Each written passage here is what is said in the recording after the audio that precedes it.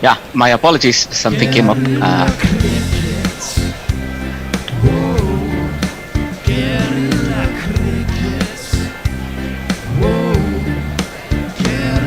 Take large man the barricades, patrol the cover boundary.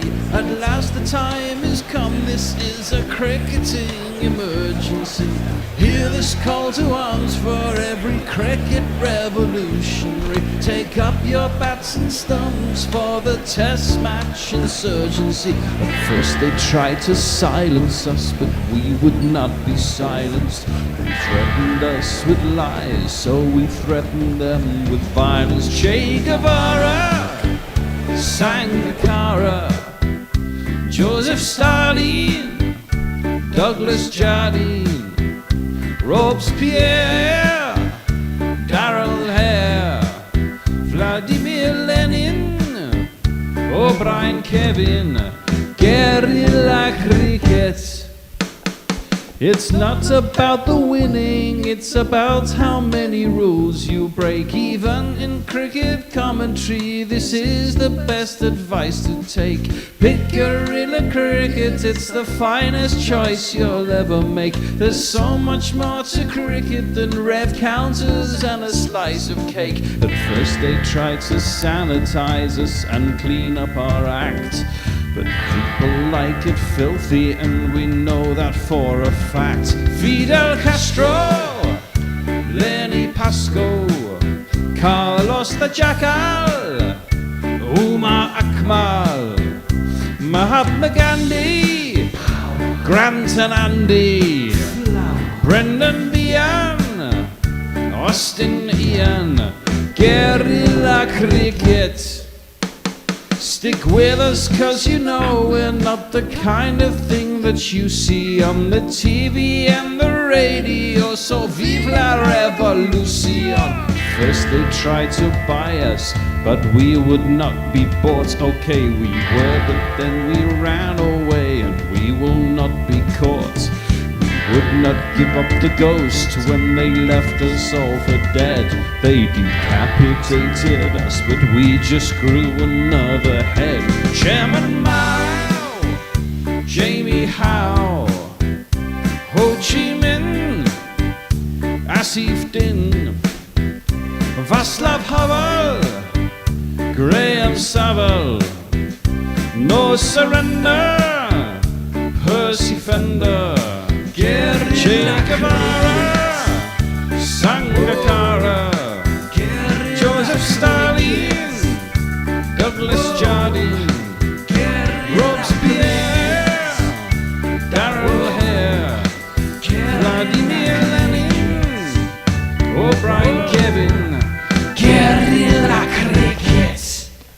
Hello everyone and welcome to IPL Tuesday on Guerrilla Cricket, our coverage of the IPL in association with the Cricket Podcast.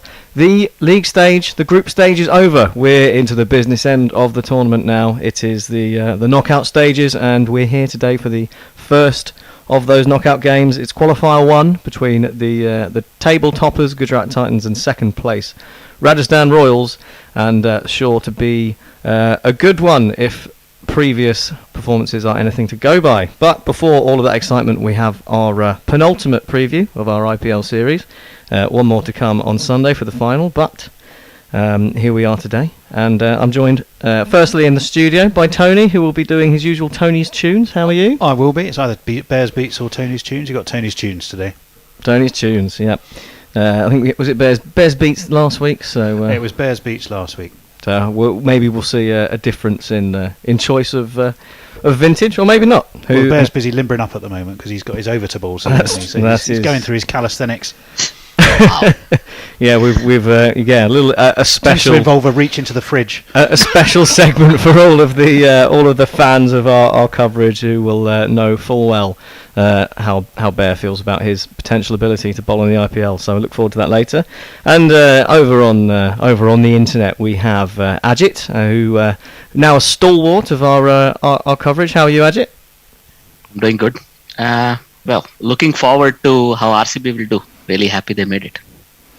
Yep, that's of course coming up Is that tomorrow's game? Yeah. So it's tomorrow's game. Certainly good for them to have snuck into the playoffs at Delhi's expense, which obviously we will get to in a bit. And last but not least, we're joined by Bennett on the internet as well. How are you? Hello there, Max. I'm blessed. Thank you very much. I'm great and raring to go. Looking forward to some exciting cricket. Excellent stuff. I gather you've been following all the IPL games quite closely, from what I'm told. What have you? Absolutely. I have been quite intensely following the game. Unfortunately, I'm not supporting a team due to the fact that last time around, I was quite passionate about the teams and the players and the personnel. But we know when the players kept moving teams, it became very difficult for me to support a team because there was some personnel that came with the team. So unfortunately, I'm looking forward to some great cricket. As much as I like to support a team, I'm very open and I'm looking forward to some exciting games in the next few days. There we go. And a fan of cricket in its purest form. That's what I like to see. That's the problem with franchise tournaments to a degree, isn't it? That's why you need to come up with a really sort of kind of forced reason to follow a team. On the cricket podcast, our method was to draw names out of a hat. So I got CSK a couple of years ago, and once you spend a bit of money on some team merch, you very quickly find an affinity with the team. You find yourself a reason to follow a team, and you can get behind them. Is that why 95% of Manchester United fans live in Surrey? they once bought a shirt, so they thought, well, there you go, I better stick with them now. It could well be something to do with their success as well, perhaps. I mean, CSK are a pretty big franchise, aren't they? Well, they have the big man in MS Dhoni, so he's been a mainstay. So there's some permanence there, but certainly been a it wouldn't be such entirely a roller coaster ride for my beloved CSK this year. It was more of a, if it were a roller coaster, it would be that. Is it the one at Alton Towers that just goes down? That one. I can't remember what it's called, but Nemesis. That's a scary one, that is. I've been on that.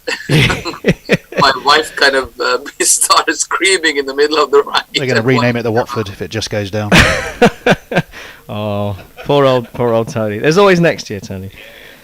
Right. Well, why don't we move on to our first segment, our musical intro to the preview, as is traditional now for these shows. So, Tony, why don't you take us away with your selection? Who are we starting with? We're going Royals or Titans? I think the Royals always like to go big up top, so we're going to start with them. Okay. I think, and we're going to start with. You may have heard some of these before, actually, because I think Baird did the Royals once. And indeed he did GT once, and I think we might have picked a few the same. But they're all good. So good. They're so good, they bear repeating. We're going to start with Karen Nair. Here he is.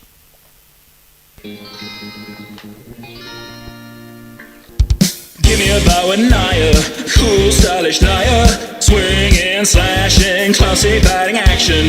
Guru Karen Nair, triple century holder. He'll maybe one day, maybe he'll play away from Indian Nair. Against England, he spanked him. Oh yeah, it's Nair. There you go. That's excellent.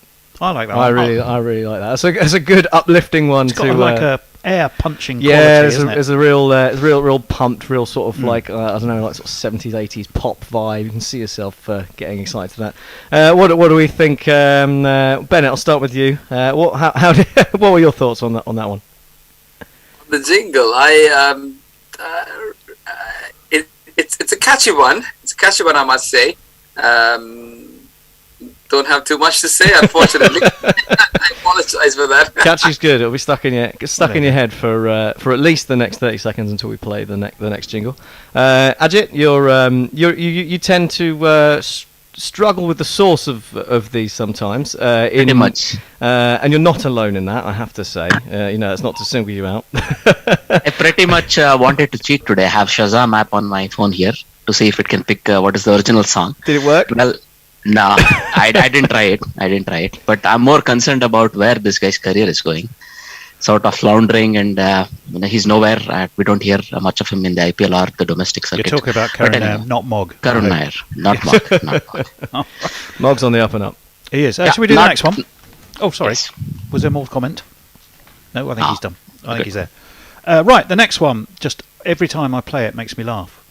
even though I've heard the joke now hundreds of times. It's the sign of a good joke. But well, it just makes me chuckle. So, and it's pretty short as well. Here it is. I'm Chevron Headmeyer. Sounds like an Israeli president. That's it. Simple. Simple makes me laugh. That's it. Well, I mean, a lot of jingles are quite long-winded at times, and the jokes can be hidden. They can be obscured. This one, you certainly wouldn't say that. Yeah, that's there's no subtlety to it, and that's fine. Sometimes you don't need subtlety. I like all the subtlety of a brick. Of a flying mallet. Yeah, it's good sometimes. Ajit, well, what do you think? Do you think Shimon Hatmer sounds like an Israeli president? He does actually. If you make it Ron Shimron, it adds to it. But I mean, sometimes, as they say, brevity is the soul of it. That guy from Avon said it, no? But yeah, I sometimes agree. That's how it should be with our jingles as well. This is a good one. Yeah, especially also, you know, when you jingle someone up to come into bowl, and sometimes they get through 3 deliveries before the jingle's over. But so no danger with Shimon Hetmar. Not that he would ever bowl. Bennett, does that one tickle you? Yeah, that was. I was more expecting it this time, so I was a bit more prepared. Too short there. You know, like to even give it some more consideration. But that reminds me of actually a nice long drive in the middle of nowhere, like in the wilderness kind of thing. You know, you're going in there and it's just coming through. Okay, windows down, head banging, In Wayne's World style. Yeah, I was about to say Wayne's World. Yeah. Bennett's World. Rather disappointing theme park. But there we go. Okay. Next one. Well, the musical providence of this you will get immediately, I would imagine, and but it's good, and that's the best reason to play it. Ashwin. There's an Indian bowler fairly new to the game. Oh, Ashwin. The best of his innings are as long as his name. Oh, Ravichandran Ashwin. Ashwin turns to the left. Ashwin turns straight on. Oh, Ashwin Ravichandran Ashwin. And that's why I love that one. Now, in fairness, there aren't many. I don't think there've been many jingles so far that have actually forced me to laugh and interrupt the jingle. And that one, as you can tell, did do that. I'm a big. I didn't see it. I should have seen it coming. I didn't see it coming. So yeah, top points for that. Ajit, what do you reckon?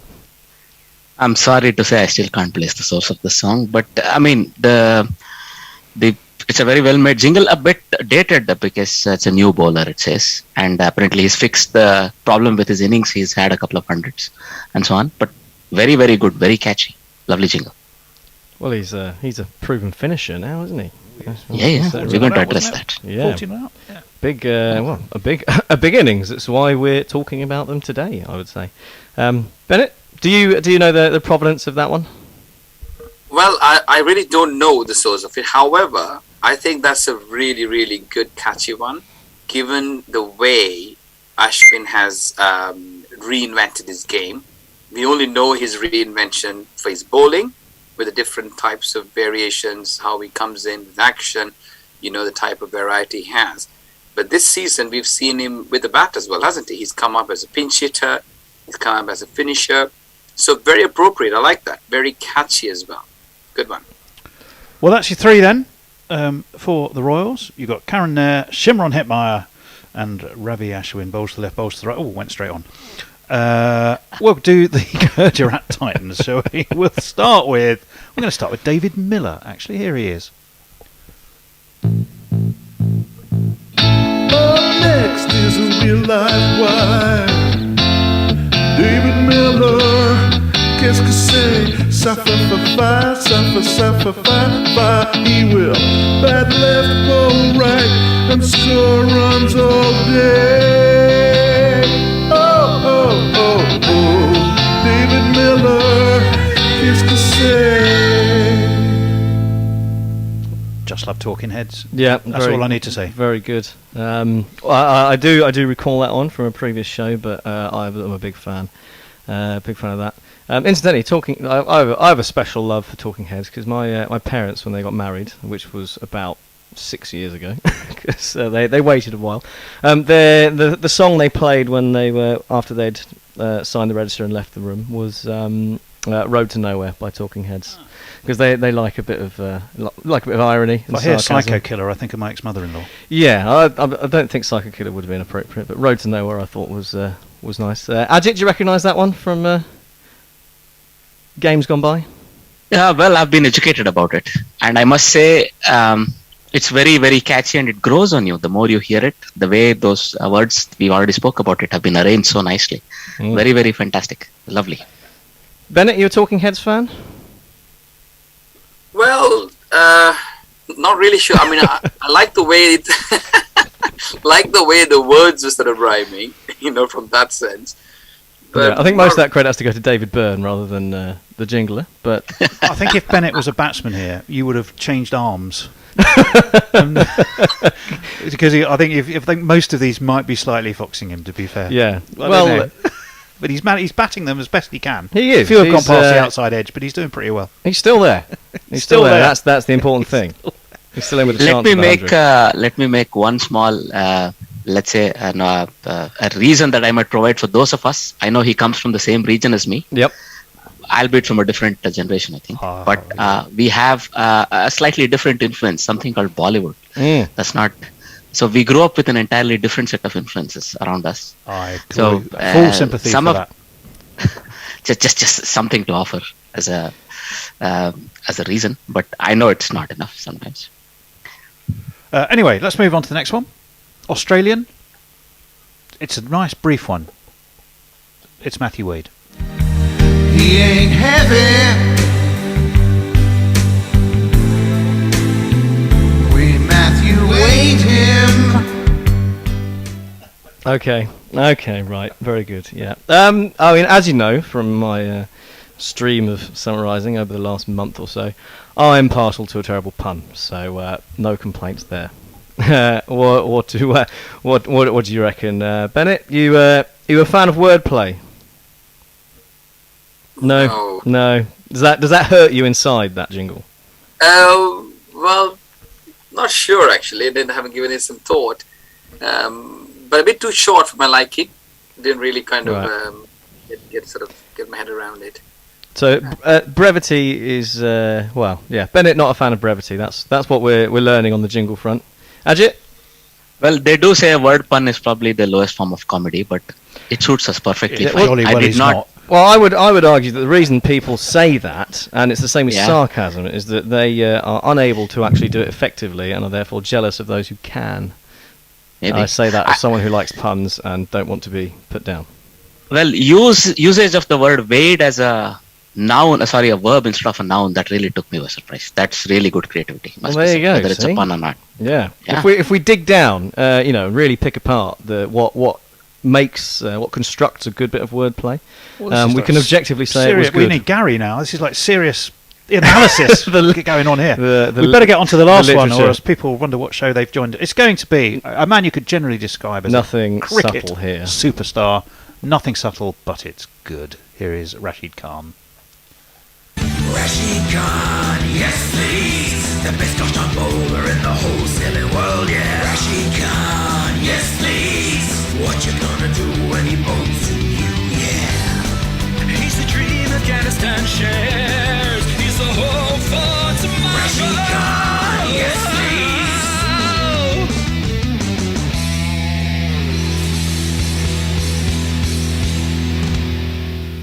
Yes, please. Good, isn't it? Yes, please. Yes, please. I see a little smile from you, Bennett. Is that a smile of curiosity or a smile of appreciation?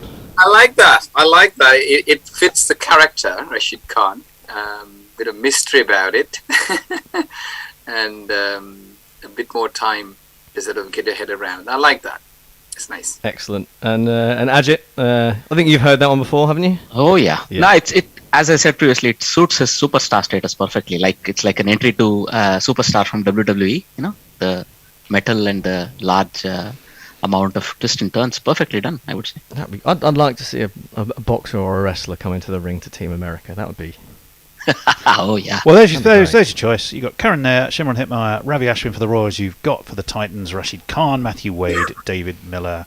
Give me 2 minutes to actually put this up as a Twitter poll, and you will be able to vote. And we'll let you know as the game goes on how that vote is going. There you go. Wonderful. So Tony's off to go and put that poll up, as he says. So that will lead us on to talking about some actual cricket. I'm sure Ajit and Bennett will be delighted to hear. I'm just going to shuffle over quickly into chair number 1, and then I will pull up my penultimate summary. It's the penultimate preview, so it's my penultimate IPL. Summary, Bennett. I don't know. Have you been following our coverage of the IPL over the last few weeks or so? Well, unfortunately, not as intensely. To be honest, because I was sort of new to this setup, and I didn't even know you guys were doing covering the IPL. Oh, well, that's not good, is it? We need to get the word out. Tell your friends. Until I heard from Dan Norcross, just few days ago, last week. So that's when I got it. Well, if Norcross is spreading the word, that's not so bad, is it? Okay, well, for your benefit then, Bennett, basically what's been happening in these preview shows that we've been doing is I've been reviewing or summarising the last week in the IPL, but each week it's been to a different theme. Sometimes current affairsy. We did one on the Royals. A couple of weeks ago. Last week I did many limericks because it was National Limerick Day recently. And this week again, I have to apologise in advance to both of you because this is again a little Anglo-centric. So No worries. you may struggle to follow along with some of the awful jokes. Bennett, in your case, as not such a fan of terrible jokes, that might be a good thing. But we'll see how it goes. But today in London, the Elizabeth line, also known as Crossrail, was finally opened. So in respect of that, I've done a summary of the last 4 games on a sort of London Underground Crossrail theme. Which is essentially just littered with bad puns. So apologies in advance, but here we go. Go for it, mate. Yeah. So the IPL group stages, both on time and within budget, have come to a close. A future extension will take us to the playoffs, but for now we content ourselves with the core offering. As I said, this might be a little London-centric, so feel free to grab an up-to-date tube map if you'd like to play along at home. RCB could Ilford to lose against Gujarat if they hoped to make the playoffs. The Titans made a fairly slough start, and despite a late flurry, would have hoped to score more than they did. It was a simple chase in the end, with no doubt Kohli tooting his own horn about his performance, and Maxwell ensured an early finish. I heard a groan in the next room, that's good. Next up, the Royals faced CSK, hoping to secure second and a platform from which to challenge for honours. After his power play performance, Moeen has seen his stock well and truly rise. He unleashed his entire arsenal on poor Trent Boult, and the Royals, who could just not stand more. Unfortunately for Moeen and... We all heard it this time. My goodness. Look, groans are so loud they're coming through the mic from the other room. Unfortunately for Moeen and co, there were severe delays on the rest of the lineup, and progress swiftly ground to a halt. Ashwin's late salvo ensured the slow CSK finish came back to Burnham. The final game of any import was between Mumbai and Delhi. After RCB's triumph, a defeat would be terminal for DC, and they promptly made this a reality by bottling it more than the Met Police. Bumrah was back to his hostile best, better late than never, I suppose, to leave DC's batters barking up the wrong tree. Ooh. It was down to Tim David to turn 'em green with envy as he took the fast train home, but how different things could have been but for an edge where Delhi thought about the review but didn't act on it. Amazing. Finally, the dead rubber between Sunrisers and Punjab. SRH showed us what a losing total looked like, despite Romario Shepherd's bushel of quick runs at the end. But failure to qualify for the playoffs obviously made the King's Cross, and the popular Liam Livingstone, thanks to fielding of a manner park cricketers would be ashamed, finished things quickly to bank the win. So I didn't quite make that through without laughing at the groans from Bear in the other room. But live feedback is good. So believe you me, you are actually challenging the biggest pun meister there ever is, Mr. Andy Zaltzman. This is of that quality, that nuclear quality, I'm telling you. Oh, thank you very much. So many train stops in one IPL. I mean, I would say send this to him. He'll probably acknowledge it. So he actually lives on my road, I think. Andy Knock on Zaltzman. his door. So if I can find out what number, I'll post it to the letterbox. Right. So after that nonsense summary, we'll actually get to the point of what actually happened. So we had a situation where RCB needed to win to have any hope of getting into the playoffs, and they did that against the league leaders Gujarat, which then meant Delhi Capitals were in a must-win situation in the penultimate game against Mumbai, bottom place Mumbai, so they would have been positive about their chances. A win for DC would have seen them make it through on net run rate. But as we all know, Delhi capitulated and they lost to Mumbai, which meant RCB managed to sneak in. Rajasthan's win against CSK ensured that they made it to second place ahead of Lucknow as well. So the top four was Gujarat and the Royals, top two playing today, as we said, and then we'll see Lucknow and RCB facing off to see who plays the loser of today's game for another chance at the final.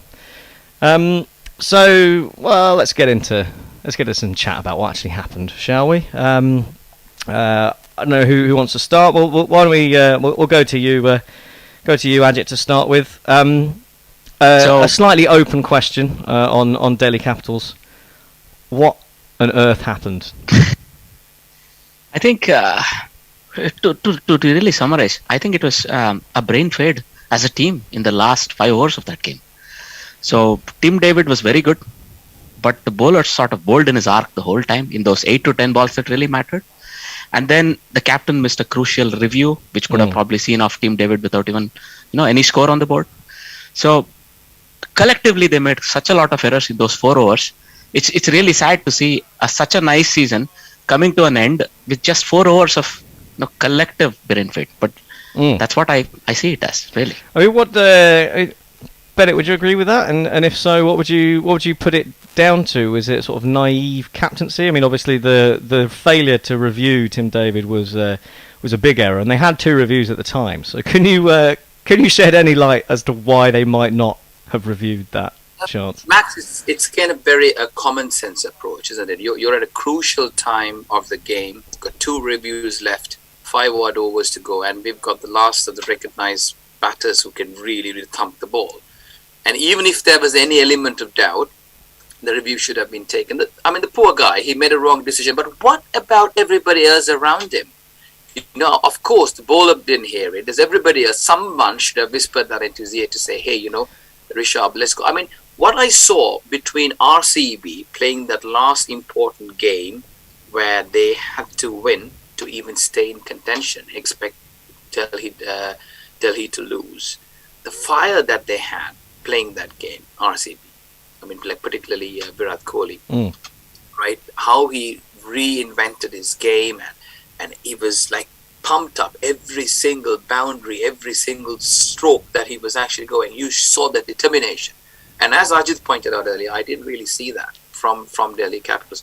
On the flip side, if you remember the last years, when Rishabh captain, and I think the crucial game when they came right through, it was a similar kind of approach. I think there was a thing about the last few overs being given to Rabada and somebody was bowling it or that kind of thing. Crucial decisions were mixed. I would have liked to see a bit of a core leadership there. I mean, Pant, maybe he kind of panicked at that time, but there should have been some elder statesman there saying, hey, like Warner, for example, or someone else coming and saying, hey, you know what, let's go for it. You just got 10 seconds, but let's go for it. Nothing lost. Even if it was a review that was not really 100% sure, there's nothing lost. But here, it was a very important decision. Having said that, there are a few other decisions that went wrong. I think Rishabh dropped another catch as well, didn't he? and a few other factors that went through it. Easier said than done, but it was an opportunity. If it was just a usual game, a playoff, a kind of a game right at the outset, you could have forgiven him. But see, end of the day, you saw Ricky Ponting animated at the end of the game. He was out there, and I think he was giving him his piece of his mind, saying, you know what, there are a few things that he got wrong. And that's not the time to get it wrong, if you see what I mean. Because that game, a few decisions, if they got it right, they would have been playing in the playoff. Yes, but in fairness, I mean, like again, I'm sure like Ajit would be happy because he's an RCB supporter. Oh yeah. I'm really happy, given the momentum. See, it's a long tournament, right? It's like how you finish the tournament, how you peak. Because some of these teams, they build up the momentum, they come right to the end, and you can see the fire in their belly. And that's what I see. And that's what I saw in RCB. And I think in hindsight, given the way they played in an all-important game, RCB was the right team to sort of go through. Sorry. Yeah, no, so yeah, I think perhaps peaking at the right time, RCB, what we're saying there. I'd totally agree on the PowerPoint. When you've got two reviews, there's quite a lot of reviews in 20 overs anyway. And there were 4 overs left. So whether you've seen what Tim David's done in the last few games, it was questionable not to make the decision. It looked like Sarfraz Khan actually was over there imploring them to take the review. He was saying, "Do it. What are you doing?" And when Pant shook his head, you could see he was visibly exasperated. David Warner, I mean, he was taking up position on the boundary at the time, so I suppose maybe he didn't have time to get over there in 15 seconds and sprint up to Rishabh Pant to take it. But hindsight's a wonderful thing, and that's obviously a bit of a disappointment for them. I mean, nice that you mentioned RCB and Virat Kohli's fire. He obviously put in a much better performance in that game. Scored 70 and actually got off to a reasonably fast start as well, which was very important for them in making a bit of a mockery of the chase that they had. Is that sort of the difference you see then? Even though he's not captain anymore, Virat Kohli's got the intensity in those moments that matter, and we saw it as well afterwards when they were watching along the DC game with he was really leading the animated scenes there. So do you think that could be key for RCB going into the playoffs? Have you got some hope for them against Lucknow? Yeah, I mean, can I go? Or go for it. Yeah, go for it. I'll come in next. The thing is, it's all about. I mean, cricket's a team sport, and it just rubs in, doesn't it? I mean, Kohli didn't perform all that well, throughout this series compared to the sort of high standards he's set. But even though he didn't perform, even if he was out for a golden duck, you see him on the field, he's still the same old Kohli. He's not sort of sulking away, not really kind of, like not contributing. He's a part of it. And even at the non-strikers then, I've watched him a few times, when on the other hand, somebody's bashing the ball, he's celebrating every ball. And that's what I love about it. And that rubs on to some of the other sort of youngsters and even the elder statesmen who probably lost a bit of lustre when they're actually playing this game. And this has a huge impact, especially in sort of breakthrough games like the ones we saw. And that performance, whether it was a match-winning performance or not, people can say, but his determination, his body language, and I know, if you remember, like he actually hit Hardik Pandya, where Rashid Khan could have taken that catch. I think he misjudged it at the boundary. Yeah. We saw him right at he was giving a mouthful to Pandya just after that, saying he would have like hit the ball this way or that way. He was not intimidated of the fact that he would have been out. The non-strikers then, when Maxwell kind of pulled out when Pandya was coming, he was the one sort of telling Pandya to stop coming in. So he's involved in the game, and I think that's an important factor, Max. And then I'm really sort of excited to see them peaking at the right time. They've got some extraordinary plays in there, and they can just take the game away. And they're playing collectively. There's some really good performance coming in, not just from one or two, but everyone's chipping in. And the most important thing is they all know their game. Dinesh Karthik knows he's coming in at the end to finish off. The openers give them a good stability. Du Plessis and Kohli, they complement each other. Tons of experience there. Maxwell comes in at number 4, number 5, whatever, and number 4, and he can take the game away. The bowlers, in the middle overs, the spinners come in. They just have a game plan. The strategy is very clear. They know what to execute, and it's not just chopping and changing and trying different things. There's no time to do those changes. We're at the playoff, so times. Yeah, I mean they're a good side, RCB. I would say on paper they're probably marginally better than Delhi Capitals. So I think for the excitement of the tournament, I think it's good that they made it through. Obviously, for the excitement of Ajit, it's also good that they made it through. Is Kohli back just in time, Ajit? Yes, I mean, so his team backed him through a torrid, I think, 8 to 10 game streak even.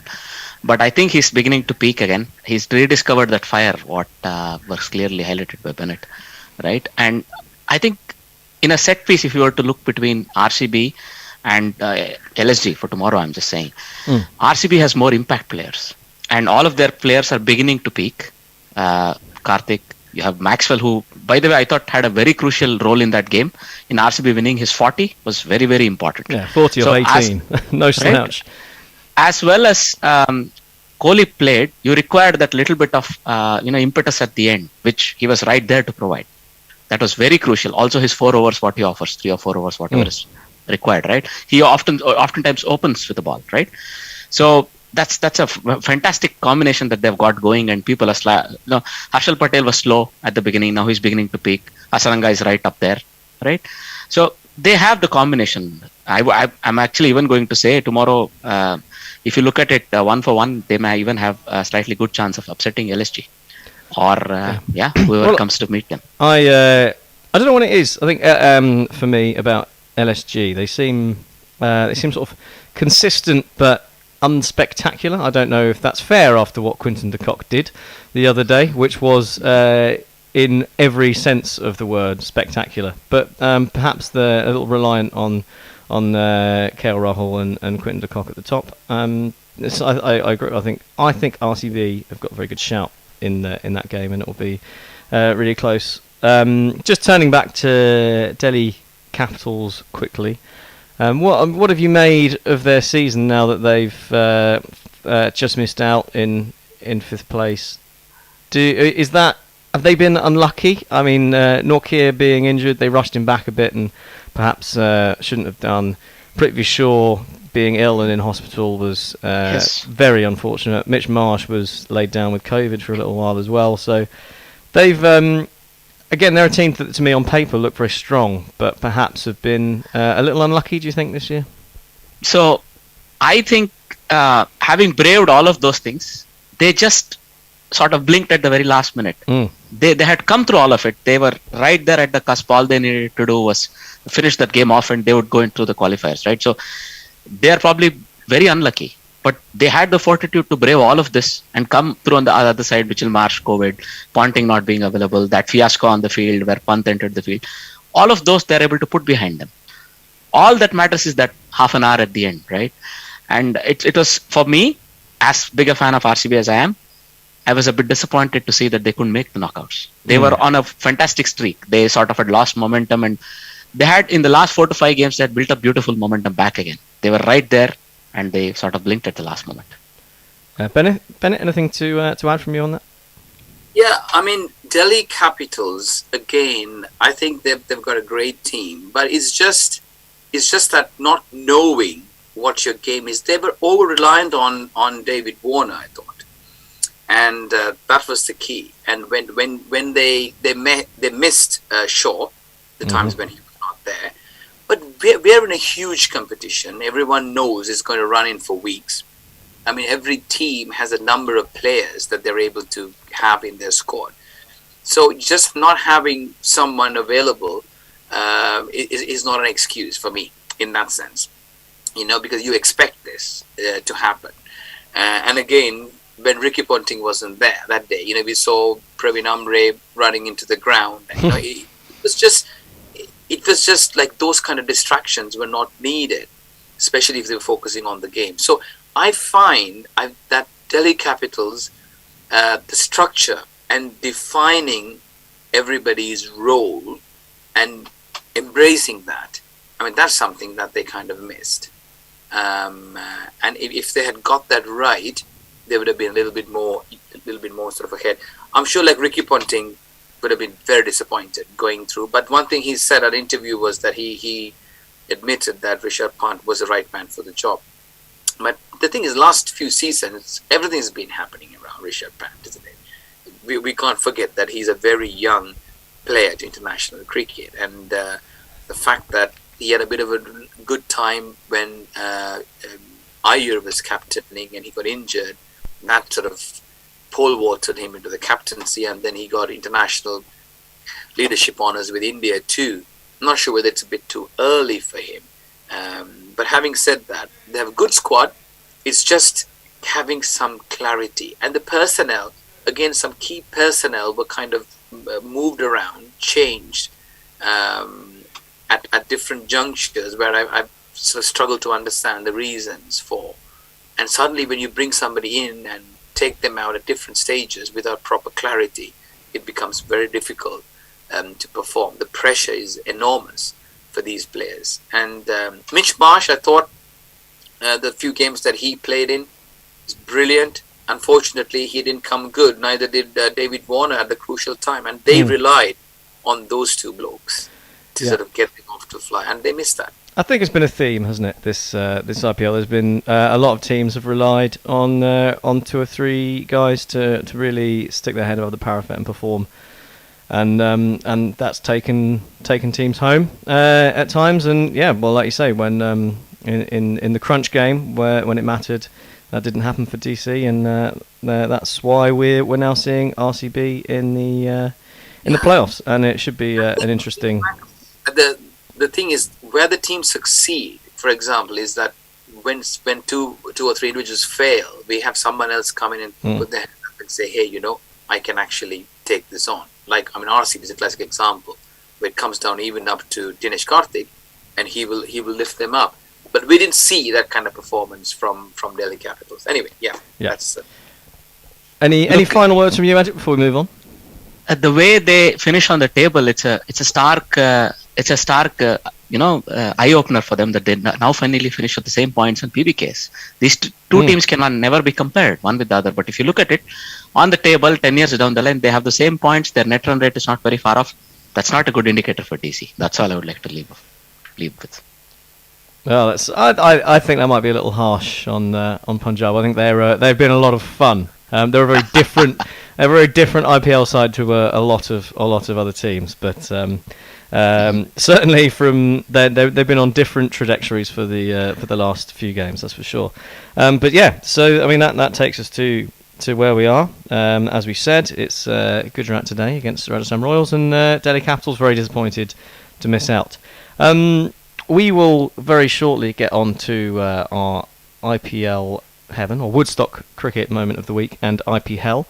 But before that, we've managed to get a little thought experiment together. As gorillas will know, the bear always says that he could bowl in the IPL and he could go at an acceptable economy rate. So we're gonna test that theory now, Bear.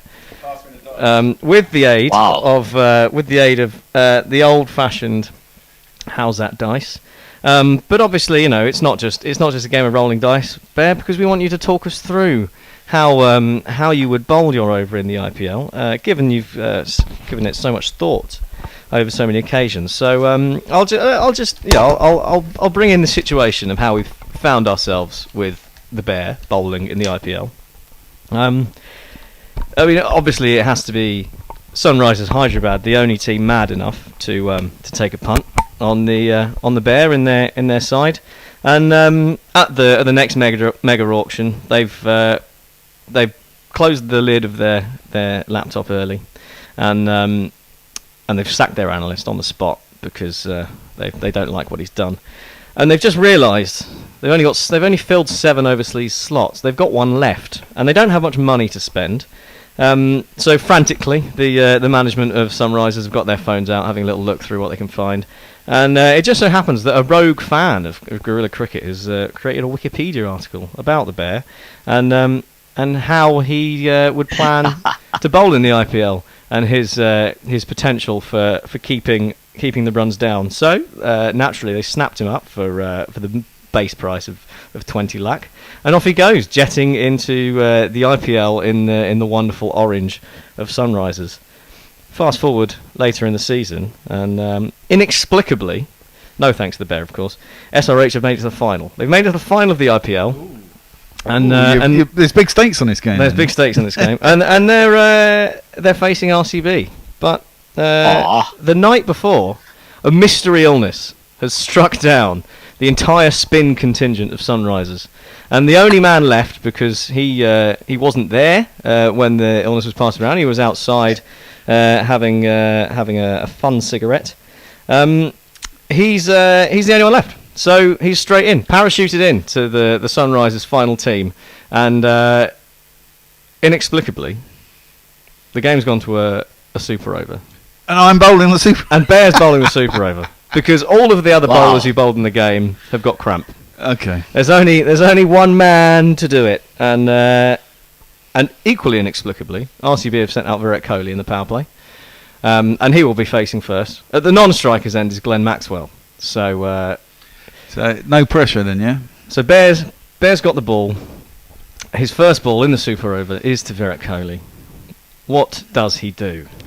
Oh, well, I'm going to have a leg side field. So I've got a deep mid wicket, long on. Probably, would I have the man up in the 45 inside the ring? Yeah, I probably would, actually. And a cow. I can have 5 on the leg side, can't I? You can have what you like. Well, no, because you can't have more than. Oh, you can't. Well, it's the ring, isn't it? You can have as many as you like on the leg side. Oh yeah, but you got to have them inside. And then I'd have a cover, probably a backward point, and then I'd have a sweeping out cover and a long off. That's about right. That's all my players, I think. Sounds like a reasonable spinner's field. Well, exactly. Right. And my first ball, I'm aiming to dart in at sort of middle and leg. All right.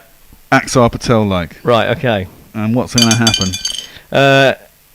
Virat Kohli has nudged this into the leg side. It's a long boundary out to deep mid wicket. So they've come back for a quick 2 off the first ball. Not a bad start. Not a bad start. What's next? Well, I'm going to try that again.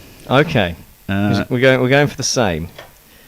Because that's the way to cramp someone up. 3. How the fuck do they get 3 Virat in an IPL game? Virat Kohli has not middled this at all, and it's gone into that sort of no man's land where there's no fielders.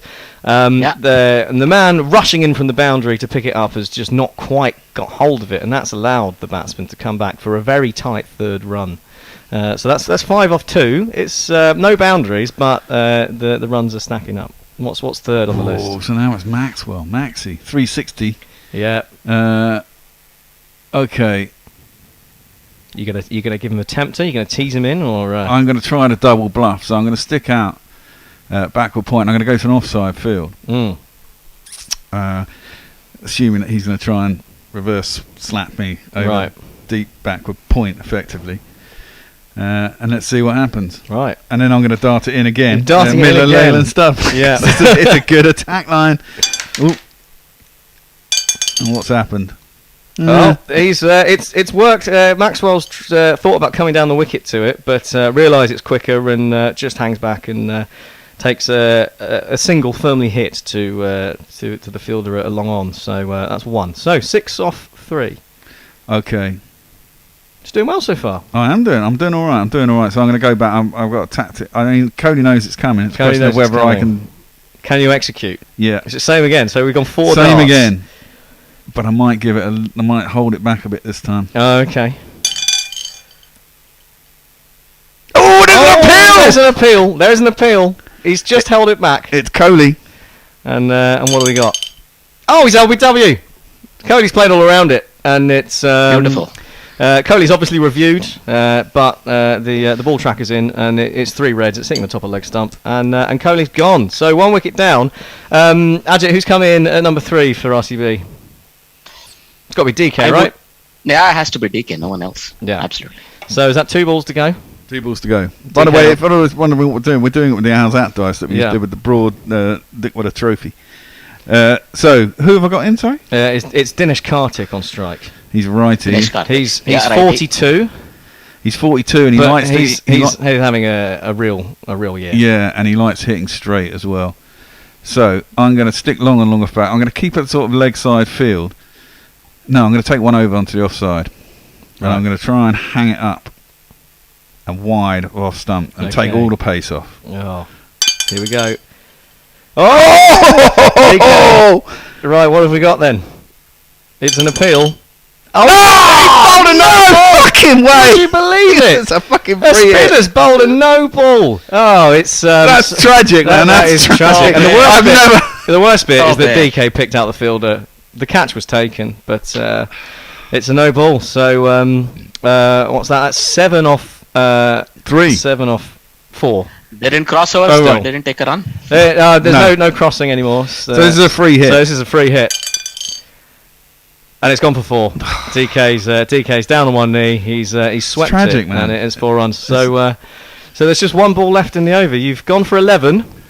I'm a bit deflated after that. Yeah, and also the captain's being told to hurry up because he's taking too long to set his field, and he might be in with a fine. So 1 ball to go. What are you doing, Bear? Last ball of the. Super Okay, who's facing? It's Dinesh Karthik. I'm going to try the same. No, I'm going to try the same. I'm going to have the same field, but I'm going to try and dart it in. Dart it in. So we've had a number of darts, and it's 2. It's a quickly run 2, edge down to the whoever at third man, and they've come back for 2. So 13 for 1. 13 for 1. That's almost exactly what we had in the practice roll before the show. So there we go. Not a bad effort. Not a bad effort.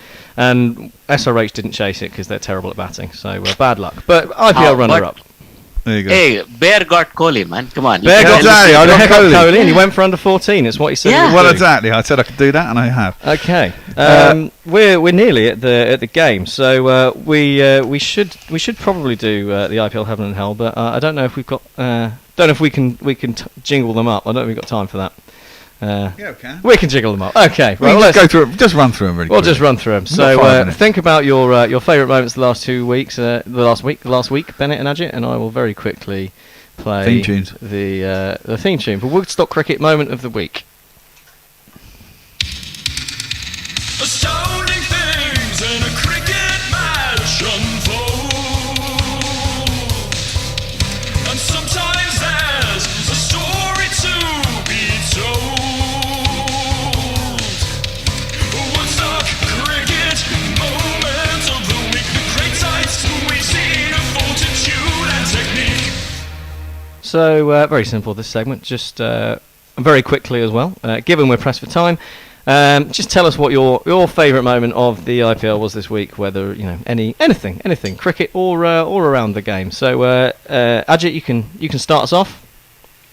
Quinton de Kock's innings that took LSG to 210.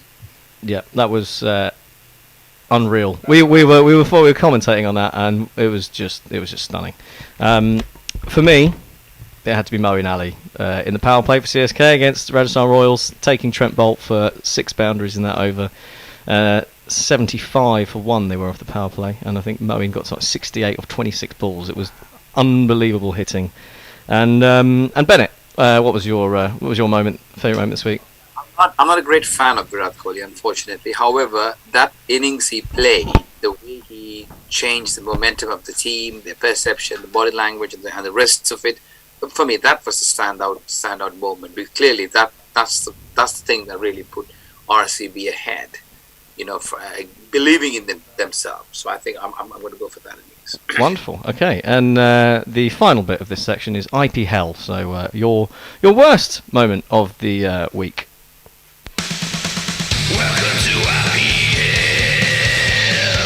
These shows don't have a resale. Let Aiden go well. Welcome to IPL.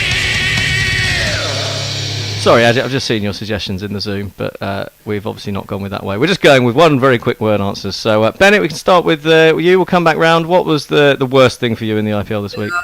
It was that decision not being reviewed, Tim Davids. That would have had a bit more of a juice to the game. Yep. Ajit?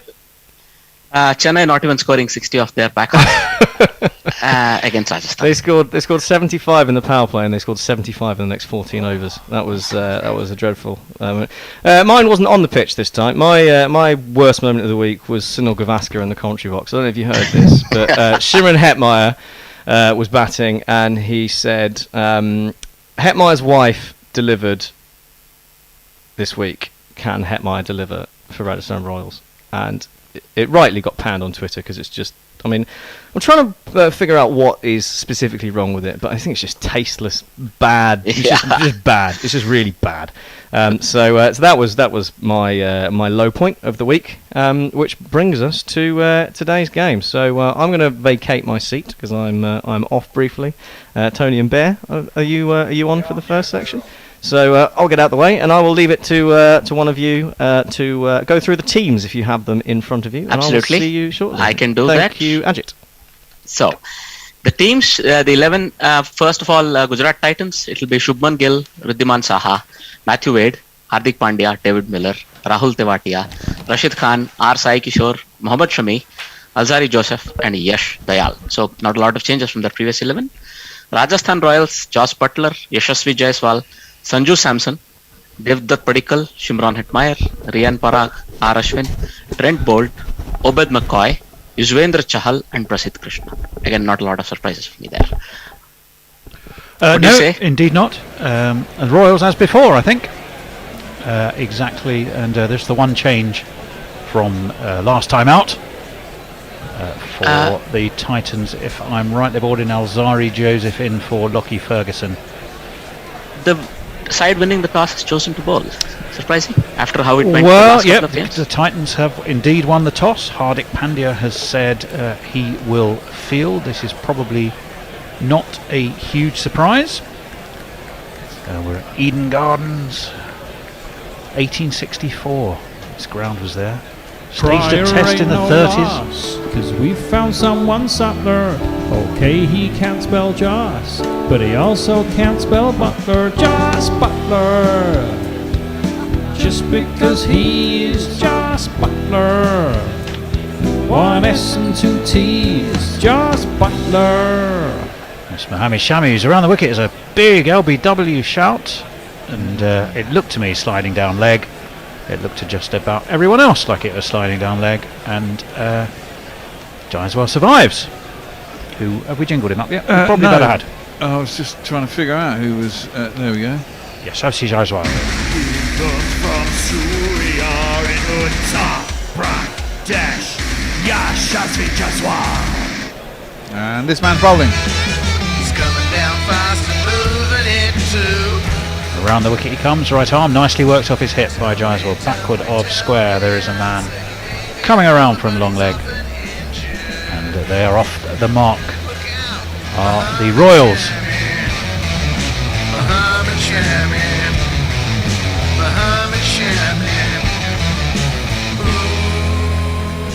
Packed with top order power, Bear. Packed with it. Well, yeah, I mean, I fancy Rajasthan for this, really. I'd love to see Butler go large. I haven't seen it yet. He scored all those hundreds at the beginning. I didn't see any of them. He's well overdue. His last few innings have been pretty ordinary. Well, that's the problem, isn't it, with this sort of game? You're never in form. You're never out of form. You're just smashing a ball, and when you get lucky, it goes a long way. But I was going to pick up on one of the points that the guys were talking about bad reviewing. I mean, I think it's a symptom of the IPL that no one, I don't know, understand it. You got 2 reviews in 20 overs, and hardly anyone ever reviews. It's ridiculous. I mean, we did that game the other week, which Mitch Marsh would have been out. Yeah. Would have been the 2nd wicket down or 3rd wicket down or something stupid like that in a game that he scored 82 in no time in about 30 balls or something. And he was prime LBW to Trent Bolt, and they didn't review it. And it's like madness. Well, Joss Butler is going to face his first ball from Mohammad Shami, who's coming over the wicket to the right-hander. Butler leaves it. Not in the test side, of course, next week to face New Zealand, but started off like he was playing in a test match. Just raises his bat, watches this through past the outside edge, and it's a dot ball. I see that Ollie Robinson's got a backdoor chance. He is playing in a warm-up game. Yes. Indeed he is, for MCC team. I think they want him in the side. Well, I think they want him in the side, but they're just worried he's not going to get past the first 8 overs. Shami over the wicket. On the drive, driven away through extra cover beautifully by Josh Butler. He sets off on a little jog. That's only because he knows he doesn't have to run. The ball will be slapping into the sponge for one of these. It's Nissan She. It's Nissan She. Too wide, perhaps too full, and Josh Butler just eased into that. Very classical shot, to be fair. Yeah, good timing, good snap of the wrists. Yeah, not a lot of foot movement. Didn't need it. Didn't need it. The ball was there. The ball was already there for him. So he's off the mark with a boundary. 5 without loss. The Royals. Shami is right arm over. There is a slip. It's left again this time by Josh Butler. 37, 2, 2 and 4 not out. Obviously here are his most recent scores. Which are what we were saying. He had some fantastic innings early on. 2018 he's been with the Royals since. He's first started with the Mumbai Indians. But he's very much a Royal these days. Oh, he's a quality. He certainly is. Shami's going to be in. 2 Butler. This one again is driven away, and again it's beaten extra cover, and again it will go all the way for 4. Shami has his hands on his head. Matthew Wade did the dive, Scottish goalkeeper style. He almost dived over it, and I'm afraid it's 4 more. 1, 2, 3, 4. Just finds the gap, doesn't he? It's all Well, it's twice over pitched really by Shami, and wide. I don't think they're that over pitched, to be fair. I mean, they're not half volleys. He's just good forced footwork. them through. Yeah, well, no footwork. But they were beautifully played, and all the way along the ground. I mean, they were yeah. classic cover drives, and beautifully played. So that over went for 9 runs. It's 9 without loss for the Royals. 8 of them, perhaps not surprisingly, to Josh Butler.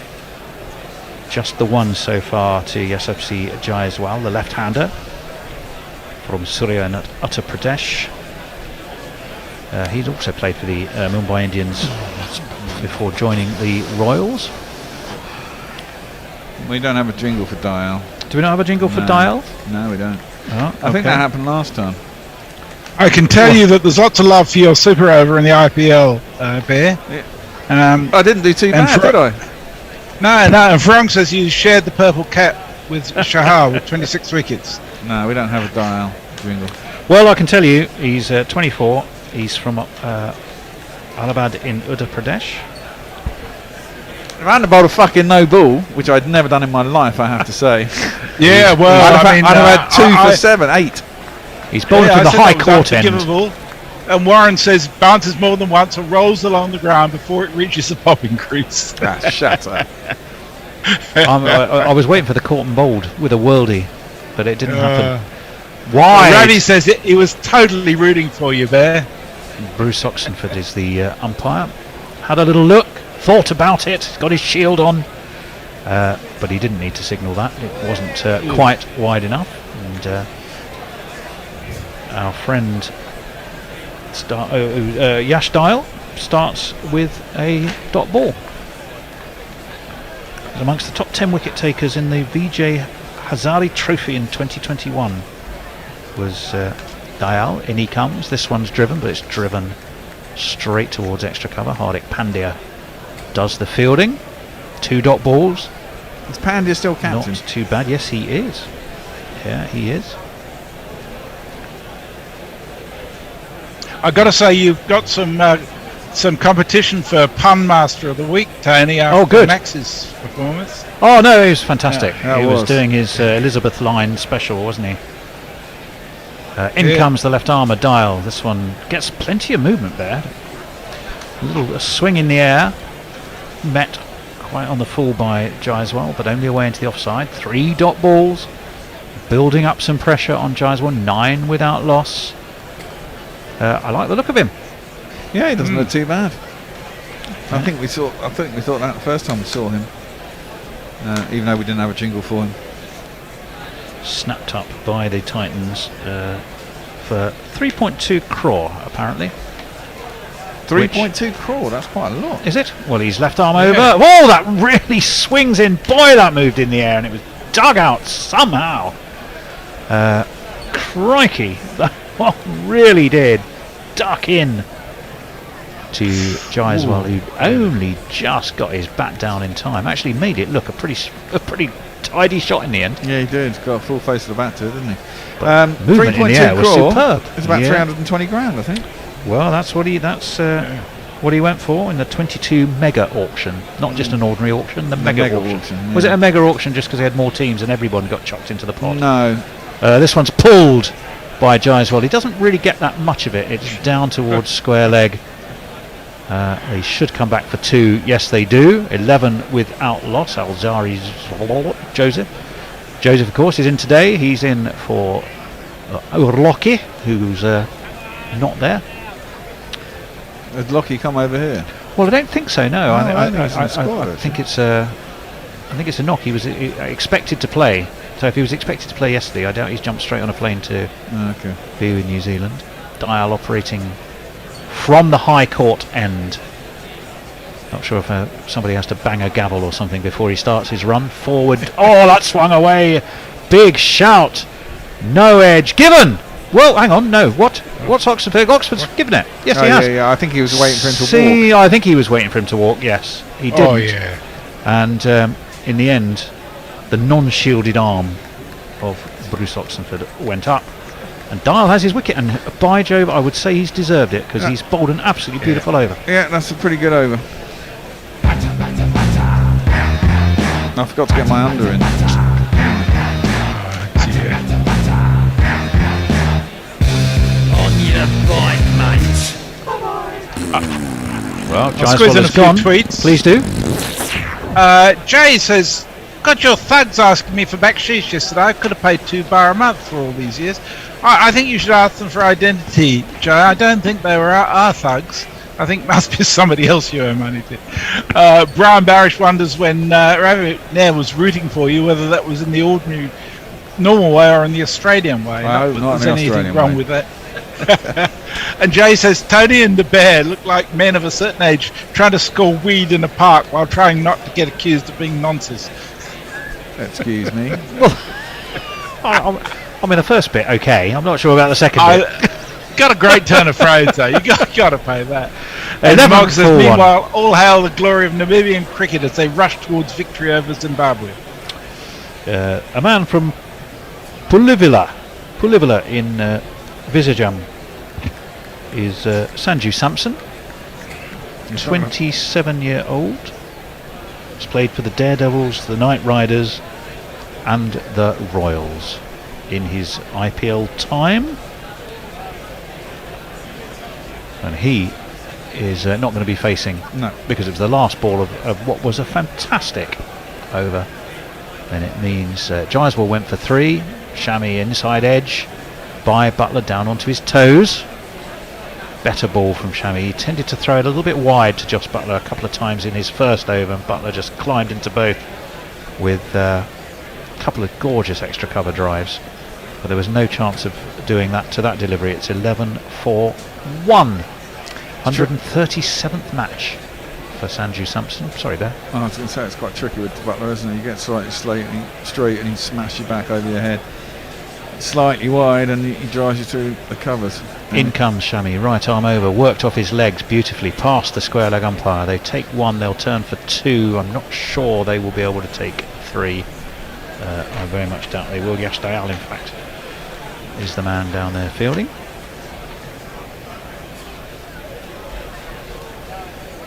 Yeah, he didn't. He took his time, didn't he? Did Jaiswal to walk? It looked like a. Well, I don't think he wanted to walk, and that looked like an edge to me. Yeah, and I think he thought he got away with it. The umpire was waiting for him to walk, but he didn't walk, so he had to send the finger. Shami will be in to the universal Joss. Ooh, nearly gets an inside edge. Doesn't move his feet. Plays outside of that, and through to the keeper it goes. Rhythman Sahar, of course. Yeah, cramped him for room. Butler, I think, had his eyes on just angling the bat and sliding it down towards third man. There is a slip there, though, so it was a dangerous shot, whatever he did. But it was just too close to his body on that occasion. Is that wee Lockie we're seeing down there? He's definitely still there, if that was him. In comes Too Shami. wide. That's too wide again, and Butler to the cover boundary this time, just slaps it away. Thank you very much, he says. 17 for 1 the score. 1, 2, 3,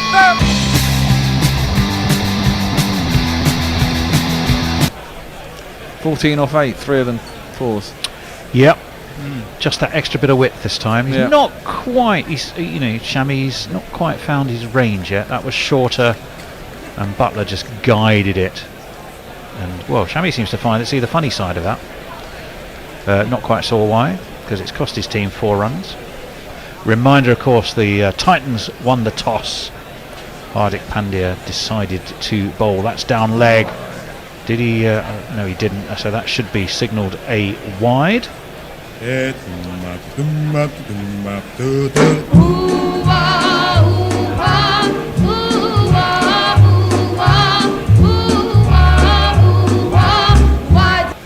The other umpire today is Virender Sharma from Hamirpur in Uttar Pradesh. He's 50 years old, and that's about as much as we know about him. He played for him, Himachal Pradesh, in his time.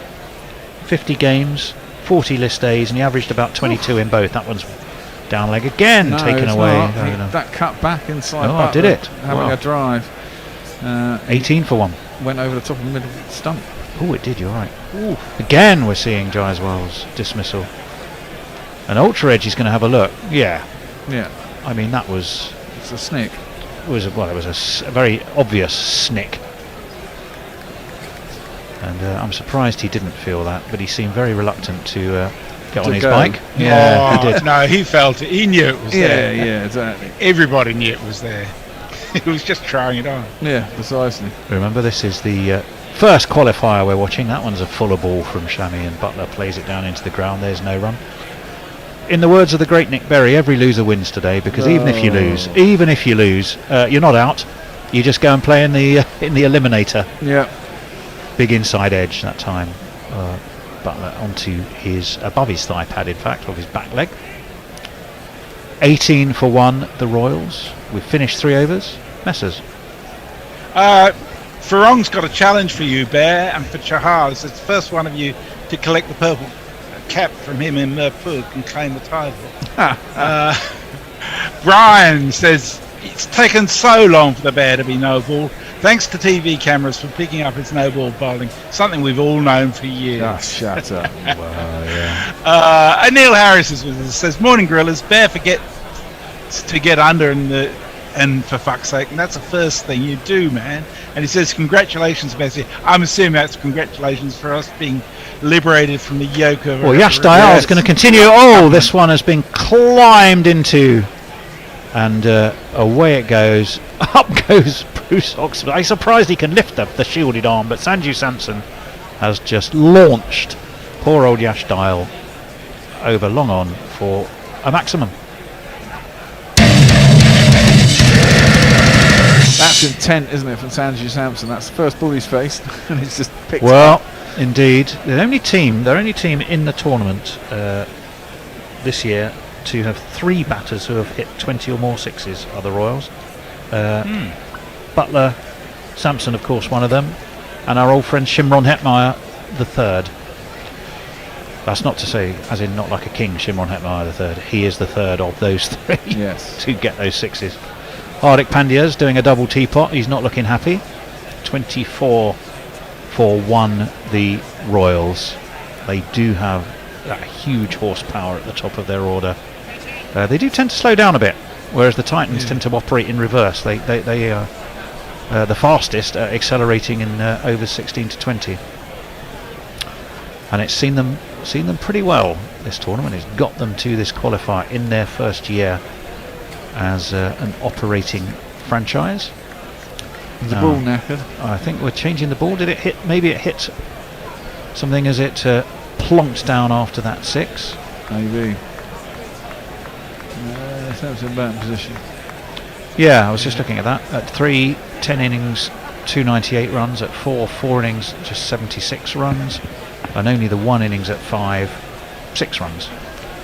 It doesn't really tell you. Doesn't much. tell you- I Jay mean, it's a says- pointless stat, to be honest. Yeah, Yes. it is. Completely Absolutely pointless. pointless. Jay says, Shit, did the bear just tell me off? I retract everything. Bear doesn't need to score in the park. There you go.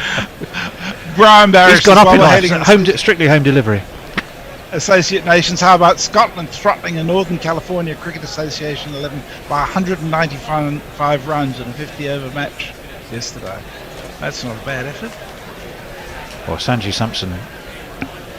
We think it's the same ball. This is wide, very wide. We're going to have a look and wait and see if Bruce Oxenford is going to do anything. No, he's not. He just has a little look.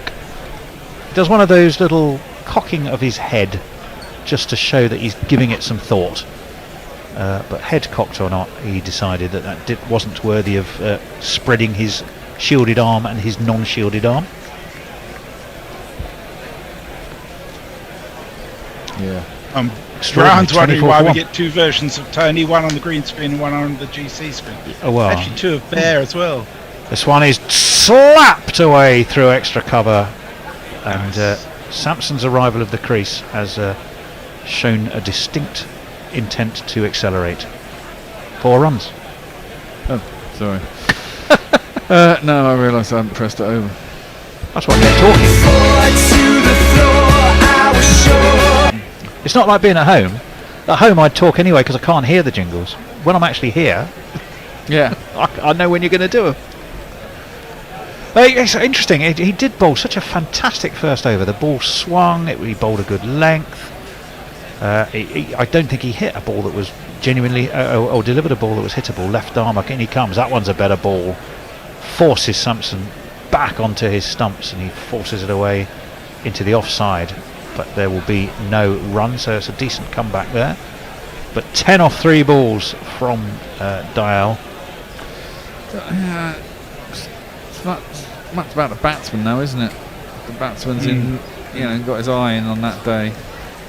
Well, no doubt about that. Highest score, he got versus 119, Sanju Samson. Got that versus the Punjab Kings in 2021 at the Wankhede. But that day he was the only one who actually made any runs for the Royals, and they still lost. I think everybody else fell over in an unsuccessful run chase wide of off stump, left by Sampson, taken by Ruddaman Sahar. And there's no run.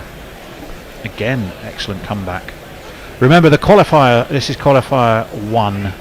The losers will go into the eliminator. The winners go straight to the final. That's right. That is right. Losers go to the second qualifier, not the first one. No, they go to the 11th, which is called the eliminator. No, the eliminator. Oh, the losers go to the second qualifier. So basically, they don't, like I said, they don't lose. No, they don't lose. They're still in it, but they don't go straight to the final. Tomorrow is. They should just call it qualifier 1, 2, and 3 and be done with it. That Fine's Easy Top album. They have eliminator, exactly. 28 for 1. Dial in. Oh, again, he really forces Sampson onto the back foot. That one was quick. Quick. I'd like to see the speed of that with a speed gun. I'm not sure if we're going to get it. Indeed, no. It's the end of the over. Messers. Madam Mahoshava says, I feel 74 matches in one season of IPL is too much. I agree. If each team plays one match with all the other teams, then 45 matches will take place in the league stage. Top 4 teams play once with the other 3, making 51 plus 3 finals between the top 2 teams. I don't disagree with you at all, but in fact we're likely to get more next year rather than fewer. Jay says, just renew my subscription. I'm very sorry someone thought I was giving £300 a month, even I'm not that generous. Horicom were mint, and so were Malcolm McDowell. You have been very generous with us over the years, though, Jay, and we really do appreciate that. We do indeed. Yep. Time to remind everybody else that it's very easy to become a patron, and it doesn't mean putting in a fortune, but we really do appreciate any help you can give us. One way you can also help, have a go at the GPL. You have the yes. first 45 minutes, I think. Guess the number of runs scored. GorillaCricket.com/competition. You just register. It's £1 to go. And guess the number of runs to be scored in the day. If you get it on the nose, you win the pot. And what's the pot? 26 quid. 26 English pounds. So allowing for the current rate of inflation, by the time you've about done your pound, it'll be worth about 40 quid. Yeah. 28 for 1. 4 overs gone. Remember, the Titans won the toss, chose to bat at Eden Gardens. Looks like they're going to get a third over of Shami. Not going on great shakes, are they, really? And that's down leg. That's terrible. Swung away, and Sahar dive couldn't get there. It's gone for 4 byes. Was it it's 4 wides, mate? Was it 4 wides? Yes. All right. 1, 2, 3, 4. Oh yeah, because it was down leg, wasn't it? Yeah. Sahar, we seemed to set off quite late for that. It was one of those. It was a dive for the cameras because I don't think he ever had the chance of getting the ball. To be honest, so it's gone a long way down leg side. It's been a real mixed bag from Mohammed Shami, I have to say. It's almost like he's not quite controlling the movement of the ball, which is it's funny, so isn't much it? not like him. They've gone to the qualifiers and they've gone to a completely different ground that no one's played on. Well, that is true. I mean, I guess no one's had a look at it either, but Shami's going to be in to Joss Butler, right on his off stump. Butler waits, just dabs the ball down into the ground, and there is no run. Presumably it's a very fresh wicket. It's not been played on. True enough. It's got a fair few cracks in it. There's no grass on it. It's 18. Some crazy year this was. This stadium. 1864, I think the stadium's been there. I obviously massively redeveloped in 2011, I think. Yeah, Lockie Ferguson is doing some drinks duty there. Yeah, okay. So he hasn't leapt on a plane straight over here. I don't think he's in the squad. No, I don't think he is. This one is ducks into Butler, plays it in front of his off stump, away into the offside. No run. 33 for 1 the Royals. Matthew Wade's having a good old look at the ball. Maybe it's a bit like the balls in county cricket this year, which is what did Stuart Broad describe them as? Like bowling with a piece of wet plasticine. Not really. Yeah. I mean, he's not one to hide his opinion normally, is he, Stuart Broad? And he's definitely not been happy about this new batch of Duke balls. Interesting enough, when I've been talking to batsmen, they've gone, "Oh, it's been fine, but I've not really noticed a difference, to be honest." Whereas the bowlers have absolutely hated it. It's really weird that can be so variable. Full! Butler digs that out, sort of shovels it really towards mid-wicket. Matthew Wade does the fielding. He ain't heavy, I've Matthew Wade him. One of our chosen jingles earlier. Speaking of which, the poll's still open on your favourite jingles. It is. How's the voting looking? I'm just looking for the thread now. We shall find out. So Ravi Ashwin is well ahead on the Royals, and Shami, that one's a little short, and Butler pulls it to deep backward square, and will only get a single for his trouble. Probably got hold of it too well, to be honest. Went under the second wicket at 53.5. Oh, right. We're going to have a storm this afternoon, aren't we? TV picture might disappear. And David Miller's just snuck ahead. In the That's Psycho Miller, isn't it? Yeah. 34 for 1 are the Rajasthan Royals put in to bat. Want to get a score posted? Let me see. It looks like there's a slip, a gully, deep backward point. So they're protecting wide of the right-handers off stump in the case of Sanju Samson. He announced himself with an enormous thumping 6 over long on. But after that, it's been slightly slower going for him. 10 off 6 so far. He's got 2 balls of Shami. He's pulled the hole. Well, it was down towards long on again. Wade. Had Wade been any taller, he might have been in with a shout with that dive. Yeah, it wasn't too far to his left, was it? But it's gone past him. But it has gone for 4. There's not one boy for me, I must have 2 or 3, I need 4. He's come out with intent, Sanju, hasn't he? He has. He has indeed, as would befit a man of his experience. Named captain of the Royals ahead of the 2021 season. Signed originally in 2013, I think. But played for some other franchises in between, the Daredevils and the Knight Riders. Over the wickets comes Shami. That's picked up over mid-wicket. It's not going to be 6. It's going to roll its way quite slowly in the end into the sponge for 4 more. 42 for 1. End of the 5th over. We're going to have a change in the commentary box. I can't remember who's doing what, and I'm staying to do some tweets, I think. Yeah, you are, yes. So Brian is your next tweet, and I haven't done YouTube yet, Tony, and I'll catch you in 5 overs. And Lovely job. Anjit and Bennett, who need to be let in. There we go. You need to come and sit in this chair. Do I? Okay. Carry on, peeps. Hello there. Hello everyone. You can just stay there, can't you? All right. Well, that was good. Apparently not. So I shall move over. Good afternoon, everyone. It's Bennett Olagasegaram here. Hello there, Baron Ajit. Hi, Bennett. I'm doing good. I'll not go through my full name. It's longer than yours. That's possible. There is competition there, no problem. There's a stiff competition between bat and ball out here. Rajasthan Royals, having lost the toss, have been put into bat by the Gujarat Titans. The 6th over, Azari Joseph comes in right arm over the wicket. This one cramps him for space as it comes through in, and he just tucks it away towards the short mid-wicket area, and the batsmen go through for a single. Samson on 18 taking strike, Butler on 16. A good 2 shots there at the end, Ajit, of the last over. 2 boundaries by Samson.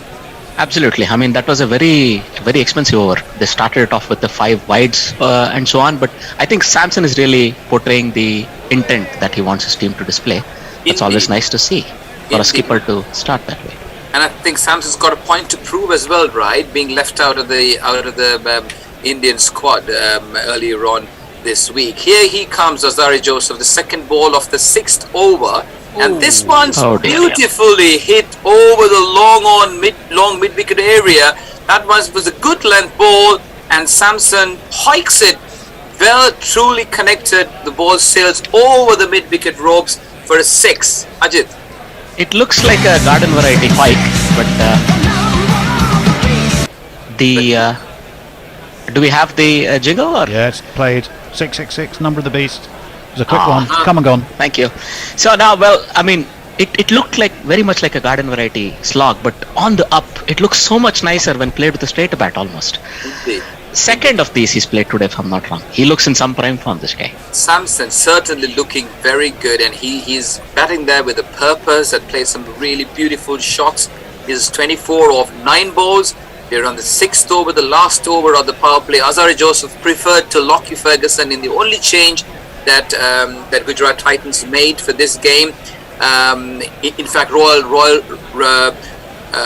Rajasthan Royals going in with an unchanged squad team for this game, so which is a sign of consistency there.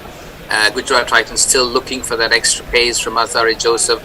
Here he comes in right arm over. This one's hit on the leg stump. He didn't know much about that. He just tried to swing it away to on the leg side. Didn't get hold of it. He's lucky. The ball just balloons. He didn't know where the ball was, but no chance of a run. The batsman didn't sort of go through for a run. Ajit, in terms of the composition, do you think Matthew Wade's still playing there? Are they missing a trick there in terms of perhaps playing two fast bowlers there, which is Lockie Ferguson and Azari Joseph? Do you think they're missing a trick there, Ajit? Could be, but not at the expense of somebody like Wade. I mean, you should have somebody who's a middle order banker. Joseph comes in again. This one's again on the leg stump, and this time he gets the timing right, and moreover over the fine leg area, and that's a 6, another 6 by Samson here. 11 balls and it's moved up to 30.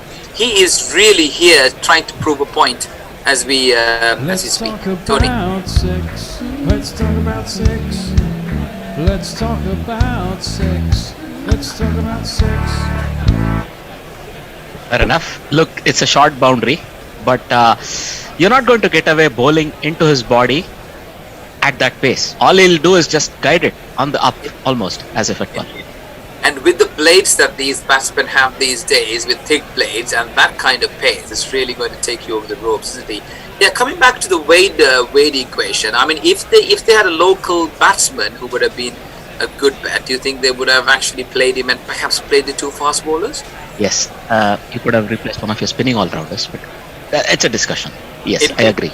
Indeed. Here comes Joseph, right arm over the wicket, and that's way outside the off stump, and Samsung trying, just feeling for the ball there, very close to being called a wide, but however, no bat on ball, and that's the only dot ball of the over. We are in the 6th over, and Rajasthan Royals looking very good out there, Ajit.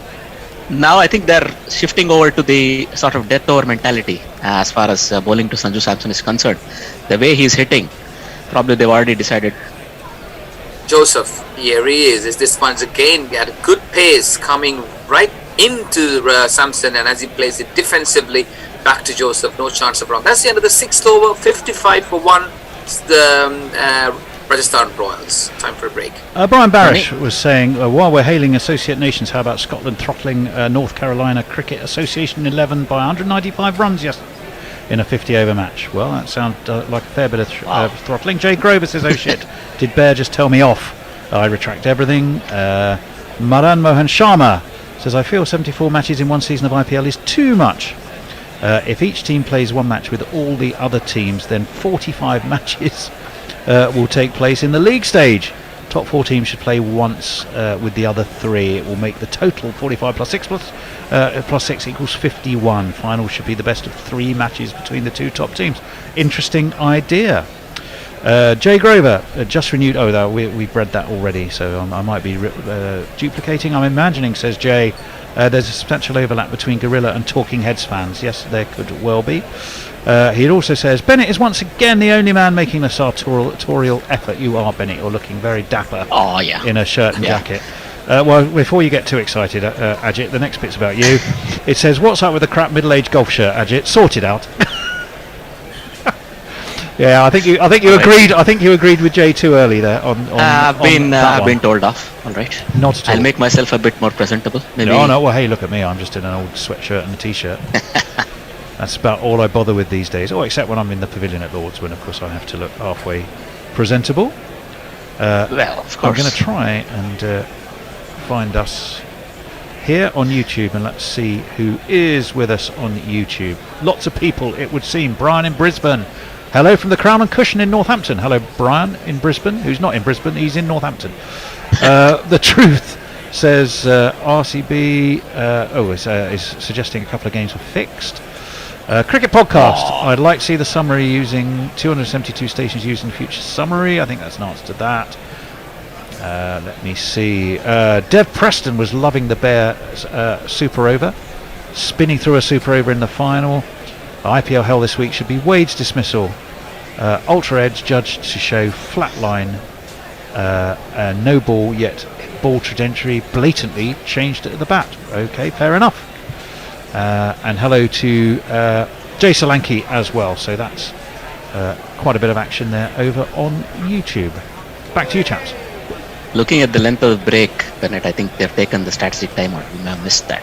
Absolutely, right? Absolutely. But nevertheless, gives us a chance to talk, Ajit. I just wanted to just make a comment, Ajit. What do you think about that young Jaishwal? Just indeed, if it was reviewed, he would have been found out. But it was a nice gesture, wasn't it, for him to walk off? Well, I think the umpire waited. I think when it's such an obvious, blatant nick, it's better you walk, right?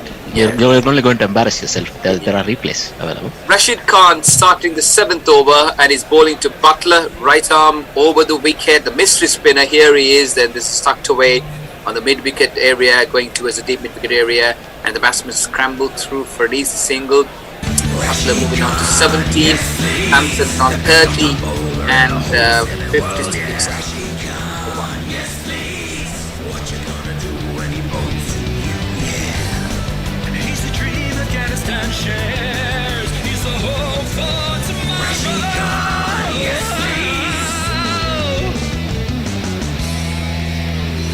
Rashid Khan again, and this one's better looking delivery, and Samsung on the front foot and plays it past the bowler. The batsman ambled through for a quick one. I just think they're actually just missed the stumps. Sorry? What did you say, Bennett? Sorry, do you think this is the interesting stage of the game where they'll It will be because Rashid is in the attack, but I thought... Here he comes, smothers the spin this time. That was middle and leg. Rashid Khan bowling it quick at 95 kilometers an hour. And indeed, the batsman sort of just being very watchful, a very interesting stage of the game here. Rashid Khan, the magician, here he comes, right arm over, and this one's on Midland leg, a quicker one there, and a play towards the mid-wicket area, and the batsman again go through for a quick one there. So out of the 4 balls, he's managed to get just 3 singles on there, Ajit. Yeah, it was a googly, and it was well spotted. It was a fast one. You're right. But Butler too good. All I can say is they have started working out Butler now. Most teams at the top. Yeah. Here he goes, Rashid Khan, a bit shortish, and this time giving himself room and placed it brilliantly on the offside and towards deep cover area. And the batsman this time come through for the second run. It's just the 5th ball of the over. The score moves up to 60 for the loss of 1 wicket, and they are reviewing this. Wade makes a desperate effort, and I think he's very well clear there, Rajat, isn't he? Absolutely. Well, I think he did so well. He saved 2 runs there. That was wonderful effort. The ball was a bit wide, but even though it was well placed, Wade did a very good job for his team there. Indeed, and it must be difficult being a keeper out in the field. But this one again the googly, but Samson equal to the task, goes on the back foot, gives himself room on the leg side and plays it to the long on area, and the batsman go through for a single. Over number 7 completed 61 for 1, Samson 34, Butler 18. Let me see. For wrong, Samson just hit a 56 metre 6. From my childhood, under 12's boundaries were 55 metres, under 14 65 metres. Plus the bats we used were nothing like these things. When you mishit a ball, it still clears the boundary. Must be tartar claws to play these finals in Kolkata. Yeah, I take your point. You have to work for your boundaries with smaller, thinner bats, that's for sure. Jay Grover, it's not even worth criticising Tony. A clam sneezes in the South Pacific and he'll reckon he's being persecuted. Well, I'm not entirely sure that's fair, but nonetheless, there we are. So that brings us up pretty much up to date. What do you make of 55 in the power play? About par? No, I think they're slightly above par even. It's a smallish ground, what was already highlighted. But I think the way they can finish the fire par they can back, I think that's a pretty good start. And Butler is still there, and sometimes he ages well in a T20 innings. We have seen it. Indeed, and I've sort of observed how Butler is quite looking to construct innings, right? It's not just bash like he used to be before. I think he's got the taste of having those hundreds. If you notice, he's kind of faded away, hasn't he, a little bit towards the last few games. We haven't seen him sort of continuously hitting those big scores, but he's not. I think today he's looking a lot more determined than the last few times I've seen. So changing the bowling, Kishore replacing Joseph, left arm spin bowler. He's come through with the academy, it seems, of one of the other teams. But which team was that, Ajay, that he came through? I think it was Chennai. Chennai, that's correct. So Kishore is left arm round through the wicket, and he comes passing the umpire. This time Samson just goes to the back foot and plays it towards the fine leg area. The batsman go through for a single. I think the key is playing off Rashid's overs, Ajit, isn't it? Absolutely. I think we should jingle Mr. Kishore up while we wait. I don't think we can. I can't see a jingle for him. There is, rather optimistically, a file called Gujarat 2, but when you open it, it appears to be completely empty. So they are both very quick though between the overs, must be said, both Kishore and Rashid. And I agree with you really, Bennett, because it's Kishore this time left arm round through the wicket, a slower ball, and Butler squeezing it towards the square leg region. They look for 2. However, the fielder on that occasion coming in really quick, Matthew Wade, and the batsman decide against that. So 7.2 overs, 63 for 1. Samsung on 35, taking strike now. Butler on 19 off 19. That's not a Butler-like innings, isn't it, Ajit? Not at all. This is what I meant. I think now he's now going to construct an innings and finish strong if possible. What you already said. Here he goes, Kishore. This time Samson moved towards the leg side, and this one beats the cover fielder there, and he gave himself room and hit that really hard. I'm not sure whether the cover fielder there had an opportunity. He dived in full length, but he had no chance of stopping that, and 4 more to the score, Ajit.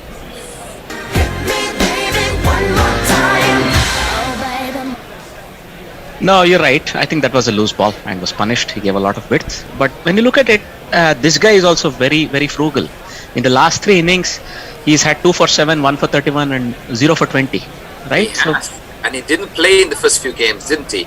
Kishore Dinesh, this one again on the midland leg, and Samson comfortably plays it towards the mid-wicket area, and the batsman scrambled through for a single.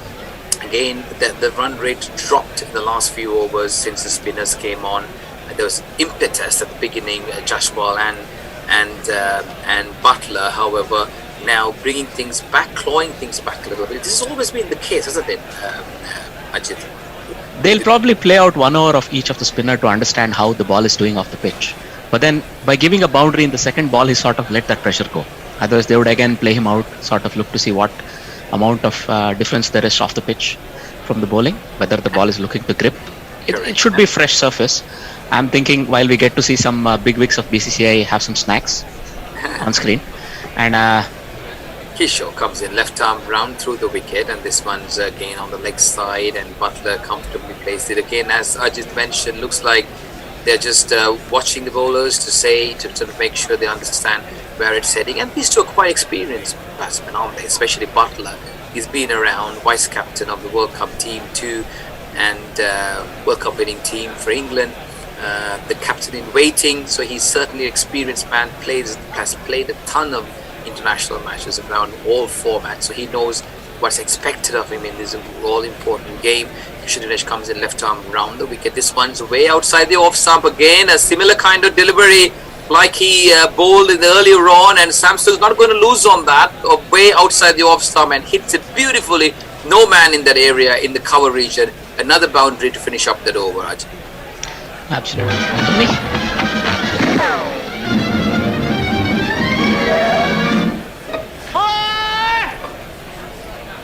I can tell you, actually, chaps, in 2019, which is the best season to judge, possibly, 7 games.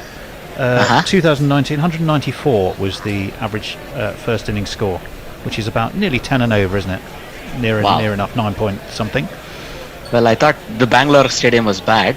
This is worse by the looks of it. That's a pretty high first innings score.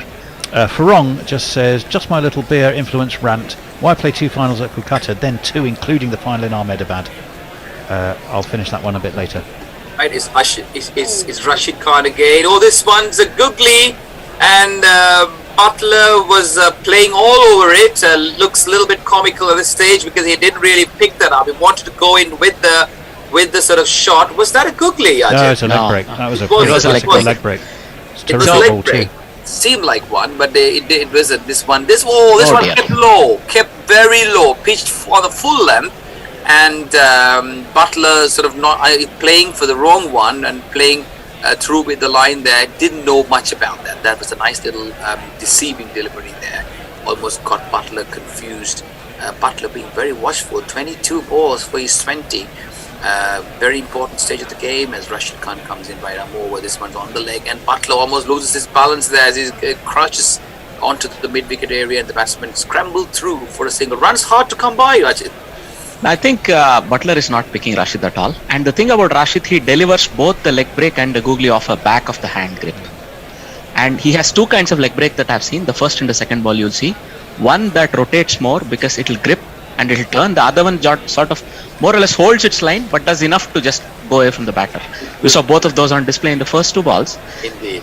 And this one again, Rashid comes in, and Samson watchful, very watchful, like hawk-like, watching that ball and playing it back towards the bowler.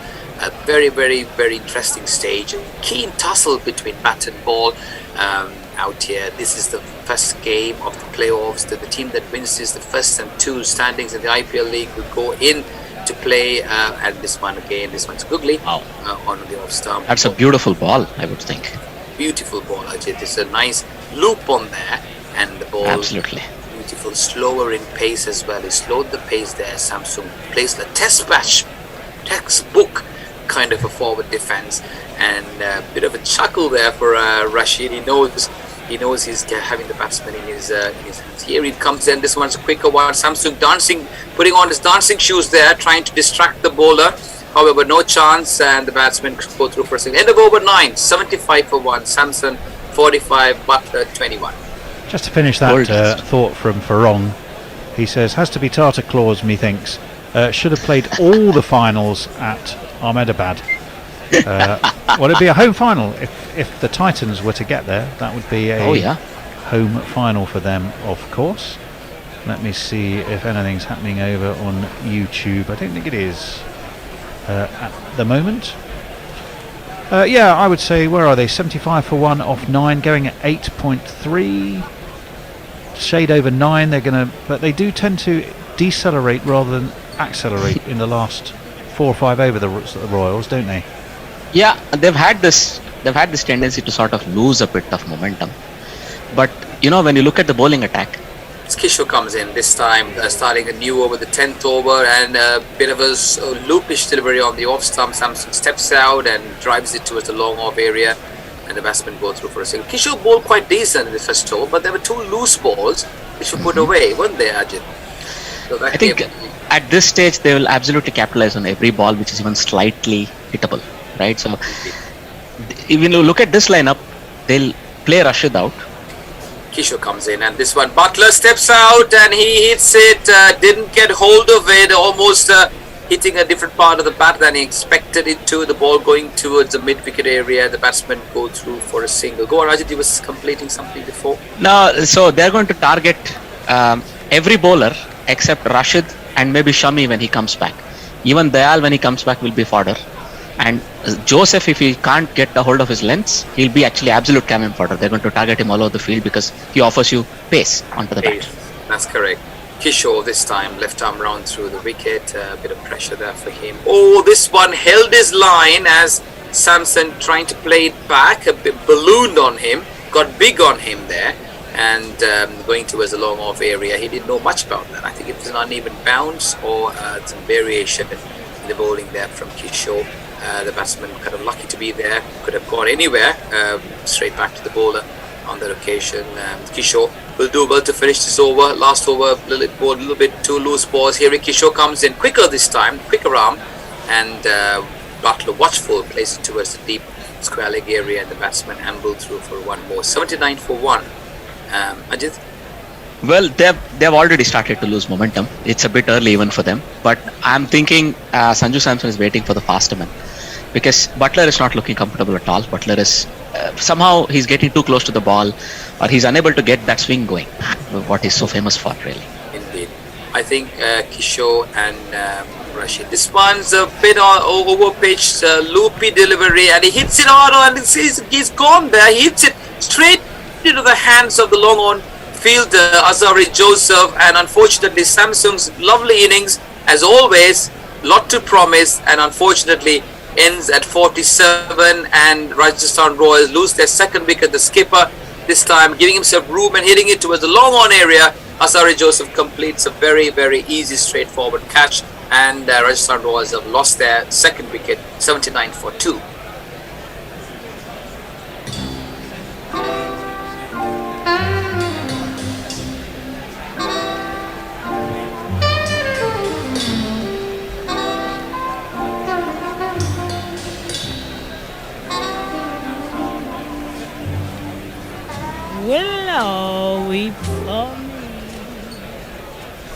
This is a familiar sight, isn't it, Rajat? We see of Samsung. Yes. He comes in, plays a beautiful 20, 30, 40, and he's gone. In this case, look, he was doing what was needed. He was the one keeping the run rate going. Unfortunately, he paid the price for the sort of innings he was required to play. A strike rate of 180 is nothing to sneer at. 47 was pretty decent. He would have probably felt a bit unlucky if he had gone on for a couple more overs. He could have made that much more of a difference, because here, whoever is going to come in, be it Padikkal, be it Hetmeyer, be it Riyan Parag, they'll have to get going quicker and quicker. It didn't help that Butler was actually struggling at the other end, isn't it? So he had to. The last ball of the over coming up from Kai Kishore, was bowling the 10th over, and Rajasthan Royals having lost the toss. It appears that Samsung, he's only won 2 tosses out of the 15 matches he's played. So he's not had much of a luck with calling at the toss. However, Rajasthan Royals looking quite good, 79 for 2. In fact, Gujarat Titans clawing back by getting the important wicket off Samson. Here he comes in, Kishore, last ball of the over. Quicker delivery outside the off stump, beaten for pace there. Padikkal is the new man in, and wicketkeeper Saha collects. No chance of a run, and that's the end of the 10th over. 79 for 2. The batsmen are Jaiswal and Samson, and Rajasthan Royals taking first lease of this game. Thank you. A bit of change, I think, now. It's change over now. Thank you, guys. We will see you shortly. Over to the next match. Are they all ready to come on? Yeah. Fantastic. Well, I am anyhow. All right, Bear. So we're up to date with tweets. I'll just check on YouTube, see where we're at. We're here. Jay Solanki said a while ago, wondering who you're putting your money on. So who's your money on right now, Bear? I've gone over 185. No, over 183 and a half. Yeah, it was looking reasonable at the time. There was 12 overs to do it. Butler has just swept that down to long leg and a single. It's still only just over 10 and over, which he should be able to get. And with someone like these two, Paddock can hit a long ball as well. I bet it's gone down by about 10 runs though. Since yeah, it probably has. It was you put it on in the middle of Rashid Khan's over that went for 2. Yeah, and then before Kishore's over that, what was it? 5 runs and a wicket. Yeah, it's true. Well, I guess the paceman will be back on at the end, and if Butler's still there, then double down, go over whatever it is now. No, all in. No. That's what gambling addicts do. When the fun stops. Stop. Yeah, exactly. Well, Rashid Khan's still in. That's a top spinner, possibly. Paddock goes deep in his crease. It comes onto him pretty quick. Quicker one. Yeah, it was, and he could only dab it square on the offside. Out to point. There's no run. 80 for 2 after 10.2 overs. Yeah, the line's running at 169 and a half now, Bear. Yeah, fuck it. Oh well. Such is life. Oh, has he bowled him? No, nope. I thought he bowled him now. I thought I saw the stump go back. It must have been the keeper's pad to go. It was a googly to Paddock, and it's beaten him all ends up. It's kept a little low, squared him up, and it's just missed the off stump by change of light. Actually, I thought that was the stump getting knocked back. Cracking ball. That's another googly, but he worked it through vacant mid wicket. Out in the deep. There is a fielder. It'll just be the single. Great spell here from Rashid Khan. The stump manufacturer's overplaned off stump there. Yeah, it's cost him. Yeah, indeed. Rashid Khan has had. He's looking pretty unplayable today, isn't he? Rashid Khan. He's in the mood. He didn't start the IPL well, but he's really coming to his own. Yeah. Well, did he have an injury before the IPL? Is that right? Shoulder problems or something? So that's another googly, but this time to Butler, who works it down to long leg, and he'll get a single. Very much looks like. I don't know for sure. It rings a bell, but that might just be misremembering. Oh, exactly. But it does feel like a C Rashid Khan off day today, doesn't it? Yeah. Maybe target someone else. Yeah, exactly. Paddock facing up. That one again comes on really quick. Top spinner, doesn't turn either way. But he's able to go deep in his crease and work it out into the deep on the leg side. It'll be a run to end the over. It's only 4 off that over. Pretty good over. Messers, anyone there? Well, we're actually up to date on tweets. 25 from 27 is an unusual thing for Butler, isn't it? Yeah. He's obviously hoping to hang in there and maybe go crazy the last 5 overs. But he's had a couple of games not like easy that this year, today, is it? Yeah, he has. It's not the worst start he's had either. I mean, there was that game where he took was it Shakeen against Mumbai for 4 sixes in a row, which kind of covered over the cracks of his performance. But he's started a little slowly in general this year. Yeah, well, the thing is, if he does catch up, then you can forgive him. If he doesn't, you can't. That's swept by Paddock.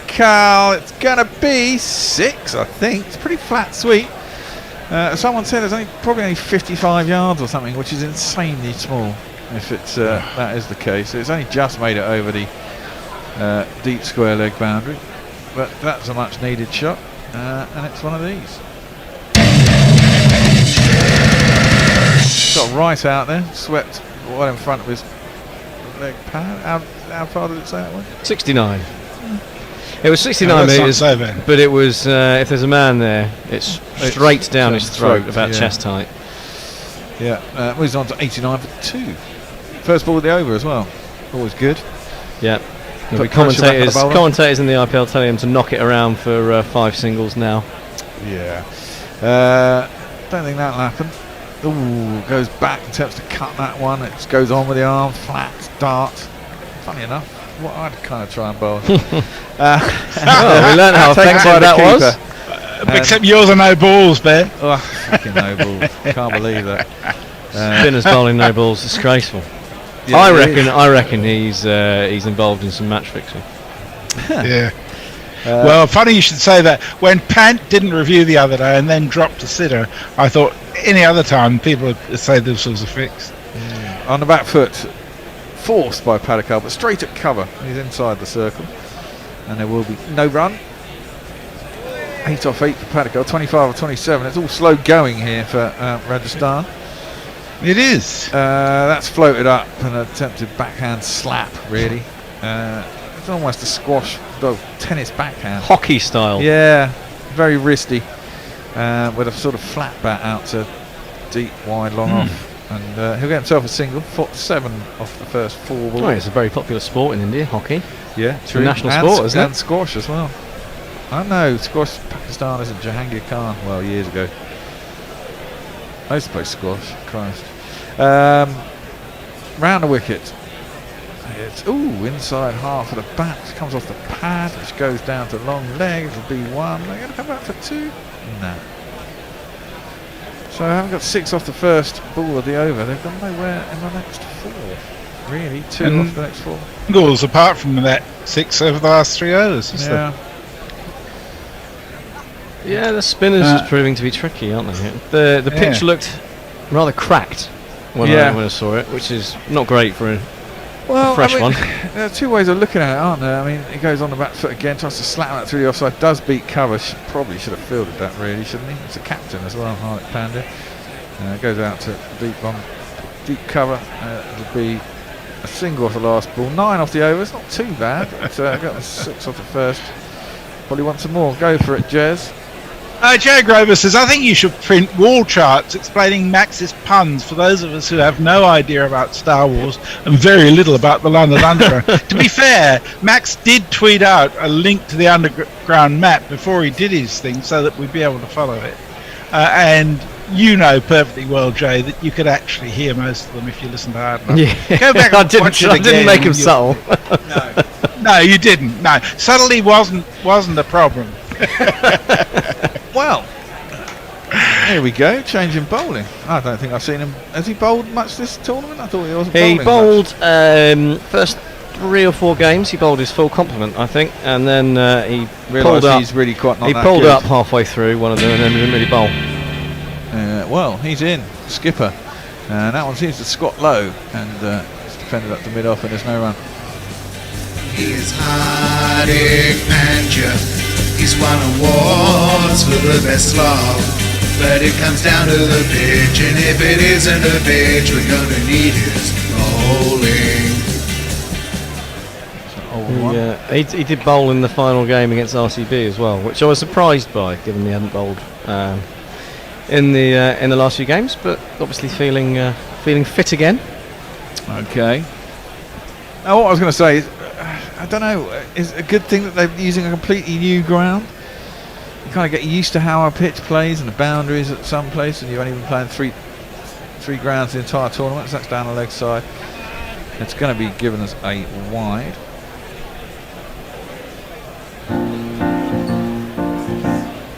I think it's fine to have a new ground. It's just it should be a good ground with a good pitch and a good pitch dimensions. Yeah, true. Oh, that's fair enough. I was thinking about obviously, the finals at the Modi Stadium, which is not a surprise to anyone. Presumably he'll be there. 93 for 2. 12.1 overs gone. Yeah, they've just been scoring a run of ball for the last 5 overs. I know, and they scored another one off that ball as it's just dropped out into the offside. And there is a single. Is that the IPL trophy? Or Yeah, okay. I think so. The trophy on a little podium there on the side. Are they offering extra money to Forest charities if you hit this trophy as well as the Tartar punch for this game. Well, I noticed the Tartar's punch being hit a couple of times this week. It took a long time to get it, but then they got it several times. Just finding their range. Yeah, finally. Oh dear. Well, Butler is going to. You get the feeling that something's got to happen soon, don't Well, you? you'd hope so, wouldn't you? I'm waiting for someone to go ballistic. I want to see Butler go ballistic. Pania is in. It's a top edge. It's gone down. Is it going to be caught? Is it going to be 6? It's not going to be either. I'm not sure Shami got there, or if he did, he just palmed it into the ground. It was a big attempted hoik by Butler on the leg side. Massive top edge. Goes straight up over the keeper down towards the long on. Fine leg. And Shami was running around. I thought he was going to get there. It looked like Shami was more concerned about his shins than anything else. No, he didn't get there. And it bounced into his shins. With a dive, he gets there. Well, yeah, but Shami doesn't do no. But he's not. He's that's a refusal. A refusal and a fine for me. Yeah. Yep. Yeah, sin bin, I think. Well, it's 2 runs to Butler in the end. Still running at just not quite a run a ball. Dick Cow has gone out. Very lopsided field. Yeah. Big hoik again by Butler. Clears the front leg, gives it the big Evo down too wide, long on. It'll just be the 1. At least it's looking like there's some intent all of a sudden. Yeah. You can't blame him for not having a go, but it's not. It's certainly not coming out the middle of the mat. No. That was no. Maybe the wicket is only a 150, 160 wicket, you know. Yeah. Doesn't look the easiest. The thing that does reassure me is that each of the games that we've covered over the last few weeks has ended up being a little ripper. The bear curse has definitely been lifted. Yeah, I've been lucky the last couple of times. Last week's game was stunning. Yeah. A really good game. And it was the one with the Evan Lewis catch at the end, which was stunning catch. Nonsense. Man. Yeah. Out of nowhere they looked like they were going to win it, and then it was all snatched away from them, wasn't it? Right at the end. Padikal. It's just not that square on the offside. Backward point up inside the ring, and it'll be no run. Dot ball 5 off 5 off this over as well. Sangakkara not looking happy. Still looking very regal with his swept back hair. Very good looking man. You get the feeling that it'd be quite a good time to Hetmar to come in, didn't you? Well, yeah, but you do wonder. I mean, Padikal I've seen smash it around, but we know can smash it around. Sanju Samson's the only one who's got a hold of it, but he didn't carry on once again. Padikal's going to face that last ball of the over. It's worked into the leg side, to deep square leg, and it'll be just the 1 run to end the over. Butler will not strike, and we're going to have a strategic timeout. And we've got 2 batsmen, neither of whom is hitting at over 100 on a pitch with pitty little boundaries, and you wonder what the fuck's going on. Well, Jay Grover's fessed up. He says, Mornington Crescent, I confess, I do know the London Underground post-80s. Post-80s Star Wars were a bit confusing for me, mine. Yeah, well, post-80s Star Wars was all a bit fucked. Mornington Crescent, I went to see I'm Sorry I Haven't a Clue yesterday, being recorded at the Albert Hall. Okay. Is that still going? Yeah, 50th anniversary it was. Who's on it these days? Jesus. Yesterday was, they got Graham Gardens back. The only original one alive. Oh, okay. Jack D's the chair. There was Pippa Evans, Tony Hawks, and Harry Hill. Okay. Of course, the thing that came before I'm Sorry I Haven't a Clue is I'm Sorry I'll Read That Again. Which was John Cleese, also Graham Garden, and I think Bill Oddie. It was a sort of precursor to Monty Python, which I grew up with in the 50s and 60s. Oh, wow. There you go. The heritage continues. It's all a very long time ago. Is anyone out there? Or is no one listening to us? Neil Harris says Butler is playing like Padikal, and Padikal is playing like Padikal. Well, that's hard. That's the tweet of the day so far, O'Neill. Thank you. Oh dear. That's a crazy advert for Invictus, isn't it? I wasn't sure what was going on there. Perfume, innit? It is indeed. All bets are off when it comes to perfume ads. They're crazy. They're Oh, well, I'm getting an ad for a new series of Westworld, which is going to be interesting. I thought they'd just about done it to death, but never mind. No, they're bringing it back because it's not been on for 4 years, has it? I never really got into it the first time. Couple of years. I've actually taken up your recommendation to go with Ozark, and I'm sort of 3/4 of the way through the second season, and I'm really getting into it. Yeah, no, it's a good one. You seen that? I haven't. No, it's good. No. It's kind of Breaking Bad, really. I'm watching Better Call Saul at the moment. Better Call Saul. Yeah, I'm onto that. I'm fucking annoying that it's once a week though. I hate that. Well, I'm still catching up. So oh right, okay. It's not so bad. Yeah, Better Call Saul was a real slow burner. The first series was a bit kind of like, Yeah. And it's finally started taking off in series 2, and now I've got I think there's only 10 episodes in the last series, and I've watched 6 of them. There's 4 episodes to go. There's a hell of a lot of story to kill before you get to break. I don't know how it's going to end. Well, at least if they cut it off before they've run out of stuff to say, the major problem I have with American series is they keep going when there's nothing left to do. Death, don't they? Lost. Yeah, really lost it, funnily enough. Kishore is still into the attack, and it's clipped out to deep mid wicket. Right, Padikal get himself a single as we come into the 14th over. 99 for 2. I'm in trouble. I don't think I'm going to get my 183.5. We're getting to a point where they need to shit or bust. They need to make a decision here about what they're going to do. Yeah, someone has just letting it drift a bit. No, exactly. You've still got 8 wickets left, and there's only 6 overs. If no one's going to get runs here, swish and get out. That's going to be a wide. However, a bit of kidology by Butler. Went to step outside leg stump. Kishore threw it up outside off stump, but too wide, and it's wide. Wide. Is there still an over to come from Rashid Khan as well? Yeah. I'm surprised that Butler hasn't said, bugger it, I'm just going to use my feet and go down the wicket, and if I miss it, I miss it. But, there's an opportunity there to hit 25 up and over and make a difference. Well, yeah. Especially with Hetman to come. That's played down to long on for a single. Yeah, I kind of agree with you. That maybe he's not feeling confident. Padikal is fading up to Kishore, and it's giving it to Heath-Ho. That one is in the slot, and that one has gone a long way. Out over cow corner, into the stand. They're all fighting over it down there. But it is 6 runs. 1, 2, 3, 4, 5, 6. I mean, Kishore's gone for 34, 3.3. Yeah, I'm surprised by that. Yeah. It felt like it'd been a lot tighter, but that one was overpitched in the swinging arc from Padikal, and he duly obliged.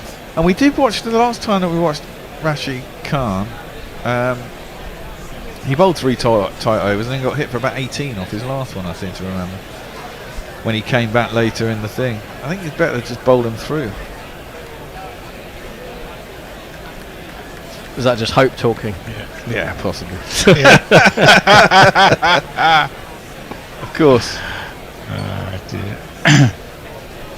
Still, maybe that's the driving force that the Royals needed to kick on into the 14th over now, and that takes Padikal up to a strike rate of above 100. Be a little wipe of the ball there, and a sniff of it by the umpire apparently. Why the fuck are you sniffing it? Just making sure it hasn't gone in a cup of something. Don't know. Maybe he really likes the smell of old leather. Yeah. Bit worrying, but hey.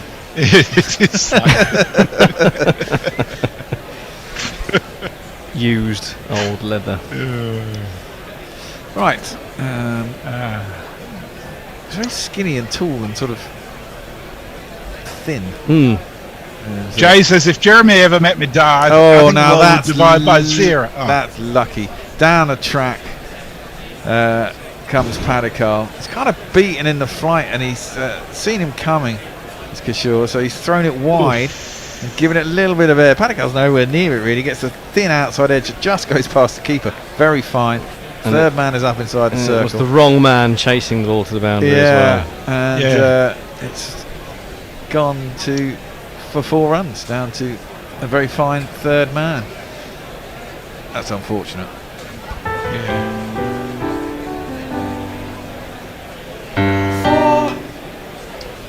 And cut, last ball, hard, square, good shot. Lovely shot. Suddenly, an over has come out of nowhere.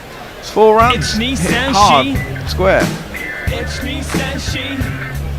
On the offside by Padicale, 115 for 2 with 1 ball left. This over it's gone for 10, 14, 16 so far. Good over. 17. And get another 4 or 6 here. Oof. That will end up being a very good over. Yeah. You're not still holding out hope for your bet, are you, Bear? Well, I am now. I'm quite interested in it. 6-4-4. Oh no, it was 6. It is 6.5 the over. They just, for some reason, smushed all of the last balls together, so you can't actually see when the last over was. Yes. Yeah.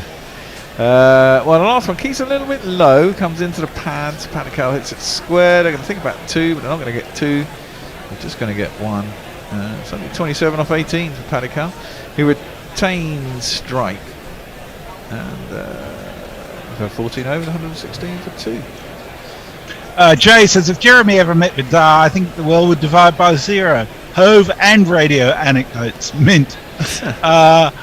And Brian 001 says, if you're into Star Wars, there's a great exhibition of Star Wars toys in the Northampton Art Gallery. Amazing toys and stories of how the toys came about. Not sure where the exhibition goes from Northampton. And Neil Harris says, Star Trek has been going on in different iterations from before I was born. Well, it started in 1966, didn't it? Indeed. And to Neil celebrate also winning the World says Cup. Sorry? It's to celebrate winning the World Cup. Well, no. And Neil Harris says, if only Ashwin came instead of Padicale. Well, I mean, it's changed a bit. Change your mind now. Skinny. Here we go. Pandya is in, and first was bowled him. Fucking hell. Padicale's gone back to pull it. It's got a bottom edge. It's careered back, having had a decent over. He's gone and given it away, as that one has crashed into his leg stump. Oof. And Hardik Pandya has a wicket, and we have to say goodbye. I won't look back, 'cause by the time that I do, you'll be gone. It's a pretty fortunate wicket. It's pretty shit. It was a bit of an odd one, wasn't it? Where he got the inside under edge on the pull shot, and it looked like he got away with it because it had gone between his legs and the stumps, but it just shaved the front of leg stump on its way through.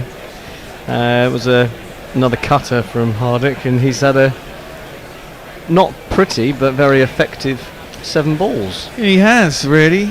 I mean, that's it. That should have really gone to the boundary, probably. And he probably, it was wide enough that he should have probably cut it as well. But hey, everyone these days wants to smack it onto the leg side, so that's the way it will be. So Dev Preston is with you. He said, I'm sorry I haven't a clue, on stage with Tim Brooke Taylor just before he died a couple of years ago. It was hilarious, and I still have my audience participation kazoo. Yeah, they got the kazoos out, of course.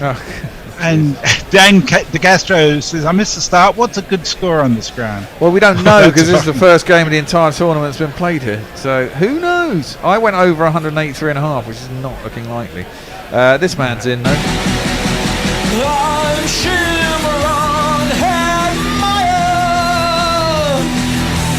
Sounds like an Israeli president.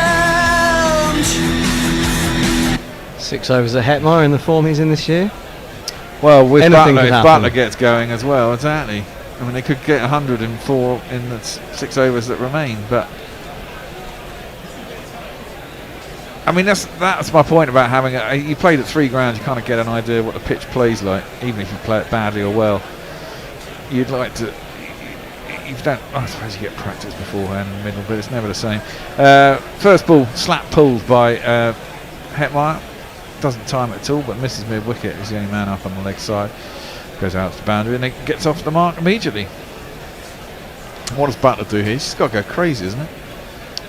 I think so, but You, in the back of your mind, you're wondering about what's left, I suppose. Parag and Ashwin are your two batters. Well, there are only 6 overs left, I think. There's only 6 overs left. You get another chance. Can't be to worried lose too anyway. much. 7 wickets in hand, 6 overs left. You've been there for 31 balls. Exactly. You should be in by now. Precisely. Yeah, I think you're wasting balls if you're not hitting it out of the park. I think it's go time. There's no point in him getting 50, 51, is there? And that's if he has half the balls left, roughly. No, not even that. That's 2/3 of the balls. On the legs, though, clips. Good timing. Is that going to beat? That's a good shot. That'll make him feel better. Timed the pants off. He has timed the pants off of that. It's gone between long leg, who's just back with a square. Mid wicket, deep mid wicket. He's quite a long way forward a square. Pierced him perfectly between the two of them. 4 runs. 1, 2, 3, 4. And that was pure timing. It was. Admittedly, not a very good delivery from Hardik Pandya on the pads, asking to be flicked, but getting 4 from it was a good result. 4th ball of the over. Forced by Butler, but can't beat cover. Who's coming in, racing in, Shubman Gill, and they won't even. It's a dot ball. As we watch Paddy Cole get out. I don't. Maybe it didn't get up as high as he thought it was. No, and I think actually it did. It was a cutter. It was an off cutter. Yeah. And I think it was probably there to pull away if it hadn't moved off the pitch, but it did do a little bit, I think. Well, if it had been playing square, it probably wouldn't have come back onto his stumps either. No, pushing it on the offside. But I think that's probably what caught him out. The sort of movement off the pitch. So it's over. Had a wicket, 5 runs, 2 balls left in it, and then we're going to have a switcheroo. 121 for 3. Pandya is in, driven hard by Butler into the ground. That's a good bit of fielding out of deep cover. They should cut back for 2. Think about 3 maybe. No, they stick at 2. Next up, it's Max is going to remain. Tony's going to come and switch over for me, and Bennett is going to join back in when I let him in. On Zoom. O'Neill Harris says skinny and tall and sort of thin. The Bears' description. Yeah. It's difficult today. He's kind of the wrong way around. He's quick, he's fast, and he's got pace. He looks really tall, but, and I don't mean thin as in a thin person, but thin width-wise. His face is really tall and narrow. Scarecrow-like was what I thought. Yeah. Last ball, and that's hit square again by Butler, but out too deep point this time. He'll retain the strike. 121 for 3. 124 for 3. 5 overs to go. Max is going to take you through the last 5 overs. Tony is going to do some social, and Bennett is going to join back in. I'll do a couple of tweets while Tony's coming in. Brian 001 says, still on the 20 overs theme, my local Northamptonshire Steelbacks take on Durham Cricket on Friday night. We're hoping the weather improves so we get a complete game. I just looked at the Northampton weather. It's cool but fine is forecast for Friday at this stage. And Roger Melly is with us, and you know exactly what he's going to say. He says, hello, good evening, and bollocks. And we're up to date with tweets, Tony. There you go. Lovely, thank you, Messrs. He's not got his cans on. He's just cleaning up his mic, removing the Bears' COVID-ridden spittle from the mic. So 124 for 3 of 15 overs. It's been a little pedestrian. What have you made of it, Bennett, as Rashid Khan's about to come back into the attack? Yeah, I think they're just building a nice little platform here. And first ball of Rashid's 4th over is driven by Butler, but straight to the man in at short cover, so no run there. It's time to kick on, though, I think. Yeah, they're just struggling to sort of... Butler is more or less playing the anchor, and they're trying to play around him. And in anchor style, Butler rocks back onto the back foot and plays it down to long on for an easy simple to bring Hetmeyer on strike. I haven't seen much intent in not much intent to hit 6s so far. Paddock went for a couple, but Butler in particular has been playing along the ground a lot so far. I wonder if it's I don't know if it's a plan that they've gone with to keep him there deep. It's very much like non-Butler-like innings, isn't it, Max? Yeah. He threatened to start quite quickly as well.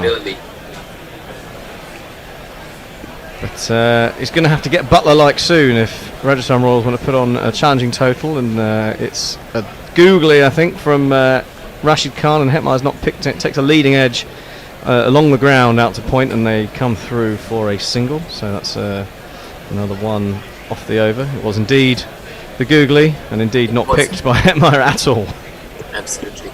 His head seemed to go in every direction there. He started off where he thought the ball was going to go, and the ball went in totally the opposite direction.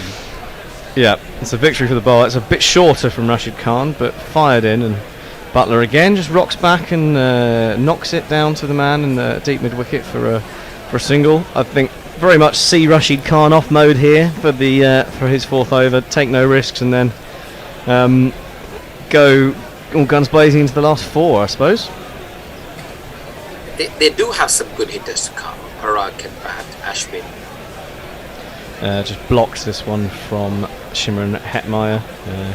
A big grin on the face of Rashid Khan. He knows he's got the upper hand, I think, over Shimron Hetmeyer there with the bat. But just the one ball left of his spell. He's wicketless, Rashid Khan, but the damage he's done to the economy is just as important. And he finishes up with another dot ball as Shimron Hetmeyer defends down the ground. So I think that's just the two off the over. 127 for 3 off 16. 3 runs off that over. Sorry, 127 for 3 off 16. Tony.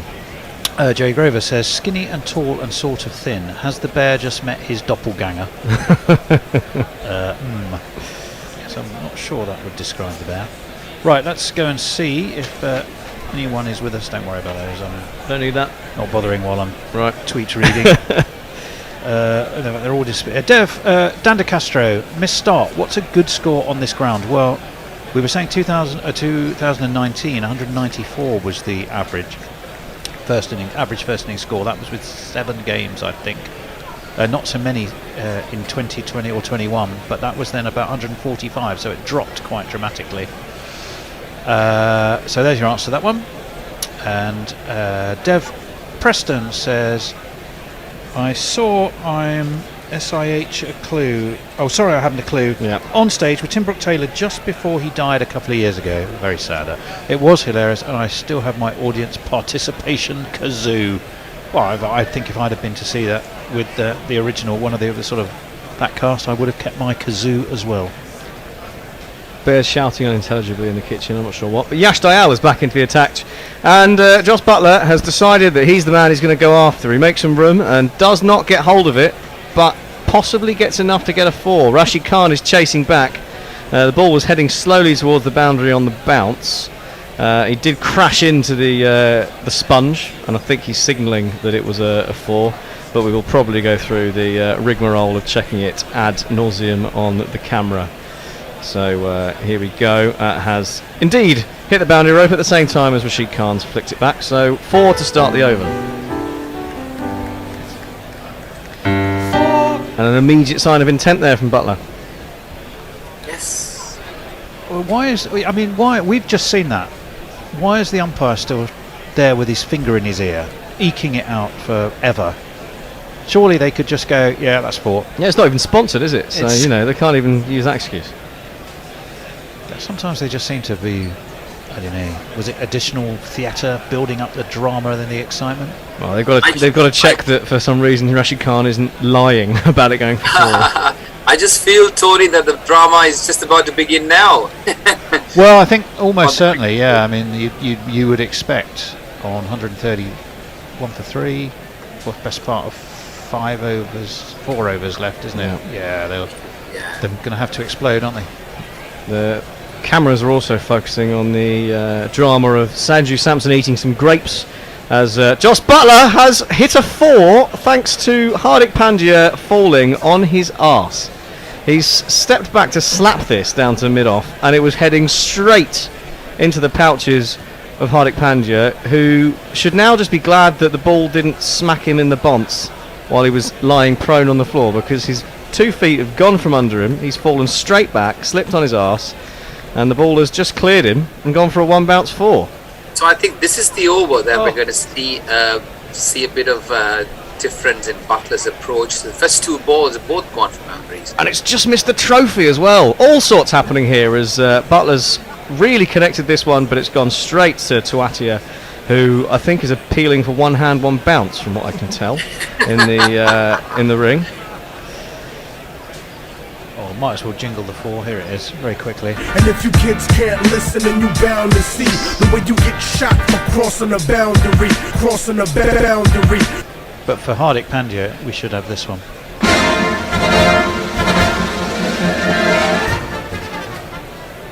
Why don't we? Can you just put that, raise the volume back on that circus music, because the man at short, third man, Alzari Joseph, I think it is, has just let one through his legs. It was a wide full toss from Yash Dayal, not a good ball. Butler's managed to get a bit of bat on it to turn it to third man, but straight through the legs of a very wholly long barrier from Alzari Joseph, and that takes him to 50. Oh my God, I can't believe it. It was pretty shocking. There's all sorts going on here. What does he do? I mean, that was just so lazy. That's like I said, it was a long barrier with a big hole in the middle. Yeah. And you that's basic cricket, right? You're actually taught to put the barrier with sort of making sure there's no gap. He's put the barrier with the biggest hole you could find. Sorry. No worries. And followed up by the widest of wides from Yash Dayal. Probably not far from a no ball from being off the cut strip, but it is just a wide.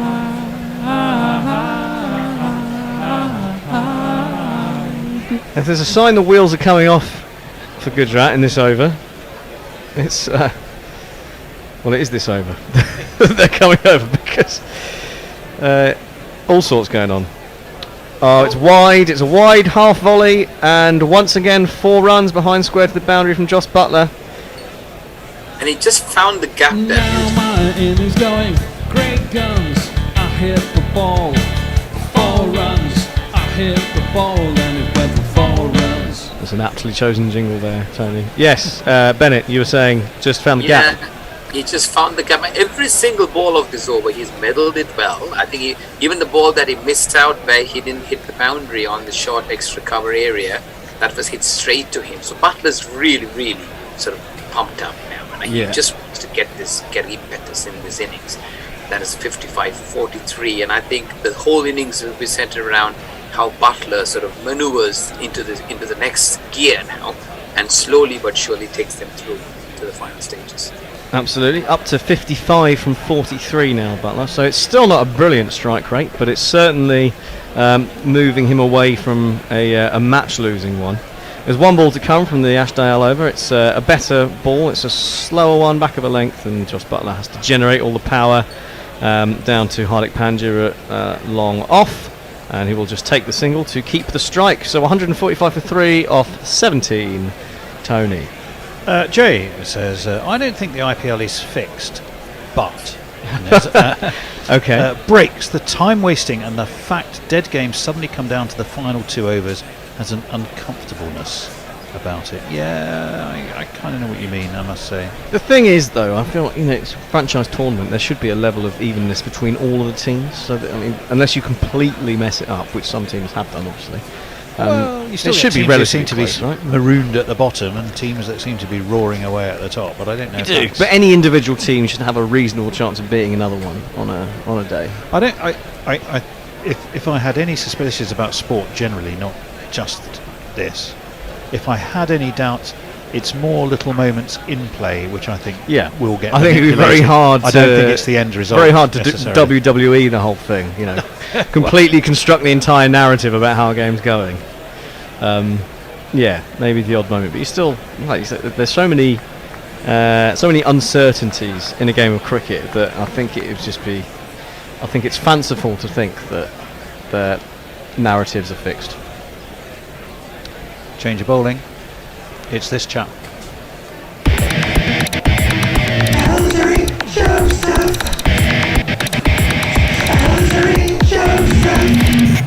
Ooh, that's a different Alzari Joseph jingle. Is it? We've got more than one Alzari Joseph jingle. Well, we have now, apparently. Okay.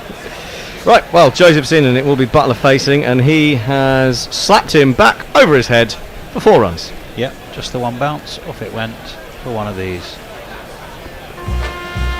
Butler's in. There's not one boy for me, I must have 2 or 3, I need 4. Yes, Bennett. Yeah, but Butler's certainly showing his intentions very clearly, isn't he? I mean, he's not put a foot wrong since the last over. And again, if you remember the very first stage of the game, when Joseph's first over was quite costly as well, Jaiswal, and Butler took him apart. And I think this is a great over for Rajasthan Royals to sort of continue the momentum leading on to the final 6 of this game. He still has the orange cap, doesn't he? Yeah. It would take some take some wrestling from him at this stage as well. The 60 to take him even further away. I think he was over 100 runs ahead of KL Rahul anyway going into this game, so that will be that'll take some doing to get that off him. And so a much better comeback from Alzari Joseph. It's Yorker length, and Jos Buttler manages to dig it out and will take the single to bring Shimron Hetmeyer on strike, who will be facing up against his countryman. What do you think is a good score on this batting fest, Max? It's a tough one because it looked like a really good pitch in the power play, and then they just kind of ground to a halt a bit. But I don't know whether that was just a bit of nerves, a bit of intent, a bit of trying to reserve wickets. And you've seen now they've gone for it. It's been reasonably easy to score runs again. So I reckon they've got to be looking at 180. They've got just under 3 overs, and they're on 150, so it's very gettable. I think 180 would be a defendable, but also a very chaseable score.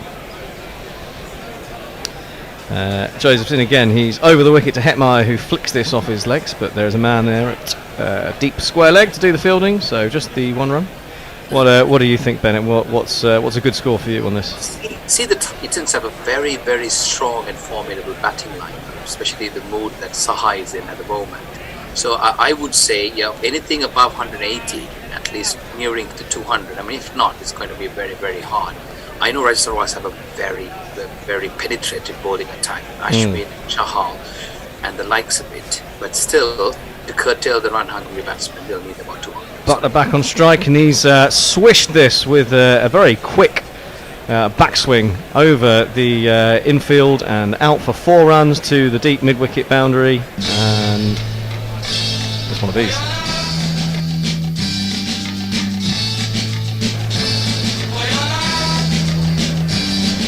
Such quick wrists, isn't he?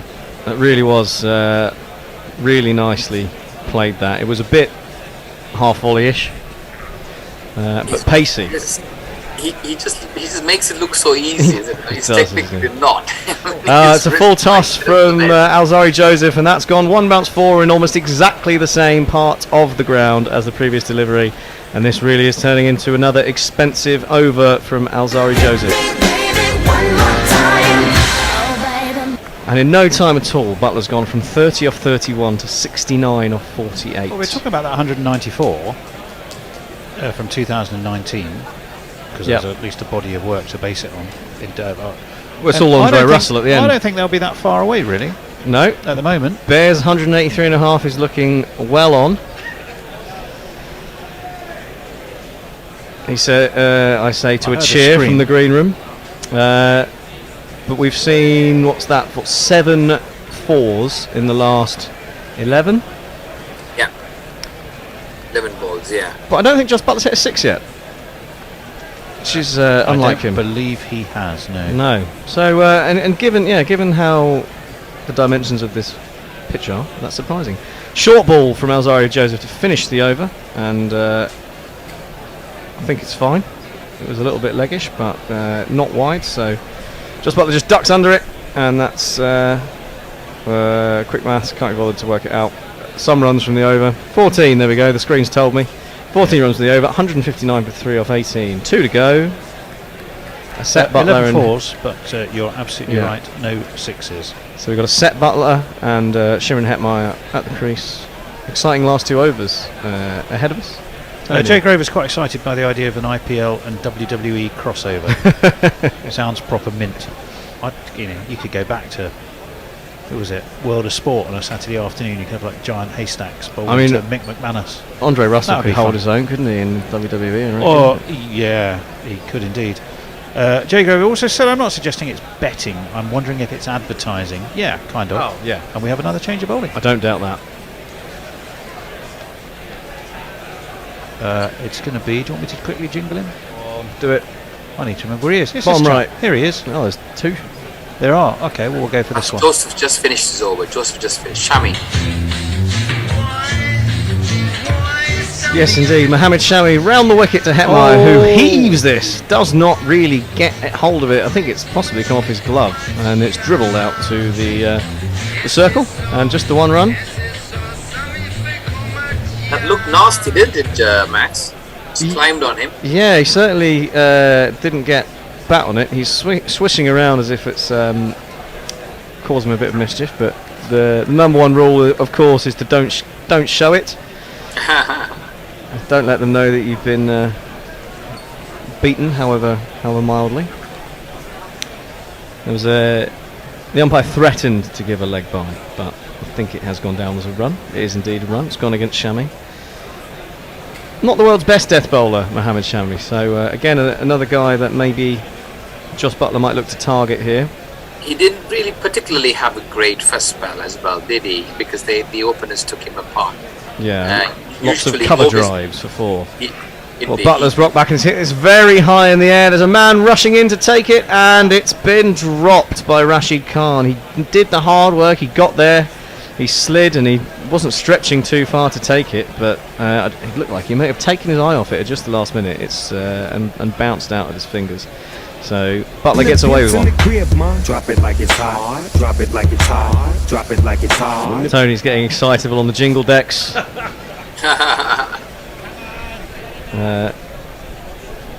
But yeah, again, not timed. Going for the six, not timed. Butler's hit a few in the air that haven't gone all the way. They'd sort of one or two bounce for four. I don't know if that's just a sign of it being quite difficult to time this pitch. Shimron Hetmeyer has timed this right to the fielder at long on, and Rahul Tewatia, the Iceman they call him, takes the catch, and that's a pretty important wicket for the Gujarat Titans. And it's been a good over so far by Mohammed Shami. Two runs and one wicket from it. 161 for four. And Bears Bet is looking in danger once again. It is, yeah. You'd expect them to motor along. Even that 194 looks to be in sight for me, I reckon. And Hetmeyer didn't look particularly comfortable, did he, in his short, brief time that he was there? It was not just getting in the middle of the... He certainly wasn't the Hetmeyer of the start of the season. 4 off 7. And that looked like one he kind of missed out on there. It was there to hit, wasn't it? Full and leg stumpish, but didn't get hold of it. So that brings Rian Parag to the crease, who he's had the odd innings this year. I think he made a quick 30 at one point, which would, well, be very impressive at this stage with 9 balls to go in the innings. I mean, I must say he didn't get too much opportunity last season, didn't he? But I was rather surprised when Rajasthan Royals kept on assisting with him. And then when I saw him play those couple of innings a few matches ago, I was thinking, wow, this is the reason why, in terms of the faith there, best sort of won him. Certainly just brought talent. Excellent cricketer. Yeah, I thought there's also it's just a question of options as well for Rajasthan. I mean, their batting's a bit thin. I think they are probably one light in that department. You know, they've been using Ashwin at 3, which has been surprisingly effective at times. But you know, it's not something you do if you've got your 2020 team nailed down, I think. Yeah, because their bowlers are not particularly sort of like good with the bat, aren't they? With Bolt coming in as high as 8. That's it. It's very much a sort of 6 and 5 thing. Rian Parag's first ball was just tucked into the leg side for a single to bring Butler back on strike. But yeah, you know, they don't have that. I suppose they've got.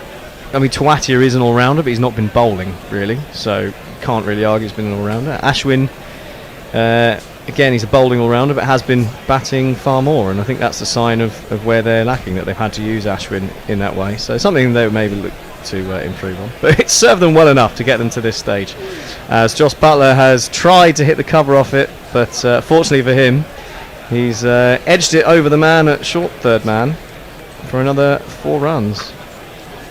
1, 2, 3, 4. Not where he was aiming. It wasn't, was it? But They're all good. If they all get to the boundary at this stage of the game, they're all good. Let's see. Gonna flash hard, I think was the motto there. Woof! That was Lord Flash Hard, wasn't it? Am I pleased to see you? Is that a canoe in my pocket?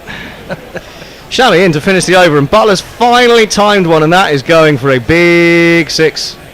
That's his first 6, I guess, isn't it? Is it? Indeed.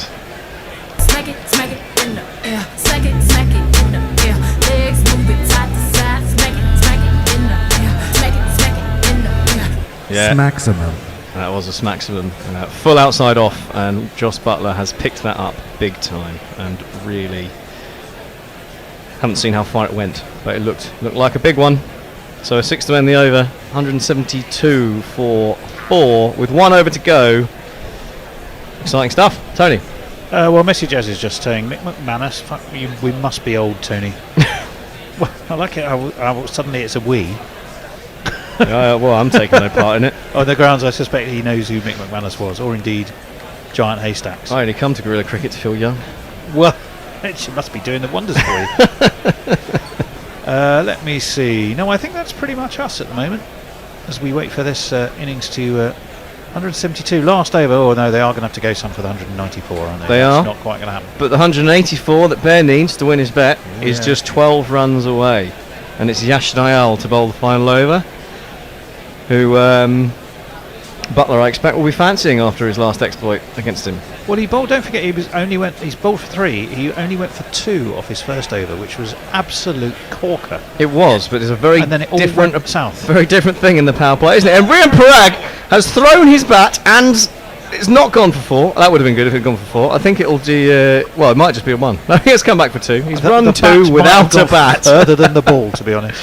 It was wide outside off stump, and he slashed at it as hard as he can, and the bat has slipped out of his hand in the follow through. The bat's gone to square leg, the ball's gone to backward point, and the net result is 2 runs to Rajasthan Royals and Brian Parag. Looks like the bat went for a walk as well, whilst Rian Parag went for a run. Obviously, you don't have short legs in T20, but if there were a short leg, he'd be in serious trouble. Oh, and they're just checking for the short run. I think there is a little bit of boot over the line there. And he should be okay, but they are going to zoom in. Yeah, there's boot over the line. That's fine. But he's running, cutting it very fine there. It's pretty old school Bruce Oxenford, isn't he? And he was happy with it. He gave it a little thumbs double up. thumbs up as the Mexican wave keeps the crowd excited. Apparently the cricket's not enough for them.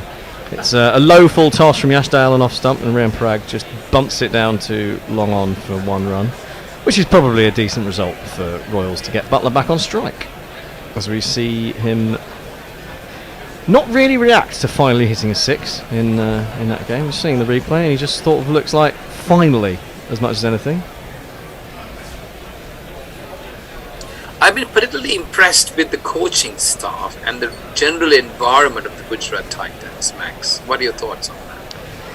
Well, yeah, new team. Obviously they've got a bit of learning to do, but they've got a good setup, haven't they? They obviously came in with a plan of how they wanted to make things work, and they've executed that nicely. They've been very relaxed. You just see sort of the like management. Wow, easy to be relaxed when you're winning, isn't it? They've been top since the start, basically. But just the general demeanour, just watching some of these interactions taking place, no pressure. Sorry. Right, I think we are back on, and Yash Dayal has bowled one in the slot to Joss Butler, and he's greeted that with his second 6 of the game. That was a big one. Huge one. A really big one. A roar from Bear in the kitchen. Pops and kicks. The number of the day is 666. 181 for 4. 3 balls left. Can he get to 100 in 3 balls, 14 runs? He can. He definitely can. That would be quite a turnaround from where he was. It's amazing how he built this innings up, didn't he? So slow off the block. The most impressive thing was the fact that it switched in 1 ball. It wasn't just sort of he's finally finding the timing. It was almost an intent thing. Like at the start of the 17th over, was it? He just suddenly started going for it when the paces came back on. Yeah. And the fact that he's been able to execute that shows just what a quality player he is, because that's the hardest thing, isn't it? It's not changing many gear. people can do that. Not many people can do that effectively, isn't it? No. They are either one way or the other. Yeah, I think probably the top two guys in the runs table are two of the best at it, Jos Buttler and KL Rahul. Yeah, as you say, Butler's on 86, so 14 runs to get off 3 balls. 2 sixes and a 4. Very much in his repertoire. As Yash Dayal is in, left arm over the wicket. It's a full toss, and Jos Buttler has absolutely creamed it to the man at short cover. No run. A dot ball's a good ball. It's being said by club cricketers all around. And barring a no ball, that's chances of a century over for Jos Buttler.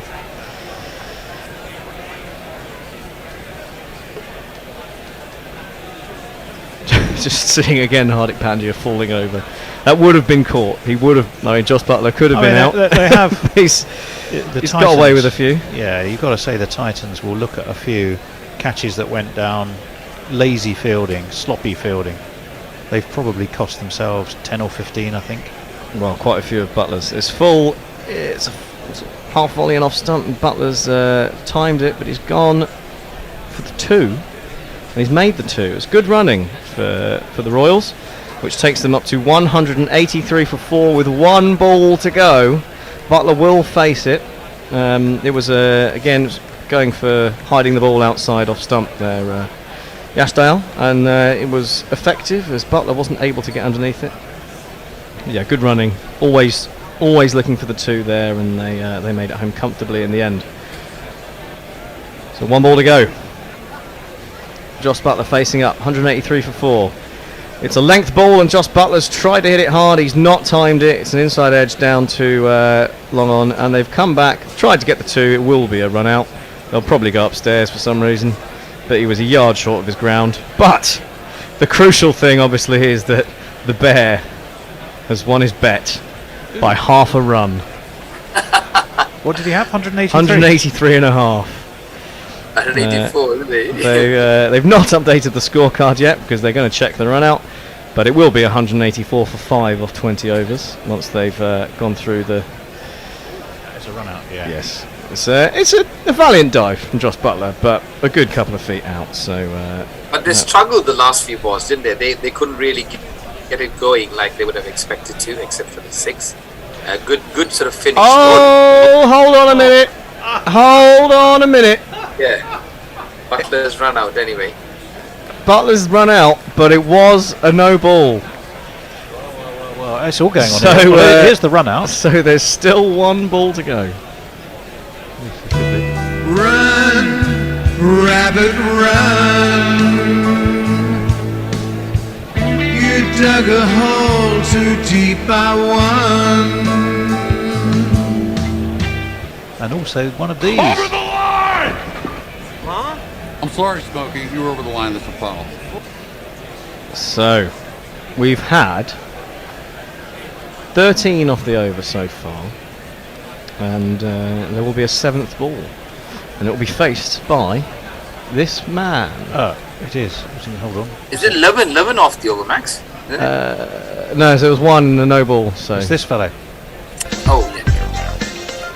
There's an Indian bowler fairly new to the game. Oh, Ashwin.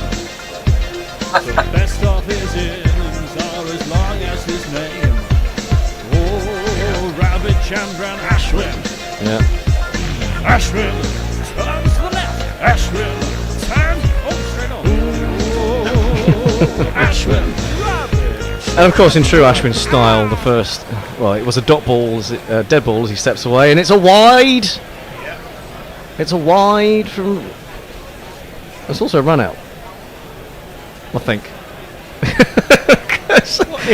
What is going on? What is going on? What is going on? This is carnage. So Yashdale's coming. He's bowled a slower ball. He's bowled a very wide slow ball, and Ravi Ashwin has just let it go because he knows it's a wide. Rian Parag has come charging down to try and steal the bye.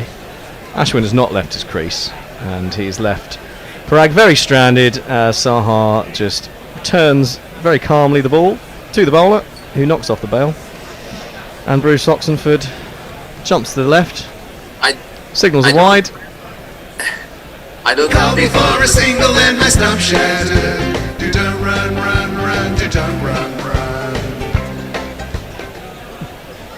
I don't think they were very extremely happy with each other there. No, Rian Parag's not got the face of a man that you want to go and ask how he's doing. Oh, it's treat. But the point is, now, if Butler was still in with all these extras going, would he have been able to get to his... No, it wouldn't. Well, he would have been off strike, wouldn't he? They'd have just taken the one, Yeah, so it would he have been would. Parag Yes, on he would. strike. When it but- was on strike, you'd have to hit 10 runs. Maybe another no ball where he hit 4 or 6 may have taken him through. Here's the new man at the crease, but he's not going to be facing... How does he speak, or play the horn, or clean his teeth, or even yawn? How does he shout? How does he call?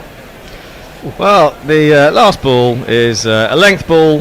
Ashwin tries to step across and tries to hit a 6, doesn't middle it at all, but because he doesn't middle it, it means they're able to get back for a very easy 2.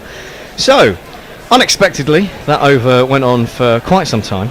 I think at the end there were 16 runs off it. So the Rajasthan Royals have managed to amass 188 for 6 from 20 overs, which looked quite unlikely after 13 or 14. It was a real acceleration at the end. Joss Butler finished with 89. We'll run through the scorecard in a minute. But that looks like a pretty decent score to me for the Rajasthan Royals. I don't know what you two think. I think it's a competitive score, Max. I'm not sure whether it's a winning score. It's going to be a competitive score. It's better than how they were placed at the end of 15 overs. So it'll be a good game. Tony? Yeah, I was looking at 194. They didn't quite get to that, but they certainly got more than the 2020-21 average. I think it could. Don't say it, whisper it quietly. It could be quite an interesting second innings, I think. Be interesting to see how the Titans go about it. Remember, they do finish very strongly, the Titans. They certainly do, or at least they have done at times.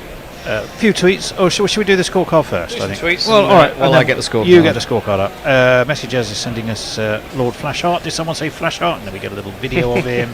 Brian Barish is in Flashheart mood. He says, "Darling, that's a funny name for a guy, isn't it? Last time I called someone darling, they were pregnant 20 seconds later." R.I.P. Rick Mail. Yes, indeed. O'Neill Harris says, "Methinks they are missing a trick not letting Ashwin let loose today." No, it didn't give him time, did they? After that 40 last time out.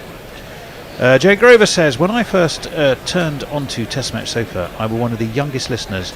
Now we have Max on, who's basically a Texas voter, and people who don't know who Mick McManus is. Fuck sticks." I only come on this to make you feel young, says Messi Jez. To which Jay Grover replies, "I can see Ashwin giving up cricket and just lecturing on the subject whilst wearing a cardigan and half moon glasses on a string. His grading would be strict yet fair." I can visually see that though. Yeah, I can see it now. 100%. Now that's going to be a hard image to lose. Professor Ashwin. A supply geography teacher somehow, yeah. I can kind of see that. Let's see if anyone's woken up on YouTube. Yes, today is Miller Day, says Jay Solanki. Oh, you could be right. Guerrilla cricket indeed, but I don't know what we said. But Jay is a different Jay. I better be specific that this is Jay Solanki, not Grover. Yes. I will just also let you know that you can be called something other than Jay to tweet us. And it will certainly make my life easier. But we said something that Jay Solanki... Jay, let me know, Jay Solanki, let us know what we said that you agreed with. Because it may have been a while ago, I don't know. There we go. That's it. Up to date, pretty much. Right. Well, I'll run through the scorecard then. So, Yashasvi Jaiswal, 8 balls, 3 runs. Not particularly impressive from him. But his opening partner, Joss Butler, eventually scored 89 from 56 with 4 12s and 2 6s. Started off looking like a bit of a ball-eating innings, but he accelerated to the end to take Rajasthan Royals to a good score. Sanju Samson, 47 off 26. He was caught by Alzari Joseph off Sai Kishore. Devdutt Padikkal bowled by Pandya, 28 off 20. Shimron Hetmeyer was caught to Atia, bowled by Hamid Shami for 4. Didn't do much. Rian Parag run out at the end, as we saw there in comical fashion. Ravi Ashwin, 2 from the 1 ball he faced, and Trent Bolt was there to run those 2. 11 extras, 1 no ball, just that last ball of the, well, not the last ball, the last slated last ball of the innings. 10 wides. bringing a total of 188 for 6 from the 20 overs. The bowling figures: Mohamed Shami 4 overs, 1 for 43. Yash Dayal 1 for 46. Quite expensive. Alzari Joseph 2 overs, 0 for 27. The only seamer to go at less than 10 over was Hardik Pandya, went 1 for 14 off his 2 overs, so perhaps Mr. Trick not bowling him more. Sai Kishore 1 for 43 off his 4, and the pick of the bowlers, Rashid Khan, no wickets but just the 15 runs from his 4 overs, a economy rate of 3.75, which is astoundingly good for a game of T20 cricket, but he's an astoundingly good cricketer, so we should not be surprised. Well, basically 3 batsmen got 90% of the runs, didn't they? Yes. Numbers 2, 3 and 4. Not quite the crazy run distribution for Bangladesh's test innings this morning, but nonetheless, yeah. And Josh Butler, Shamey was run out 89 off 56. Not that much slogging. None of it was slogging, really. That was the beauty of Butler's innings. I see you had a feeling that he was in control of every shot he played. Yeah, and that was fantastic. I think he's beginning to believe in his abilities, and a bit like Mahendra Singh Dhoni, who keeps it right to the end. He's beginning to not just hit in the air right from the word go, but construct that innings, make sure he's there. Perhaps knowing that if he fails, then usually they don't have anybody in the middle order who can play that innings where others can play around him. So I think he pretty much sort of took that task upon himself, or was asked to do it by the leadership team of the club. So I think it's a good move, because see, from the over 16, he just had that ability in him to accelerate, and it's just amazing to watch. And the last over, 20th over, he struggled, in my opinion. He struggled to sort of connect. And a few of them, if he had connected, I think they would have gone well over 200. A couple of interesting questions here. Yep. Warren just simply said cat weasel question mark. I think he's just testing memories of old men. Jeffrey Baildon, was it Warren, who played cat weasel? In my head I remember him, definitely. Roger Melly. Now Roger Melly's a more interesting question for both of you, actually. Right. I'm saying Warren's not that Warren's question wasn't interesting, but we'll see. It's all relative. These things are relative. Roger says, if you were coming out to bat for the last ball of the innings, and you were at you were not at the striker's end, why would you bother wearing protective gear? You'd be able to run a lot faster if you were going to pinch a single. It's the rules. Well, the rules are you've got to be probably clobbered up. Yeah, and plus it might be a no ball, or anything could happen. Yeah, so you have to be ready. Jeff Perkins says, we might not want to make Tony's life easier though. J. Perkins. Has he changed his name? I shall merely refer to you as Jeffrey on the grounds that you've been naughty. There you go. Yeah, I mean, if you are called Jay, you are allowed to still get in touch with us, even if Tony finds it difficult. Alright, gents, I have to move. I have to leave. Bennett, magnificent. I hope you're going somewhere where you have to dress up smart, because you're already ready. Yeah. No, unfortunately, I have to change now because my boy has a cricket match. Oh, you got to change down. You dressed up just for us. Well, I don't know what to say. We're absolutely flattered. Putting us to shame as well, and maybe it's not setting a new standard. Oh my lord, Messi Jez is laughing in his bathroom. Yeah, he sounds like a bass man. Thank you, Bennett. Cheers, Bennett. Cheers. Messrs, are you not got your microphone on or something? Yeah, I'm just going to leave. Yeah. All right. Thank you, Bennett. A joy. Hello, Messrs. I hope we don't have to wear suits and ties from now on just to keep up with Bennett. Can you imagine? No chance. We could make Gorilla Towers like the Pavilion at Lord's. We could have a lady or a gentleman in one of those white coats checking your shoes. Can I respectfully say fuck off? Yes. Yeah. I think the only thing that'll go down well will be the bacon and egg. Well, I'll wear a t-shirt and shorts and a bacon and egg tie. How's that? Yeah. You'll have to source me the tie though. I seem to have lapsed onto something else. Hold on, here we go. Let me see. Although it has to be said that Bennett isn't actually the first. I'm sure that there have been people who've appeared. Well, Knuckle used to go the full. He used to have the what do you call it? The dress handkerchief in your breast pocket. What do you call one of those? It's called a dress handkerchief in your breast pocket, but it's got a proper name, isn't it? A pocket square. A pocket square.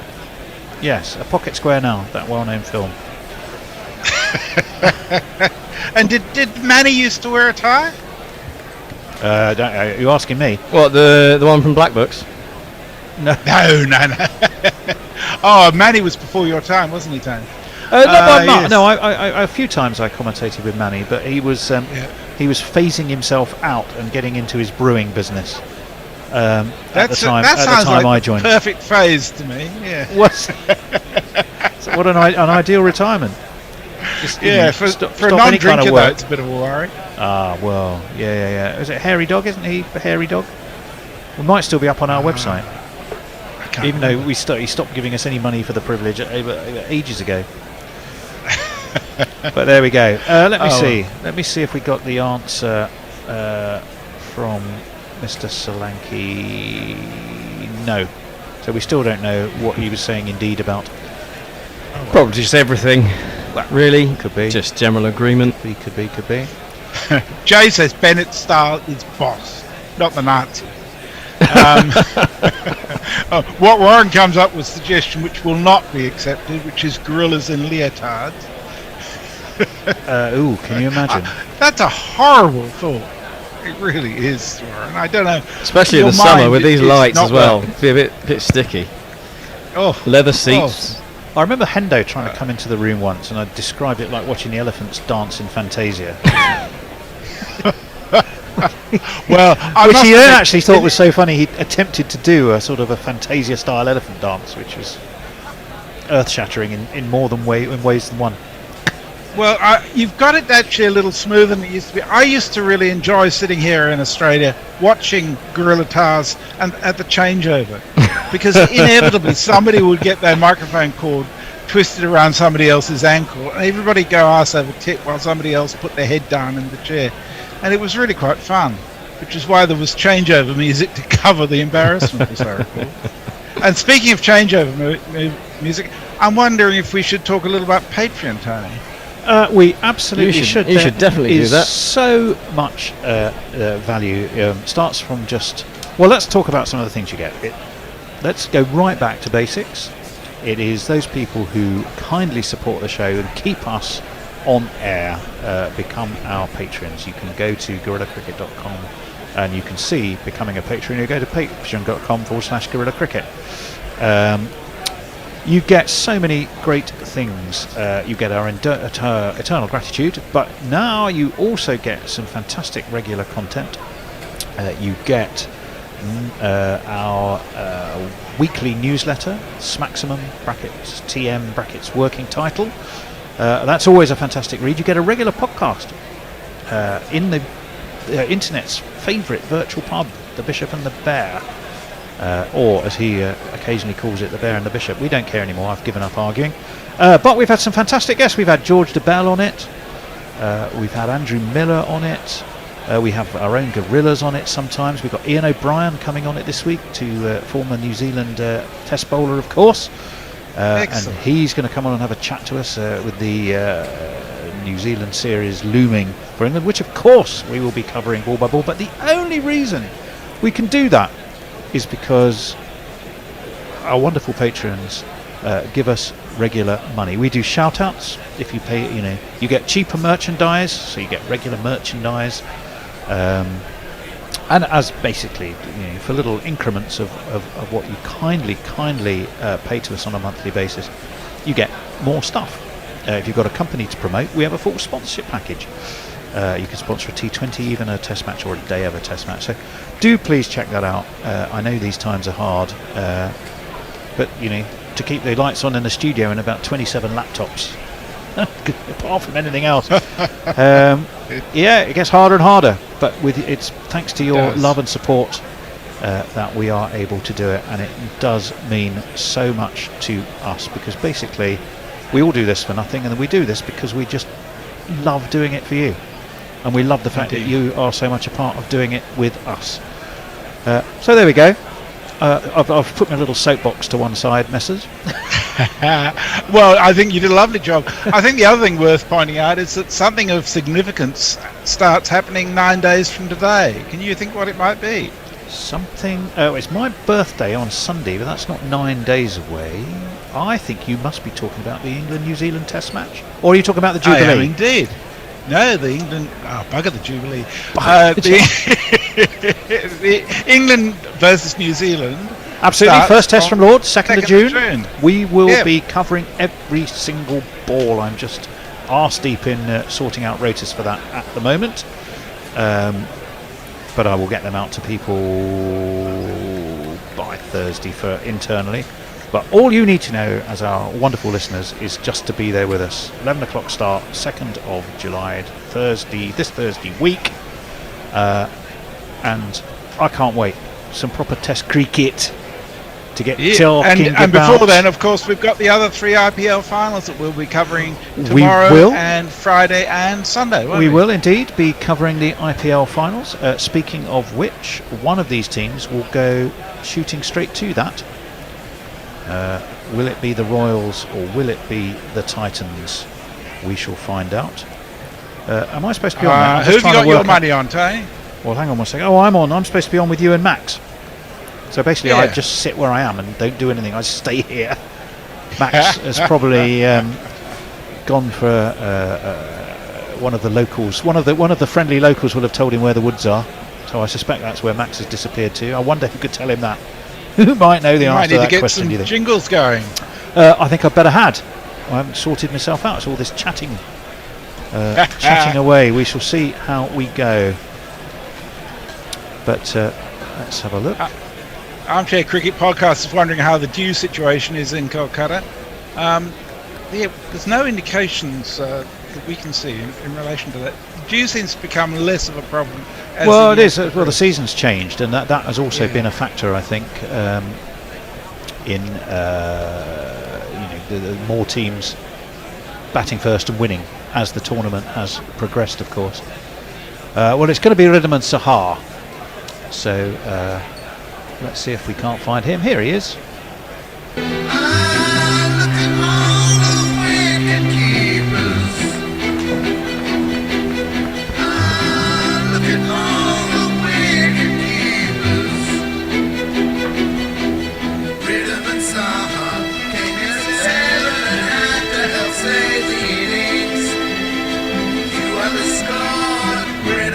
Holding the ball in his gloves as he knocks off the bells. He really fails. That's Mr. J. Perkins, and the bowler, no surprise, it's the gentleman with the trumpet player's lips. Here he is. How does he speak, or play the horn, or clean his teeth, or even yawn? How does he shout? How does he call? Trent Bolt's mouth is really small. I've lost 20 years temporarily. You've also turned yourself into Max, which Yeah. is fabulous. What's been going on? Where's young Max? Max is on a phone call. Oh, is he? So you've turned yourself. We need to change something here as well. I do. I What don't do we know if need you to could change? kindly- well, oh no, 2 of us were fine now. Yeah. It was just when Max wasn't here, I was feeling a little bit floating, as lonely as a cloud. In the Just imagine background. yourselves back in the Bear and the Bishop, or the Bishop and the Bear pub. The friendliest You're right. virtual pub on the internet. Bolt in left armour as Riddiman Sahar just steps back, guides him away into the offside, and there is no run. Yeah, we're up to about episode 14 now, aren't we? I think we did episode 12 last week. We're up to about episode 13 now, Yeah. aren't we? Yeah. I'm trying to get IOB in this week. Yeah, oh, I'm sure he'll say yes. I'm sure. Well, he'll he say said yes, but I don't think I've got the right phone number or anything for him. Oh, well, that might I'm be relying it. on Facebook Messenger, which is... Trent Bolt turns at the top of his mark. In he comes. That's fallen. It's completely Fuck, beaten I didn't get it Sahar, in and time. it's gone. Bolt has struck. The Titans in their chase are none for one, and very well bowled Trent Bolt. I didn't get my under in again, Messi. He's gone. Oh, gee, I was just going to ask you if you'd done your under. I was just getting round to it. Not only is he gone, he's gone for one of these. Then he waddled away, waddle, waddle. Yep, definite edge. Trent is thrilled. High fives with Shimron Hitmire and his pinkish purple hair. What cerise? What colour would you describe that hair as? Cerise is not a bad call. Cerise, do you think so? Yeah, it's kind of dark pink, isn't it? I'll tell you why. It's because I've been looking at dresses all week. Yeah, you were It's- telling me about this. Man, It's a bit- it's yeah, been, well, I you know what can't that's even begin. Oh, it's a nightmare. They're too Don't long, they're let's too go short. there, They're too. Tony. I Yeah, mean, it's Do you go, yeah, it looks all right every time? And they go, Well, no, I honestly, you see, I can't win. Your taste in dresses yeah, is you- your own thing, you know. Yeah, well, I know. Anyway, they weren't for me.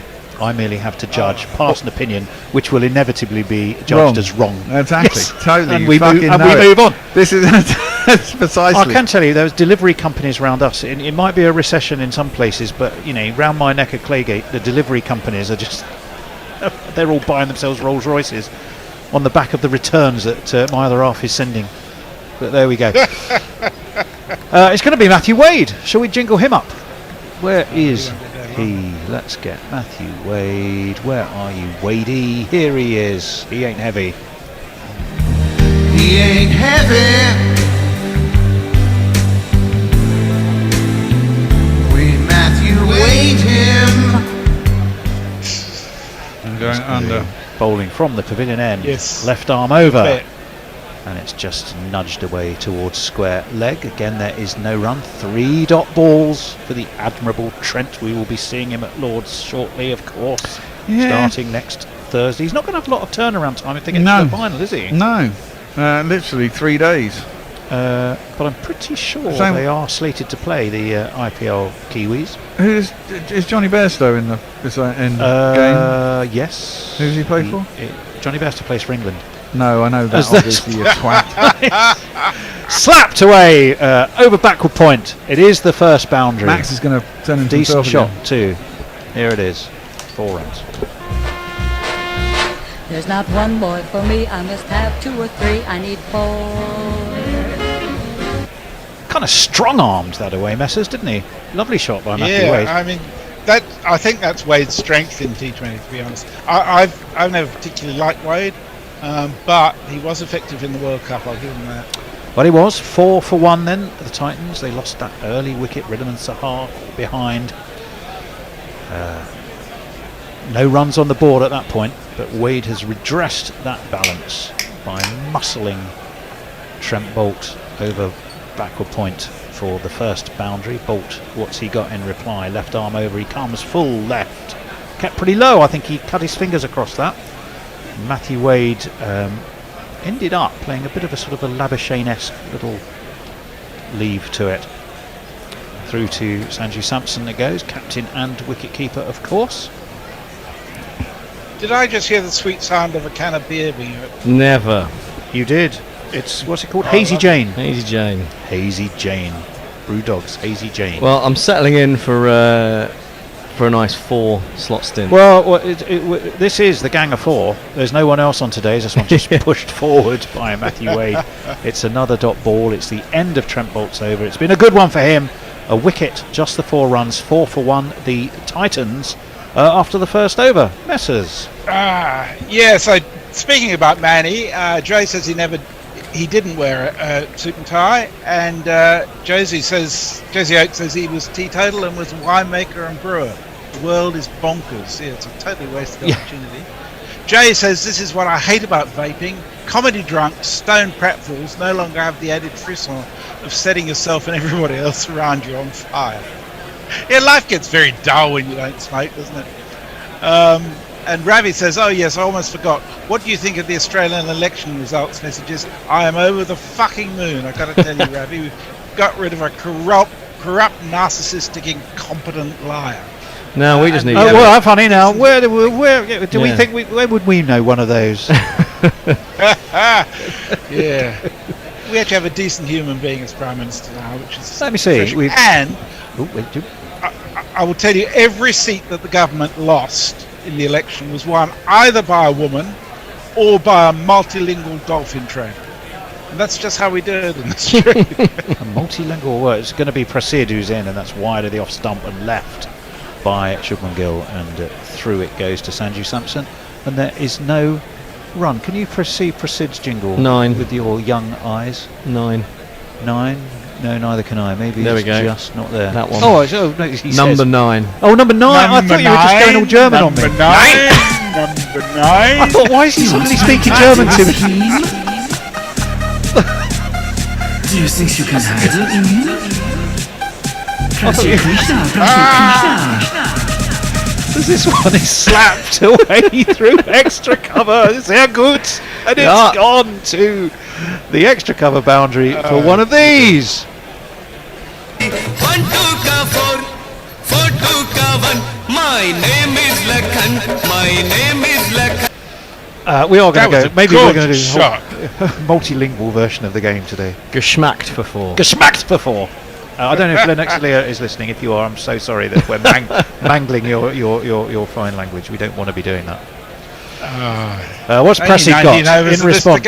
Oh, that's top edged. It's surely going to be taken. No, it's dropped short of the man at short cover. Well, it's gone over his head, but he's running to take the catch. Well, he did. He ran in and he completely misjudged it. It's like, well, I don't know. I'm trying to make a goalkeeping analogy. It's one of those where the goalkeeper gets he's locked. He's come for the cross. He's come for the cross. He's come far too far. Yeah, you got it. That's exactly about the size of it. Yeah, or if you can't be exactly about anything, can you? You're either exact or you're not.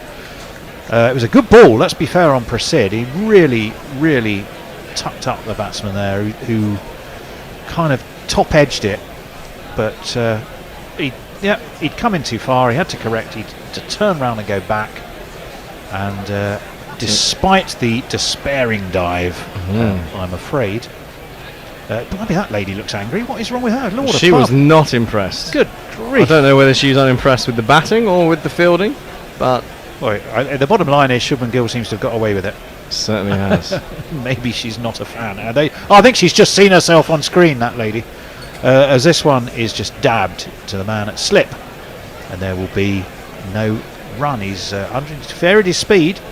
Yes, look at that. The ball that got that leading edge was 10 kilometres an hour slower, and it's than the ones that the two either ways side of going about slower balls, well, aren't there? You can go for the time or mills, which is the biggest drop in highest pace and slowest pace that you can, or you could just do it subtly enough so that maybe it doesn't get picked up properly. That's what Super Ball. What did for Shubman Gill Super there. Ball both proceed, and it is no surprise the best ball he's bowled of the three was the one he took the pace off and tucked him up. He's bowling from the pavilion end, isn't he, towards the high court end, as it is known. And that one hurried Wade, who tried to swing it away to leg. Tries to style it out like he meant it all the way, but he knows that he might have caught him on the elbow. That looks sore. He's gone for a little wander to square leg. Yeah, I think there's a little bit of discomfiture there. Let's have a look. Oh yes, right on the. That's right on the. I don't know if it's. I think it might have just missed the funny bone. I don't know. It did. It was definitely the top of the forearm towards the funny bone, but I think he may just have got away with it. But boy, did he feel it. That looked like a sore one. And in good honest Brian Close tradition, he wandered away, refusing to try and show pain, but clearly that did hurt. 9 for 1. We've got one ball left of the second over. Prasid is bowling it, and apart from that one boundary, he should have had a wicket, and has bowled extremely well. He's mixed it up. He's mixed up the length, he's mixed up the pace, and he's mixed up the direction, which I suppose is what you do in this form of cricket, isn't it? Yeah, it's been a very impressive start from the two opening bowlers in the power play. 189 the target, remember, as Joss Buttler went through the gears. That was very exciting. Got himself to 89. Terrific effort from him. 189 is what is needed. And this one's down leg. It's a flick from Wade. I'm not sure he got anything on that. That's going to be 5 wides. I think that is probably wides. If I can find where extras are, here they are. Let's go with these. Wide. Started leg side, shaped more leg side, and Sanju Samson was not in the same postcode even with the despairing dive. That was a poor delivery. He wasn't. Captain. 5 wides is just about the perfect delivery for the batting side, isn't it? Well, yeah, absolutely. Into the left-hander, Wade. Wade pulls this. Has he got enough? Yes, he has. The field, of course, is all in, and it's away over mid-wicket. 2-3 bounces into the sponge. One of these.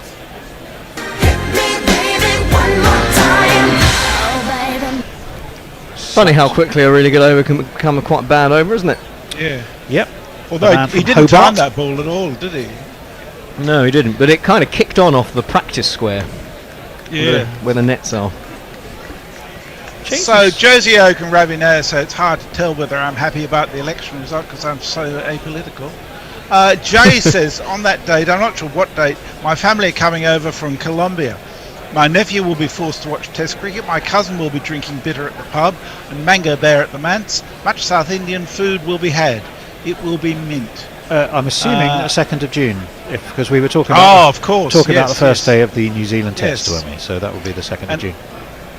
And Ajit says, look, Tony, what you wear on the weekend is your own business. We're here for the cricket, isn't it? Although one thinks a cerise dress with magenta pumps would suit you just fine. I'm slightly concerned that you're even thinking about that, but nonetheless, Trent Bolt round the wicket to the right-handed Shubman Gill, who guides just backward of square. Shimron Hetmeyer is down at deep backward square, and they will get a single. Move the score on to 19. Chasing 189 to win. 8 for Wade, 6 for Gill. Yeah, so at the same stage, Rajasthan were 11 for 1. Not too much to read into that after this short time, but it just shows how quickly things change from those couple of balls. What was the power play? 55, wasn't it? The power play, I think, was 55 for the Royals. Got a bit trickier once the ball stopped swinging. Yeah, it did. As the bowler. We shall see. Trent Bolt, if anyone knows how to swing a ball, as he bowls from the high court end, and that's a good full ball, and Matthew Wade a little bit squared up, but he gets the face of the bat onto it, and there is no run. 1 for 5 for Trent Bolt, who's showing what a class act he is, even without his partner in crime, Tim Southey. Those two together, I just think, are a fantastic pairing. Well, certainly with a red ball. And they stayed fit. This is unlike just about every English bowler, this is worked off his legs nicely by Wade. Ravi Ashwin does the fielding. And they will get themselves 2. Yes, tomorrow it's the Super Giants, remember, versus the Royal Challengers of Bangalore. Also, I think that's here at Eden Gardens. Same time, same channel, at the risk of sounding like a Batman trailer.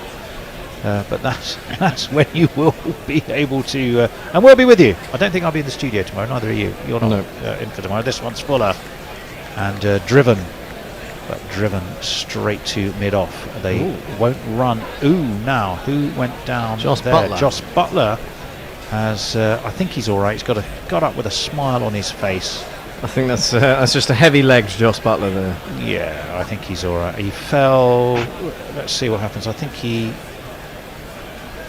think he's all right. It was a bit of a clumsy fall. I think he's just a bit tired. I think it was the follow-through of the throw where he put his foot down and it just gave way under him. He just proceeded to do a kind of a Ministry of Silly Walks. Yes, there's been a bit of rain around, so I suspect the turf is a little softer than usual, and a few people losing their footing. We saw Hardik Pandya do it in the first innings, rather spectacularly. Yeah, he ended up on his fleshier rump part, didn't he? 21 for 1. Matthew Wade exactly a run of all 10. Shubman Gill slightly ahead of that in terms of run rate, but below it in runs scored. He's just got 6 off 4. And Trent Bolt has 2 balls left as he comes left arm over the wicket, and it's edged past first slip all the way down to third man for one of these.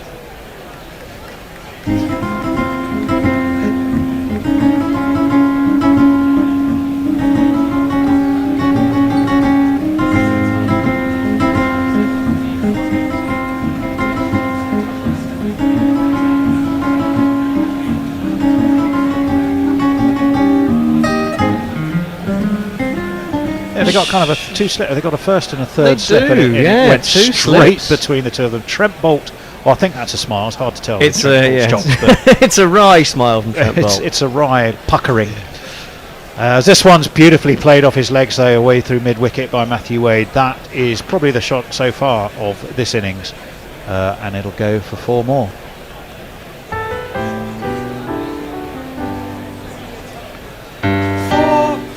Gorgeous shot, 29 for 1. Messers.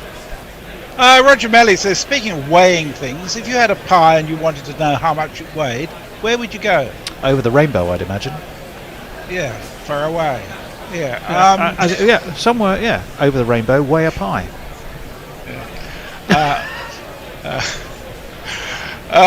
Dear. Armchair Cricket Podcast says, for those of us wondering what Wade was filling in the doing in the Titans 11, he now has ample time to give him a fitting answer. He surely wants to be seen doing more than keeping the crease full for Hardik Pandya. Well. And Jay says, I don't want to go into Australian politics, but let us all thank fuck for small victories. Well, we're going to see Prasid's going to have his second over. He got a bit of thumping in the first over. Although we should have had a wicket as well, we think, didn't we? But he went for 14. Well, it was 5 good balls and then 5 wides and 4.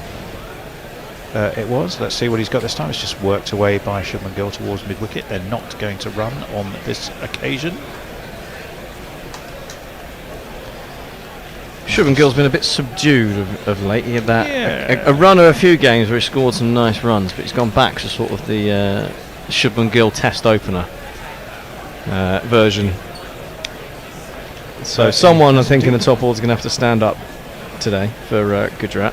He's from Bangalore, isn't he, Prasid? He's played for the Knight Riders as well, as this one is guided but straight to cover. So he seems to have found his range and his direction. Again, does Prasid. He'd already played 7 ODIs and taken 18 wickets for India. Balls about 140 or clicks, but we've seen he knows how to vary that as well. And he's known as Skiddy. Oh, really? Don't know why. No, so I'm not going to. Wouldn't venture a guess as to why. It's not the skiddiest action, is it? It's quite. No, gets quite tall with his arm. So wonder if there's something else to it. I don't know. His best ball in the IPL, 4 for 30, which he got for the Knight Riders against the Sunrisers in 2018. Actually, I've got an observation for you. I'll probably leave it till after this over while I think about how to word it in the most succinct way. Okay. I wait with bated breath. Your breath has never been so baited. None for 14. If I knew how to bait a breath, I would bait it, but I do not. They're going along 8.7. The run rate required, of course, is 9.6. That's full, played off his legs by Gill, but straight to square leg, fielded directly in front of Bruce Oxenford, and there is no run. No, so I do make notes, as you can see. Indeed. And what I've found is when I look at best performances for so many players, I would reckon, and see, this is a guess, but about 60% of them are against the Sunrisers. and it doesn't seem to matter what year. Now, you follow the IPL way more closely than I do. I mean, I love doing this, but I don't religiously stay on top of it. We'll just wait for Prasid, right arm over, down the track comes Shubman Gill, but guides it straight to extra cover, and there is no run. But it got to a point where I was just doing highest score, whether it's best bowling, highest score. It just kept being, and it didn't matter what year it was. It always seemed to be against the Sunrisers. Why is that? Is that just a statistical anomaly? It's just like everybody's best test score is always against England. Yeah, but there's a reason for that, because that. Timing, England have played so many more tests historically, but that's not necessarily true of the Sunrisers. I mean, in recent years, the Sunrisers have been dreadful, so that's probably partly to do with it, if anything, in the last 2 years. But, when they were good around, 2018, around that time, they scored lots of runs, but it was mostly down to Warner and Bairstow opening up. So I suppose you've got the opportunity of running through the middle order a lot. As this one is steered away again, just backward of square, but this time they will take an easy single. 15 then off Prasad. He's just got 1 ball left of his second over, where 1 ball left of the fourth, and 30 for 1 is up on the board. That would be. I'd like to see though the true breakdown of what the best performances are against. Might have to have a look into that. Yeah, I'm sure there is. If someone will have that stat somewhere. This was, and don't forget, I'm only looking at the stats for the players in these two teams. Yeah. But it just literally every time I wrote it, every time I typed a note, it would be against Sunrisers, against Sunrisers. It's just weird. Well, it fits into the narrative that we like to peddle on the podcast, which is that Sunrisers are terrible. So I'm all in favour. There you are then. Prasid's got one ball left of this over, just one single off it as well. So it's been a superb over. His right arm around, it's driven and brilliantly stopped by the universal Joss, who leapt. He's the colour of a salmon, and he just leapt like one there, way to his right to save what was a definite boundary. Wonderful bit of fielding. It was a wonderful bit of And fielding. that's 3 runs to his 89. It is. You're absolutely right. Very. You're going to get his tongue the hard way. I was looking for terrible salmon analogies, and you wasn't. Okay, so Ravi now says Southey and Bolt are basically in tests the Anderson and Broad of New Zealand, aren't they? I've just bit younger. Following that, I looked up Bolt. Yeah, Bolt started in 2011, but he's got 301 test wickets, which isn't bad for a bloke with a mouth that small. Jay says... Yeah, it's hard to appeal, isn't it? That's the problem. There's a certain section of my family, myself included, who love to embrace multiculturalism because we're all so fucking embarrassed of being related to a bunch of red hand of Ulster Muppets. And he also says, I didn't get that way a pie joke. Now I feel dumb. Whereas Roger Melly says, fuck me, you guys are good getting that. You can't get a pun past the Bishop. I can tell you that, Roger. I'm the Raoul Dravid when it comes to playing puns. You don't get them past me. 31 for 1. Trent Bolt should have given you a score sheet for the summary. It was genius. I loved it. Well, you kept hearing, the Bear and I were in full on. It was good live audience feedback. Participation mode in the green room. Trent Bolt is going to continue. Left arm over, pulled by Matthew Wade, pulled back for the square, pulled for one of these.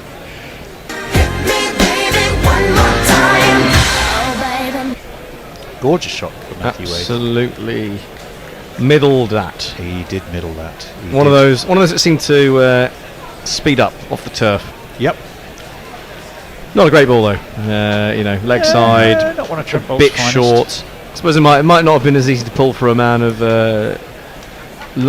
taller stature than Matt Wade. But in comes Trent Bolt. That's a bit inside edgy, and not where he went. And it's a misfield. Dear. It's a misfield, and it's going to cost them at least one. Might cost them 2. And poor old Joss Butler, who probably thinks, haven't I done enough today, has to go and cover up for what? Who was that who did that shocking misfield? It's DDP. Was it? Oh no, is that Prashik Krishnan? Oh, okay. Again, what did he do? He did everything right in that he got behind it. It didn't sort of jump on him a little bit. Caught him on the... Took his eye off it. Sort of ball of the thumb almost. And popped up, whereas we're seeing by comparison Joss Butler flying through the air like a salmon leaping upstream. Alas, his teammate. And then he had to go and sweep up after his teammate as Wade just steers this to mid-wicket. They're going to run. They run very quickly. They do take a good single.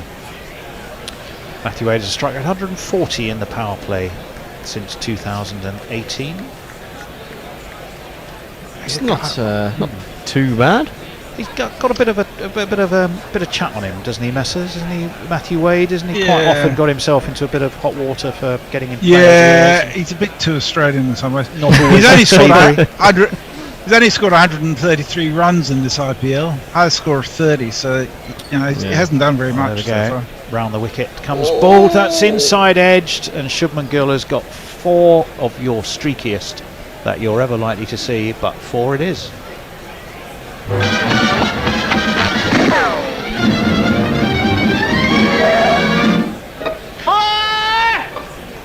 And with his hair like that, Shimon Hetmeyer with his arms folded. You remember Roy? What's his name? Les Dawson and Roy Barraclough. With his dyed hair and his arms folded, and he honestly had a face on him like one of those two. It was quite funny. In fact, it's made Shubman Gill laugh so much that he's had to stop Trent Bolt in his run-up.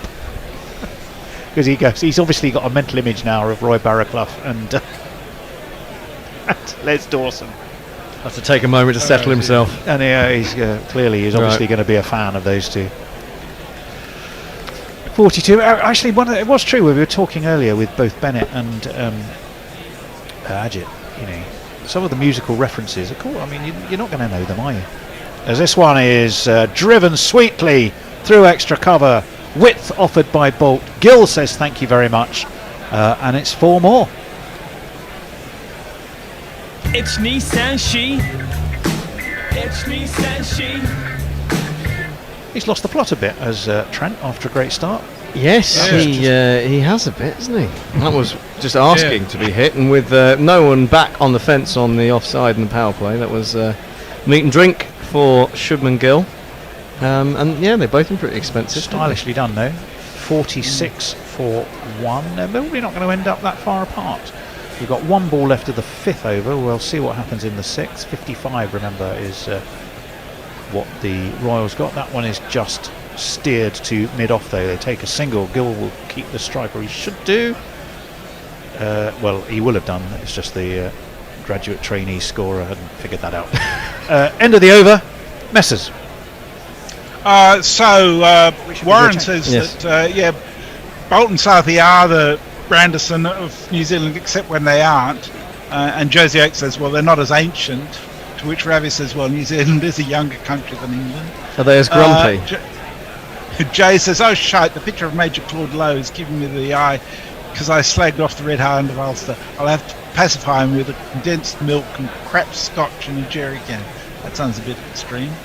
And Ravi says, I figured the Bolt has his tiny mouth to thank for his fitness. He just can't drink beer at the same speed as his teammates. Use a straw. Warren says, Tony's being sponsored by John West to mention salmon as often as he can. Insist on the best. John West. Okay, we're changing over, are we not? We are. We are indeed. It's going to be a 3-man studio. Do I stay where I am? We might as well all just stay in the same seats, really. There's no point in doing And the you can shuffle. tell Bear, who's on tweets, that we're up to date on tweets. What am I doing? I'm doing ball by ball. What's happened? It's a wide down leg side. Oh, we have a change in bowler, and it's Ravi Ashwin. I bet it on ball by ball.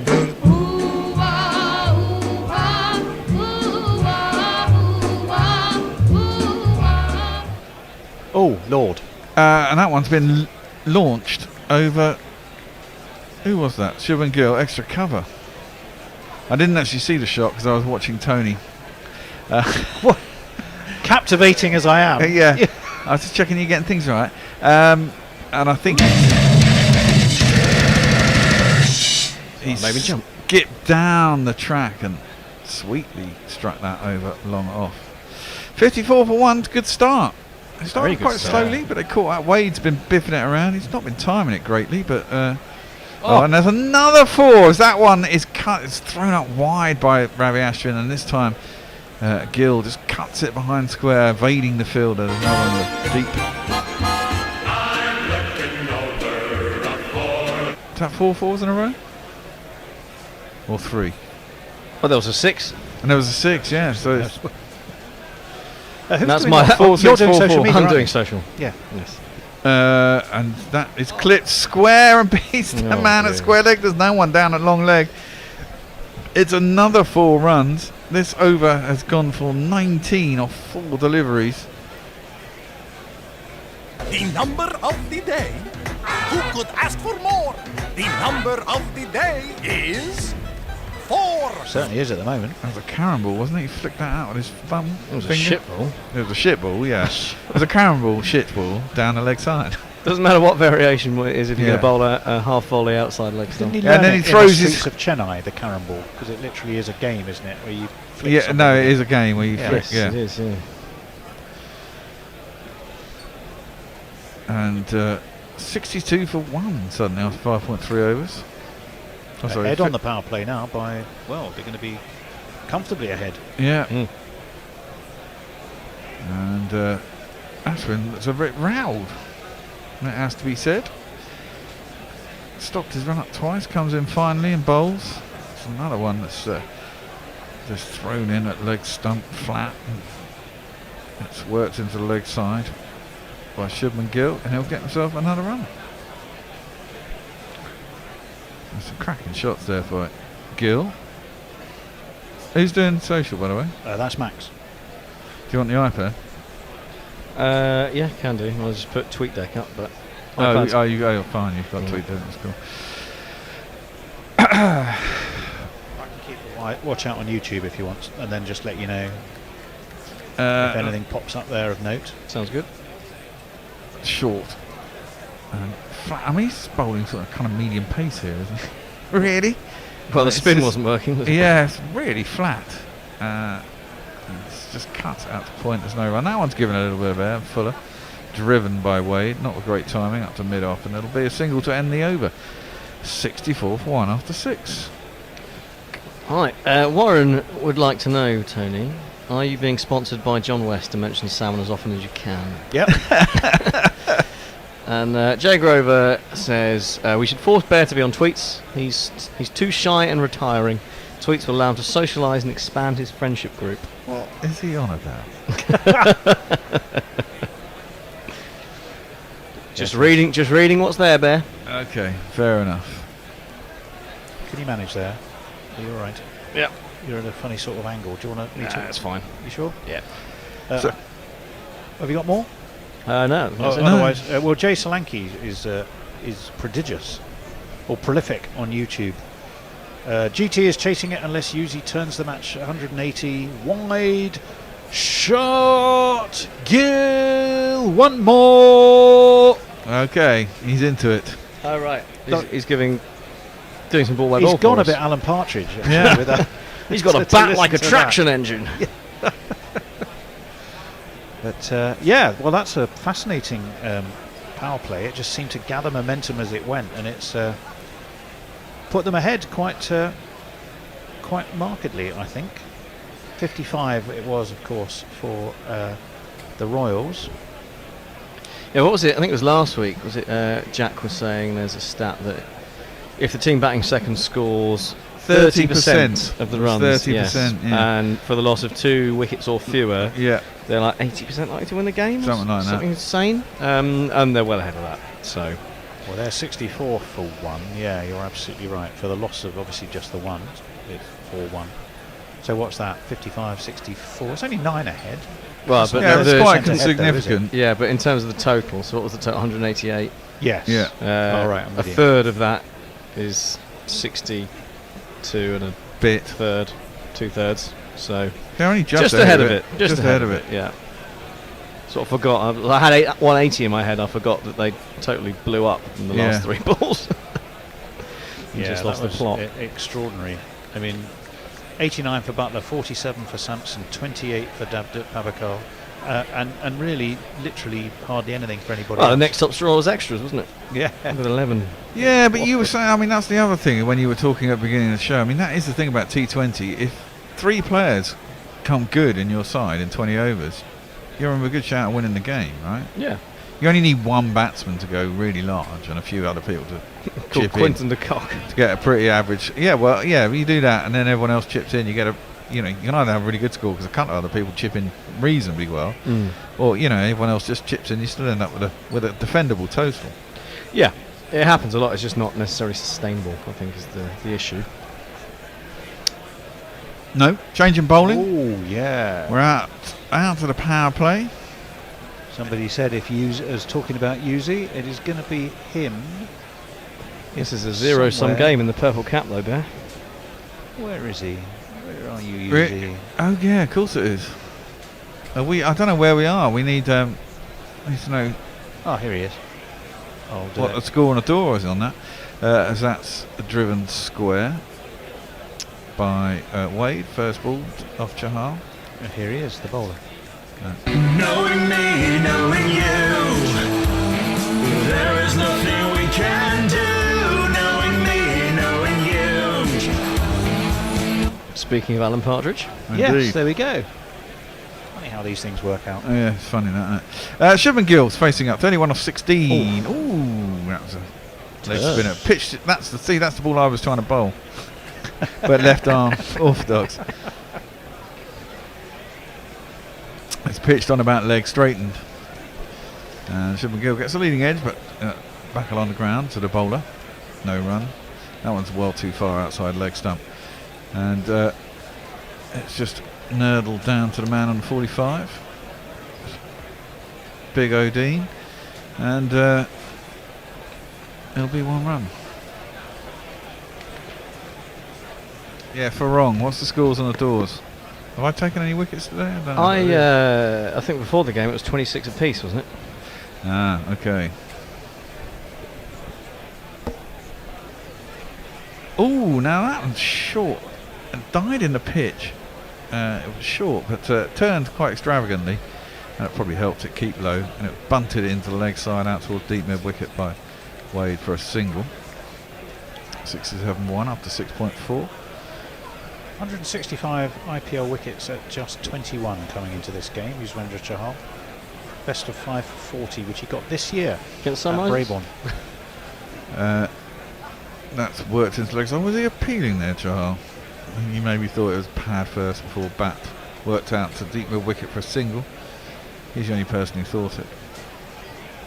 No, that one was against KKR, I'm afraid. It's the exception that shame. proves the rule in that particular instance.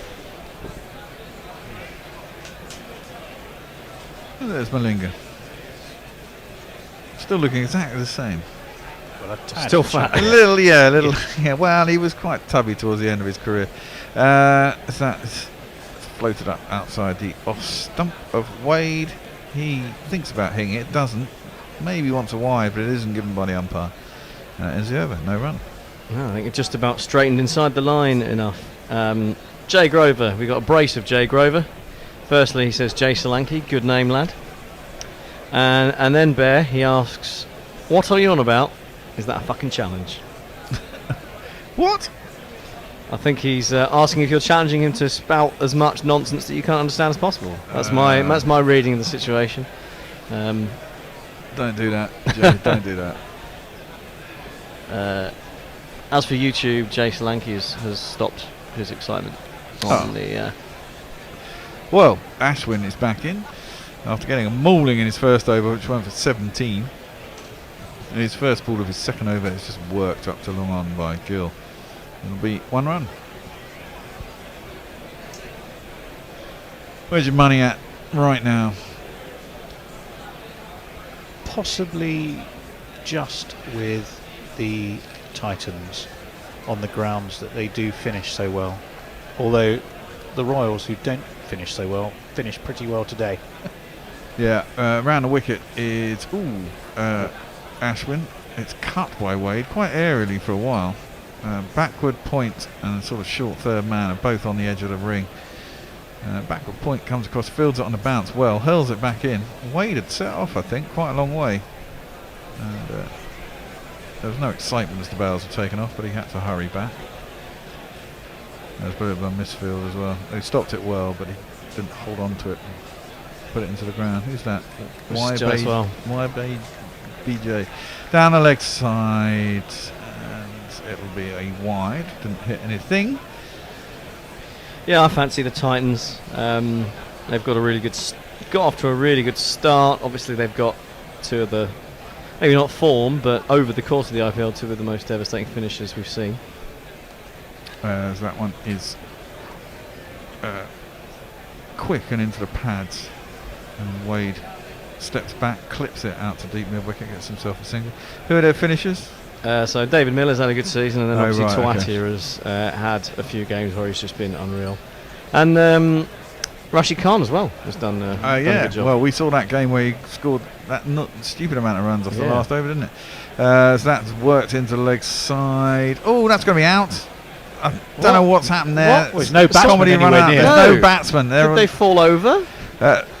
What's going on? So who was on strike? So Shubman Gill was on strike. So he's played it out to deep mid wicket, and he's looked to come back for 2, presumably. And there must have been a right mix-up. Wade didn't go. Looked like all the world for 2 was on there to me. And Gill is the man that's run out. Obviously Wade didn't leave his crease. He got back to his crease before Gill got there. We're going to have a look now from wide on. Gill plays it down to wide long on. They one run. Gill goes back. And Matthew been Wade. Sold out by Matthew Wade big time. That is top shit housery from Matthew Wade. That is terrible, I have to say. He's gone and then taken 3 steps and then just stopped, basically. Absolutely. Shubman Gill is committed. And you have to say Wade has sold that man down the river. That's poor play. That's shocking. Yes, no, after you, Claude. You got to commit on that situation. Out here. Oh, how tragic. How tragic, how tragic, how tragic. Having called it, you've got to go, man. You're going to the danger end for crying out loud. It also looked like 2 was, well, I'm going to say comfortable, but if you push it, I mean, he did set off exactly. If it had gone, I think he probably would. It would have been close. It wasn't a direct hit, and usually, if it's not a direct hit, you just about make it. He just needed to commit to the run, didn't he? Well, anyway, he's run him out 72 for 2 after 7.4, and that brings the skipper. The skipper, it is indeed. Where is he? Let's find him. 6. Thank you. Zex. I got the idea now. So when he kept going 999 at me, I was going, what? He's a hard man to jingle, and I've been working like a mob.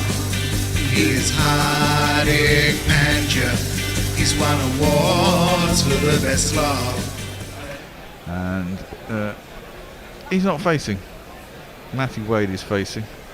And sold his man down the river, and he gets the pad out to square leg, and they don't want running. And there is no run. I wonder how he's feeling now. He's an Australian. Probably doesn't give a shit, does he? Yeah. He looks like that kind of man. She'll be right. Yeah, exactly. I'm still here. That's defended square on the offside, and there's no run. I can tell you that run out has made a huge difference to our friends at CricViz. The tie, well, 0%. The Royals now 71% and 29% the Titans. Literally 3 balls ago, it was 52% the Royals. That's nonsense. That's absolute nonsense. Well, this is it. Swings like a dunny door in a gale, doesn't it? So I reckon the bookies will still have Gujarat marginal favourites. Yeah, I reckon. Which means I'm going to go on Rajasthan if that's the case. I don't know if it says more about you or me, Tony, that when I was saying 9 at you, that your instant go-to was that I was shouting no in German. Right, the bookies have Gujarat at 13-10 and Rajasthan at 8-13. Oh, okay. Okay.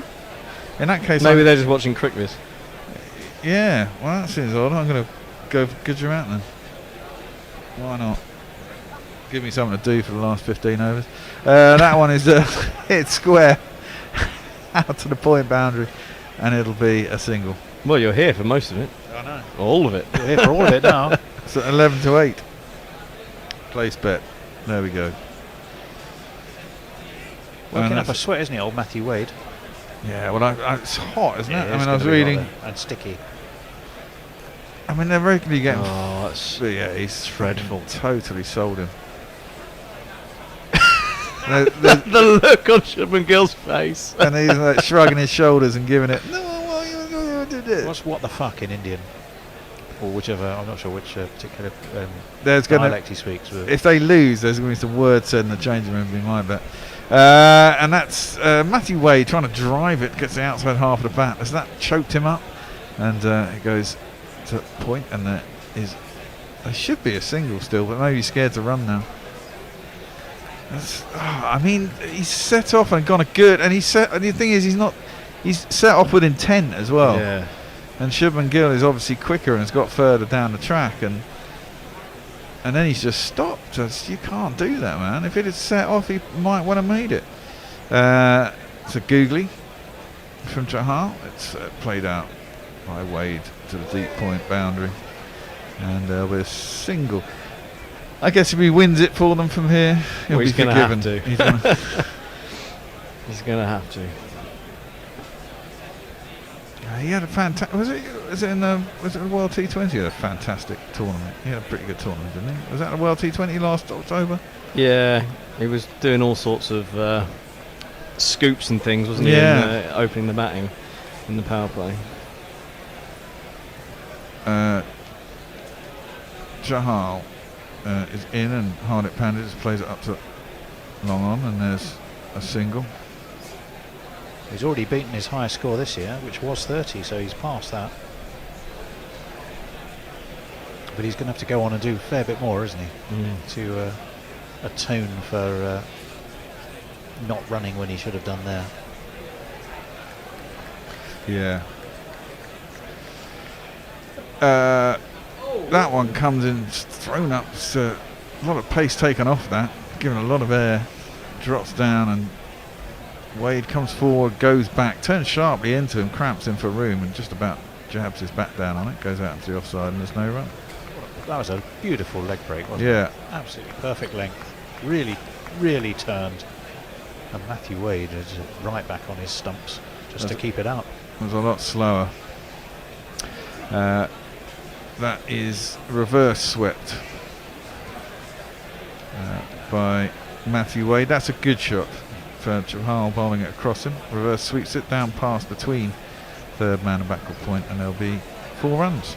Now my innings going, great guns. I hit the ball, 4 runs. I hit the ball and it went for 4 runs. Indeed it did. O'Neill Harris says, Gujarat are the only team without a star batsman who stands out. I guess that's probably fair. You've got Hardik, I suppose, but he's not, he's a star player, but not necessarily a star batsman. Yeah. And Tuati is doing his best to be a star player this year, but that's sort of more for fun as much as anything, because you don't expect him to do what he's done this year in so many occasions. I suppose their stars have generally been with the ball, haven't they? With Trent Bolt and no, not Trent Bolt. He plays with the other team, with Rashid Khan. Yeah. And the Pacers. Exactly. Well, McCoy is into the attack. He's bowling left arm over. Filthy first delivery. Short, wide filth down the leg side. And sorry, yeah, for some reason, Sandy Sampson's smiling behind the stumps. He's fucking huge, man. Big Obed McCoy. There's big Obed. Either that or the umpire's really short. I suppose it could be that way around, but he looks massive. And didn't we see him get smashed for 20 odd in the final over somewhere? In one of the games we watched? Yeah, that was that was the game that that was the one where. Sorry. That's a cross. Oh, fuck me. Hardik Pandya has belted that with good timing. He hasn't really thrown the bat at it, but he's clipped that sweetly past the man at point. I don't know if he should have fielded it. Didn't look like he had time to even see it. It went so quick down to backward points. 4 runs though.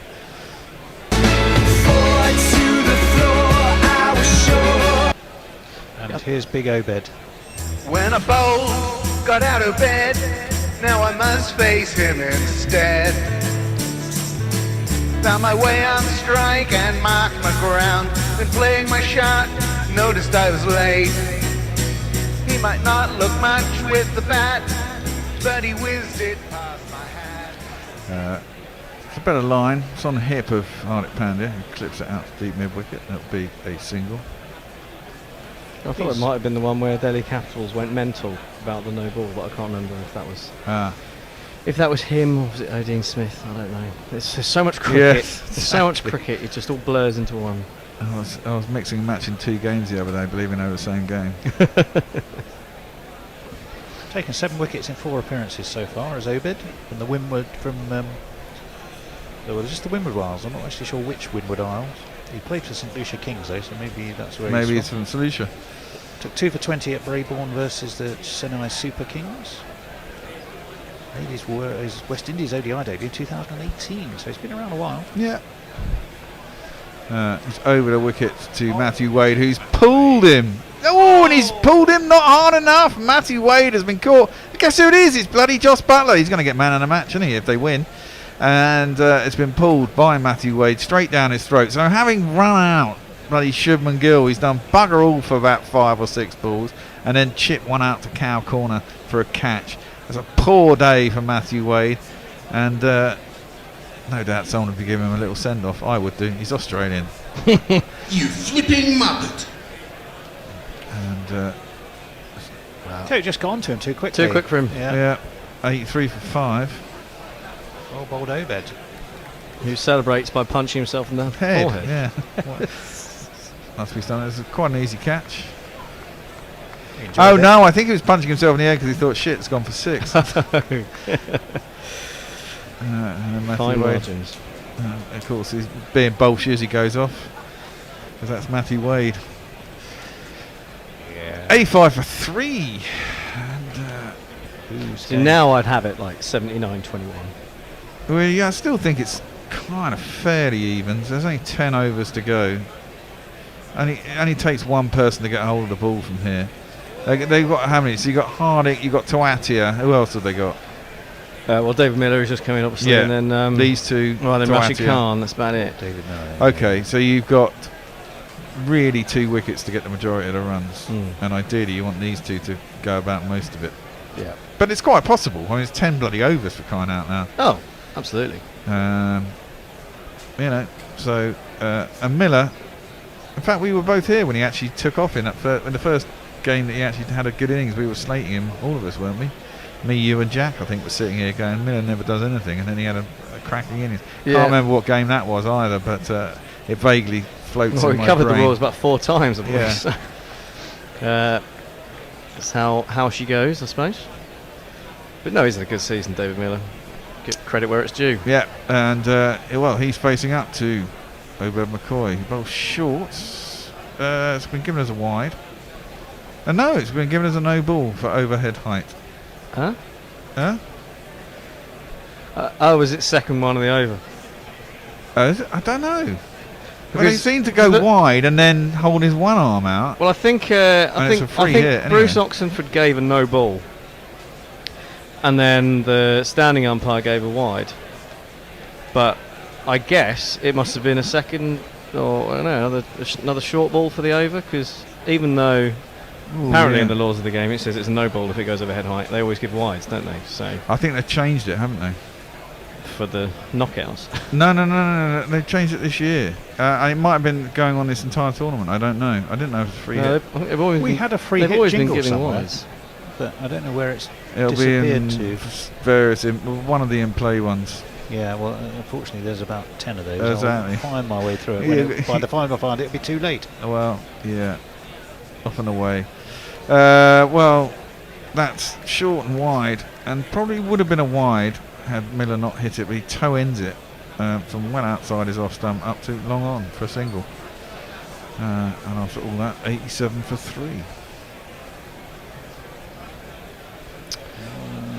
2000, so he's averaging about 20. Miller, maybe not, maybe more. 20 a game. And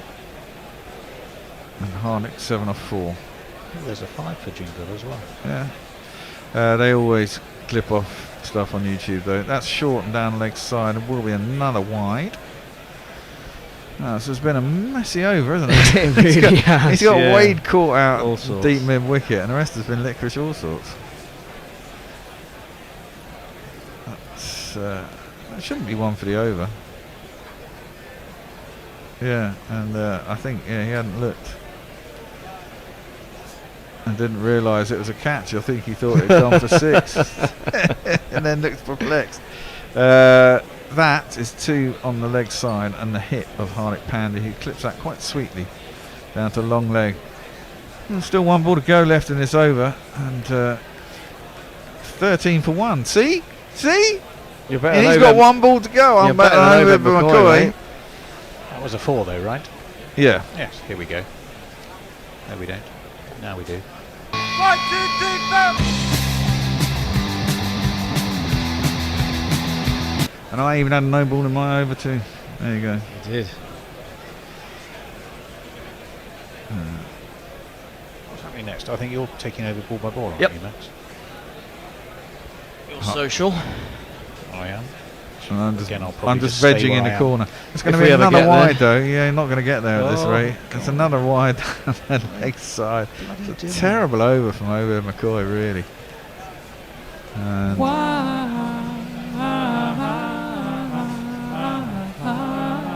It was a really good catch from Joss Butler, actually, Yeah, it that was. on the boundary. He was in the air when he took it, Well, and he had to keep a very close eye running, jumping backwards exactly towards the where boundary, he was, where that sponge was. Obed McCoy enjoyed it, didn't he? Eventually. Eventually. Yeah. Bless him. He looks like got the look of a boxer about him, doesn't he? Well, it's because he's huge. Yeah, big man, straps on his arms. Yeah. That is a mental over. So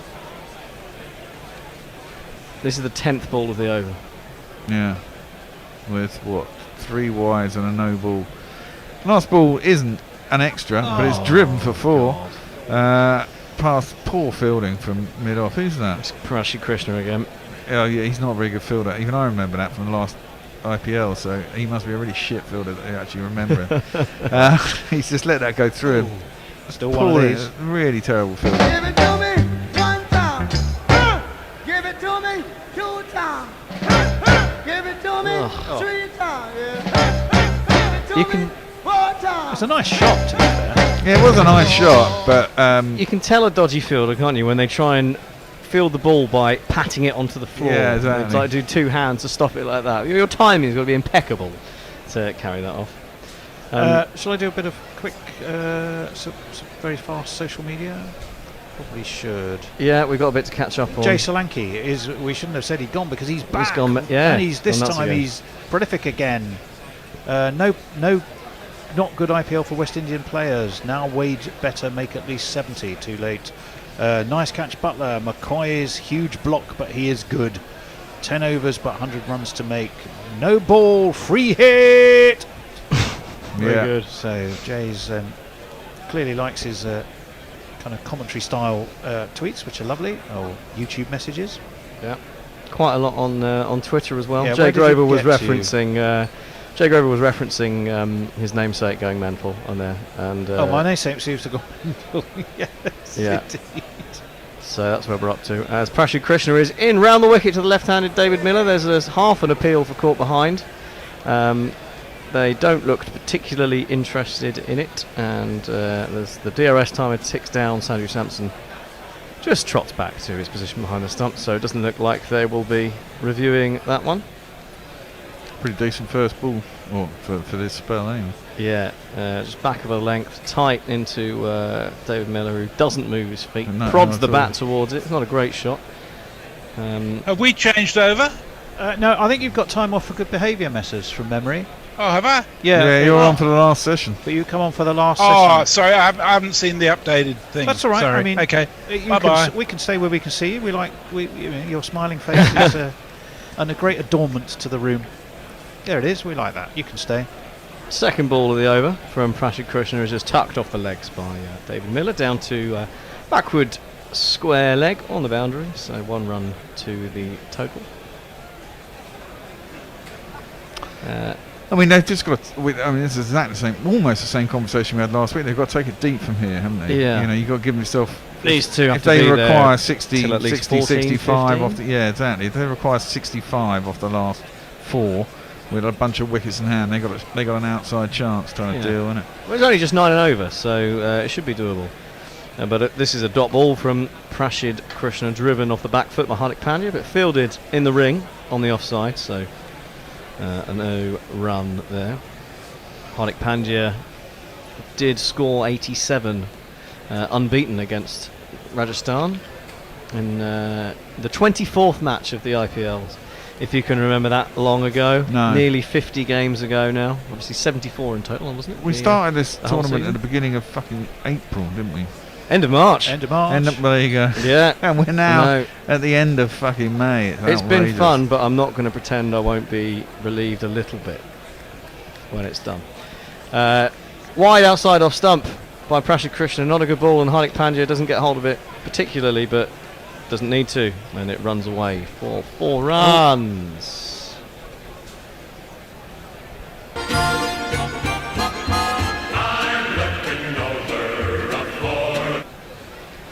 And I say I'll be slightly relieved for the end of it. Not because I don't thoroughly enjoy doing this, but more because I have a full-time job, so it's quite awkward taking Wednesdays off every week. Going, what are you doing? Get you back I'm to going Test to cricket, commentate on cricket for free.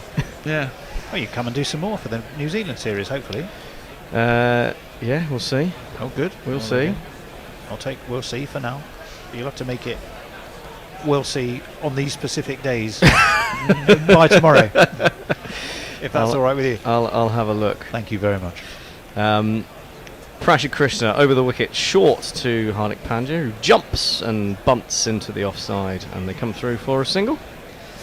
Takes the total to 103 for 3. 55 balls remaining in the innings, and 86 runs the target. So they're quite far ahead of where the Royals were at this stage. And I think things are looking pretty good for Gujarat, to be honest. Just they've lost wickets at sort of inopportune moments. Not that there really is an opportune moment to lose a wicket, I suppose you could argue, but no. They just have. They look like they've got a collapse in them. Another poor bit of bowling, but he's got away with it as David Miller rocks back to try and pull it. Doesn't time it and actually comes off the thigh, I think, and loops up into the leg sides. They just come through for the one leg bye to finish the over. 104 for 3 off 11. 85 or 54 doesn't look too bad, really. No, that's very, very gettable. Jay Grover says, Bear, stop eyeing up large West Indians. You will not win in either violence or love. O'Neill Harris says, Rodman went mad against Obed until Pant protested the no ball. Anis Rao says, hey guys, it feels like I haven't hung out with you all for a while. No, you haven't, and we're delighted that you are back with us. For Wrong says, well, that's my litre of beer until next month / invitation. Halfway, pretty evenly balanced, but who will win? I think we're edging Titans' way, aren't we? I think so. Let me see. O'Neill Harris, the IPL has allowed me to get Guerrilla Cricket Radio weekly. The New Zealand should be good if England can actually get any fit bowlers apart from the old boys. Yeah. Well, we've got Matthew Potts. Looking forward to seeing him. Yeah, I'm hoping he gets in. Oh, well, I fucking hope so. I hope he plays. We've seen enough of Overton. You know. Oh, just tell me about it. But Overton can bat, allegedly, and my concern is that, well, maybe not. Maybe with new people at the helm, they won't be so worried about having bowlers who can bat to flesh out the innings a bit. And it's Ashwin back into the attack, and this one doesn't turn the other way. It goes straight on to David Miller, who doesn't quite pick it, but just about manages to get it away into the leg side. Well, I think he's actually cut it through his own legs, and they come through for a single. Well, supposedly fucking Ollie Robinson could bat, but he's hardly done a thing. And also not in the squad. And not in the squad anyway, but yeah, but I mean... full from Ashwin. I don't think they actually did take a run off the previous ball, so Miller does get this one away for a single. Is that Messi Jez we can hear tapping on his typewriter? Is that you, Messi? I think we can hear you. No, it wasn't me, mate. I got my mic off. I don't think it could be me. I've got a silent keyboard. Full to Hardik Pandya, who drives down the ground, but Rian Parag comes round to do the fielding and keep it down to just the one. So tidy start from Ashwin in this over so far. Don't know. Let's see where our friends at good old WinBiz have got to now. Oh no, 51% the Titans, 49% the Royals. Right. David Miller's forward and just drives gently into the leg side, where Josh Butler comes in to do the fielding, and again another single, just calmly milking Ravi Ashwin's over for singles here so far. Low risk stuff, as we perhaps expected, trying to take it deep. Who topped the league, Gujarat or Rajasthan? Gujarat. Well, they're going at 10, over 10 and over, nearly 11 and over. Well, no, they're going about just over 9, and they need just under 10 and over is what they need. So they're slightly behind, but... Ashwin completes his 5th ball of the over at the 2nd attempt after aborting his first. And again, Hardik Pandya just tucks this one off the legs into the leg side for another single. Just a little bit of a calm before the storm, both in terms of the cricket and by the looks of the weather outside, where it's been quite dramatically wet this afternoon. But the signals held on, and Ashwin's in, and Miller cuts this away off pretty much the top of off stump. But there is again a man out on the boundary, so they will just jog through gently for the one to conclude the over. I think that was 5 from it. Indeed it was. 109 for 3 off 12. Tony. Well, Jay's referring to whether or you do not take on board some Test cricket with us. We hope you do, by the way. He said, I wouldn't worry about it, Max. A few more months of free work and you'll get poached by the Sky or BBC. Swerves around the casting couch. That's not the words he used, For Tony. effect, he doesn't. He used the word casting couch. No. But I can think on my feet when I'm in Jay's world. Another, rather a disappointing theme park. Was that how Knackle got the gig then? I don't know. I wouldn't even begin to speculate on the grounds that it would leave me mentally scarred just thinking about it. What else? I'm looking at the wrong thing. Let's see if our friend Jay... Oh, he's still going. Oh, someone else has jumped in. Let me see. Ayash Gupta, Ahmedabad boys, go! Jay Solanki Prasid Krishna is selected for One England Test squad. Aha, Abhishek Deshmukha says Hardik is the key wicket. Okay, Jay Solanki says I have a feel Miller will go big, please do it. 4 says Jay. And he also then goes, why Jason Roy and Alex Hales betrayed their IPL team? I think it's a question, not a headline. Yes. He's about to tell it. Well, we'll answer it after Obi McCoy has sort of trundled in, really. There wasn't much pace on that one, and David Miller cannot guide it past the fielder in the ring, so a dot ball to start. Obi McCoy's over. It was an interesting... Alex Hales was the one that interested me the most about that. I think Jason Roy, there was some stuff with England, wasn't there, so... they didn't release exactly what happened. But Bubble I think was too many bubbles as well. I was going to say after his mental health as well. There was a strong message there. Obi McCoy's in again, and this is driven by David Miller. He's not timed it, but it's gone over the infield and not far enough to be caught on the boundary. And Trent Bolt will do the honours, returning the ball to Sampson. They'll come through for 2 runs. Sorry, I was in floating off land there. Where did we start this? Is this the Hales and Roy backing out? So. The IPL, they both got contracts, but I think Roy was supposed to be playing for the Gujarat Titans, and then didn't. But I think they're probably slightly speculating, but I suspect what happened was they were told what the conditions were for quarantine and thought no, thank you, because they sound pretty harsh. Short and slow from Obi McCoy and pulled by Miller, but he's not tried to hit it too hard. He's a safe pull to the boundary, and again they've just come through for the single. Are they all in bubbles over there then? Yeah, there's I don't know what the hotels are like, but it's all in the same place around Mumbai. You're in your hotels for pretty much most of the time. You can't go out. It's I think they're pretty tough conditions to be in for that length of time. Yeah. Especially at home when there's no bloody conditions anymore. You can do what you like. Exactly. Over the wicket, the left-armed McCoy to Hardik Pandya, who again just drives down the ground to the fielder on the boundary for another single. Just turning things over slowly here, Gujarat. No risks being taken. 76 and 44 now. Do you think? Does that mean their contract's cancelled? So because they're 2-year contracts, aren't they, or something? When they bid. Or potential 2-year contract. Yeah, I think so. If you're injured, I think your contract stays. I don't know what happens with the payment, but if you pull out, I think you can get a replacement, can't you? So, but I don't know exactly how it works. Miller tries to fill it into the leg side, misses it completely, and it bounces off his back leg into the offside, so they'll take a leg by. Warren, by the way, is a little paranoid that he thinks we can hear him typing. No. Maybe in the... that was another benefit of Patreon. Yes, you can join our Patreon lounge on Discord. So you get to chat amongst each other to your heart's content. That's a little extra we suddenly thought of for no extra money at all. Exactly. And you get a password if you're a Patreon. Yeah. Wide. Full toss over McCoy. I think it will just about not be a no ball.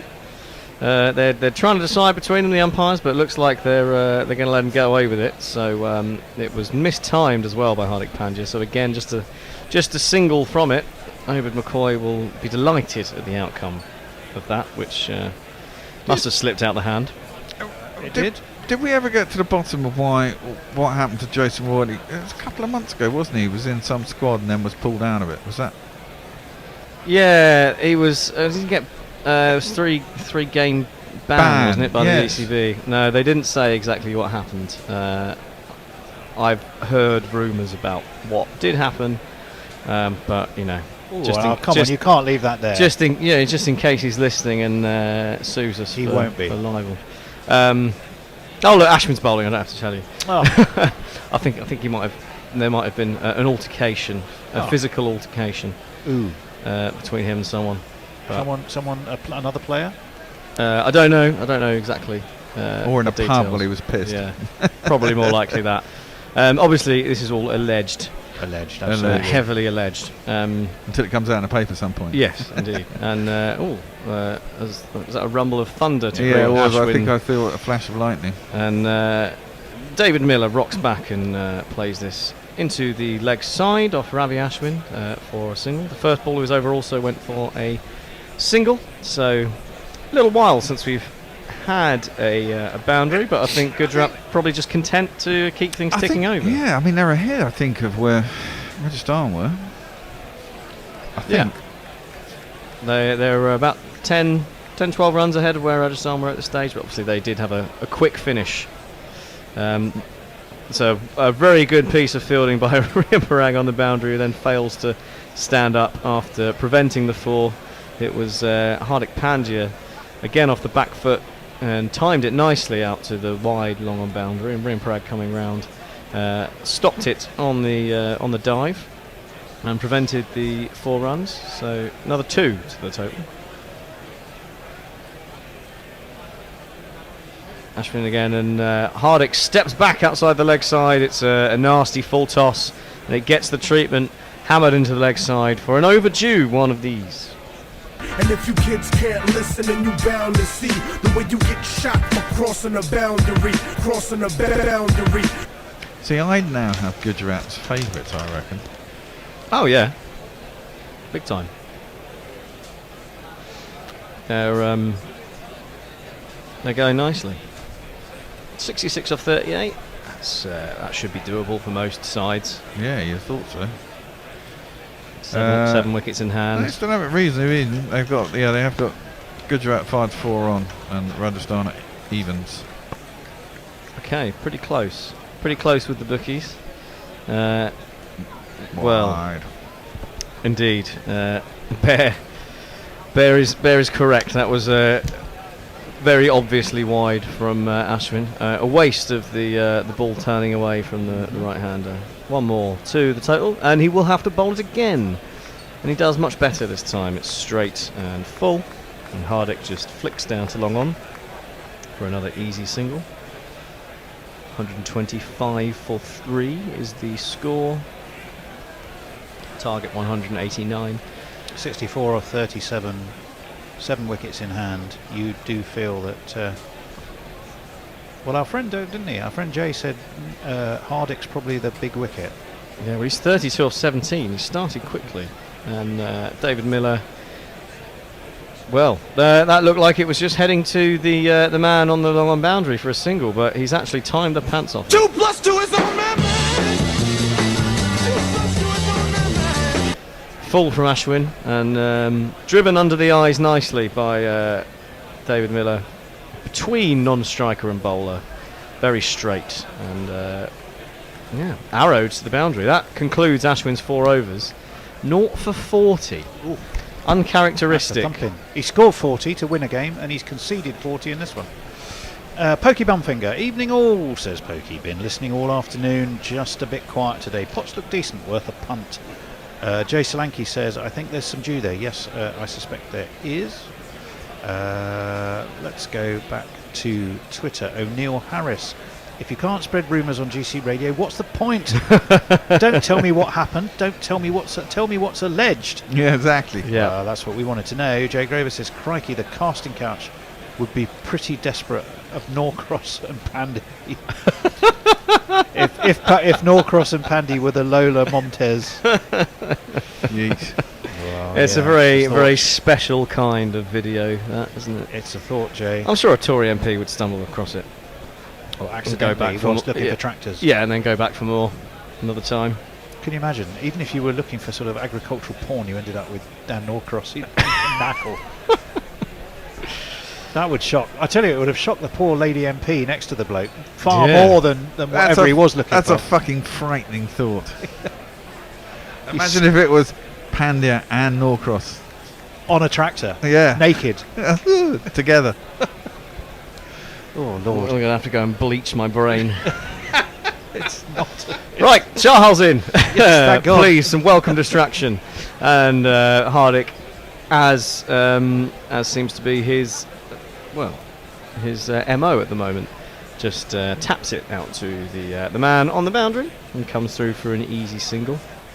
Uzi Chahal obviously top of the wickets charts and therefore the owner of a delightful purple cap as it stands. 26 wickets from 15 games and counting. What does the top batsman get? He gets a lovely orange cap. Josh Butler is orange and purple. Josh Butler is sporting it at the moment. Okay. Surely the purple cap is just being kept warm for bear when he finally gets there, isn't it? Yeah. So you feel Chahal as the key man for the Royals here. He's bowled reasonably well without taking wickets, kept things tight, but wickets are very much what's needed for the Royals here if they're going to haul the Gujarat Titans back and keep them down to the total that they've set. Over the wicket to the left-hander is Chahal, and David Miller just rocks back and plays this comfortably out to Shirin Hetmeyer at the mid-wicket boundary. Again, one more to the total. Just setting things up for a nice finish here, aren't they, the Titans? Be a bad time to lose a wicket right now, though. I mean, having got this sort of nicely under control, 2 quick wickets as ever make a difference, particularly at this stage. Switch it completely. Always the danger. It's straight from Chahal, a little bit of turn, but Hardik Pandya again content to take the single out to Rian Parag at deep mid-off and come through for one more run. He's chunky these days, isn't he? That's it. I mean, they're doing exactly. I mean, it's so predictable, isn't it? To wait for the pace at the end of the last 4 overs if you're going to make a charge, Yeah, I mean that was very much what the Royals did, so possibly copying that. But the other option is to wait for the slightly over-pitched delivery from the spinner, which is what David Miller's done, and he slapped this back over the bowler's head for 6 runs. That was a good shot. Straight as a die, wasn't it? It was. Beautifully struck. As I said, slightly over-pitched. I think it was attempted googly from Chahal, but 2 full, half volley, and really nicely dispatched. It was directly over stumps and umpire, and several rows back. The comeback from Chahal is short, slightly shorter, still a full ball, and cut away on the crouch by David Miller to the point boundary for another one. See, I don't seem to remember Hardik Pandya hitting loads of boundaries, but it's 34 of 19. It's pretty good going. Must have come in that sort of the one over from McCoy, which is a bit mental, isn't it? He was quick to get going, and then it's just slowed up. Final ball of the over is a dot ball from Chahal as Hardik Pandya is unable to pierce the infield and take that single, so that will conclude the over. A good one for Gujarat Titans, and we will be changing around for the final 5 overs. So that will be Messers onto social. Bear will be taking over volleyball, and I will be summarising. So I better swap places with Tony. You better had. So I can do jingles. And What are we up to that's me for the day. Tweets, Tony? Where are we up to on tweets, Tony? Up to date. Up to date. Oh, brilliant. Which is good because there's every chance I'm going to crash. My computer's just about had it, and I've been looking for a new one at a reasonable price, and it crashed when I was doing that. So if I disappear, that'll be why. It's offended. It's offended that you're looking for alternative options. Yeah. Well, Mog thinks it's because I had 109 tabs opening Chrome all at once, but I think it's perfectly reasonable. How many of those are tractors? Yeah. Tractor porn. 139 for 3. Tuatia, is that Tuatia with his pads on there? Yeah. Iceman. Well, there's only 5 overs to go. I mean, got themselves into a very good position here. I think Gujarat Titans 50 off 30 may seem a lot, but seems eminently doable with 7 wickets and a half. It does, doesn't it? My Well, sense is that neither side has bowled particularly well, and I don't know. It's like an end of season show. Like people are running out of energy now because this has been going for so long. yeah, a little bit like that. While Miller's going to face up, Trent Bolt's back into the attack, and the first ball tries to turn into leg side, gets leading half of the bat, goes out to cover, and gets himself a single. 140 for 3. They are going to have to go eventually. Yeah, they are going to. That's when it's, that's if they lose the wickets then. I mean, this is it. Rajasthan certainly aren't out of it. I mean, right up until the end, if they get a wicket at the right time, it's like we saw last week, wasn't it? I mean, out of nowhere, there was 20 off the first few balls of the last over. It looked like they were suddenly going to come out of nowhere and win it. And then that amazing catch by Evan Lewis. Yes. With 2 balls to go, you know. Anything. It's got potential to be very close, this one again. As that's worked out to deep mid wicket for a single. Hetmeyer out there. And actually, it should go down to the wire really from here. Well, they could really regret fucking up that last over so badly. Well, yeah, I mean, that's cost them an extra 5 runs. Yeah. 4 runs. Yeah. Which, when it comes down to a final ball, could make all the difference. Simmering nicely. Very good finish. Indeed. These two are set now. 23 off 19 for Miller. 35 off. I couldn't see any balls. A slower ball by Trent Bolt. Completely squares up Miller, who prods at it. Don't know if it got an edge. Drops short of Sandy Sampson. Anyway, there's a lot of size. Knuckleball. There's a knuckleball. Completely foxed Miller. Do like a knuckleball. Yeah, knuckleball's good. They were really in favour, weren't they, a year or 2 ago? You don't see so many of them now. People tend to do more of the cutters. Archer was a very good exponent of the knuckleball. Obviously, AJ Ty was very good at it for a while, but I think they worked him out. He kept trying to do more and couldn't. That's hit hard by Miller. Out to wide, long off. Good bit of fielding down there. Is that Parag? Yeah. Beats his chest and says, "Yes, on a man." He did a bit, didn't he? Yeah, he did. It was a very good bit of fielding. Yeah, it was. It was a full pelt, wasn't it? Right across. Quite different from what we've seen from a couple of his other teammates so far. Points of his teammate. Get it in. Go and get it. Throw the ball. Trent Bolt appreciative of the man's work. Yep. Wide, short, pummeled into the offside, and this time Hetmeyer, a good bit of fielding. Similar sort of thing down at deep cover. He's got a little bit of a paunch, as Hetmeyer. Dad bod. Yeah. Now he's a father. Well, he's had it for a while. He's slimmer now than he was. I think it was the World T20 or last year's IPL. He looked like he put on a bit. Good pick-up though on the boundary. Struggling to find their feet though after the slides. There's definitely some dew out there, isn't there? 'Cause it's difficult for people to stand up. Into the pitch, lower ball, pulled by Miller out to cow corner. This time they only get the 1 run. Wickets. They desperately need a wicket or 2. And they still got 2 or 3 overs to get that wicket though. They get that. I mean, the closer they get it to the end. And then Warrior will switch. Well, what? See you later, Tone. Tone's off.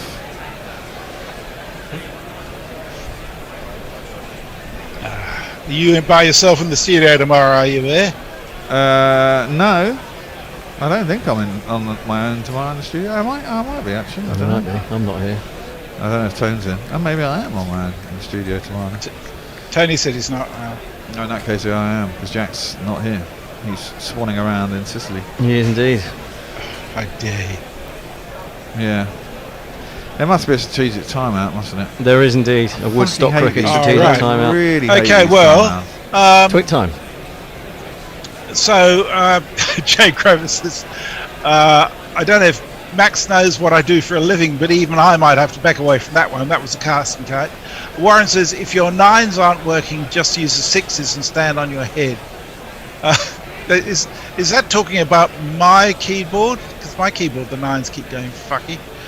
Jay says, this is like sports on the last day of term, when you nip off to the woods and share 2 B&H between 5 of you. Think you're being transgressive, then realise the PE teachers is as bored as you are. Yeah.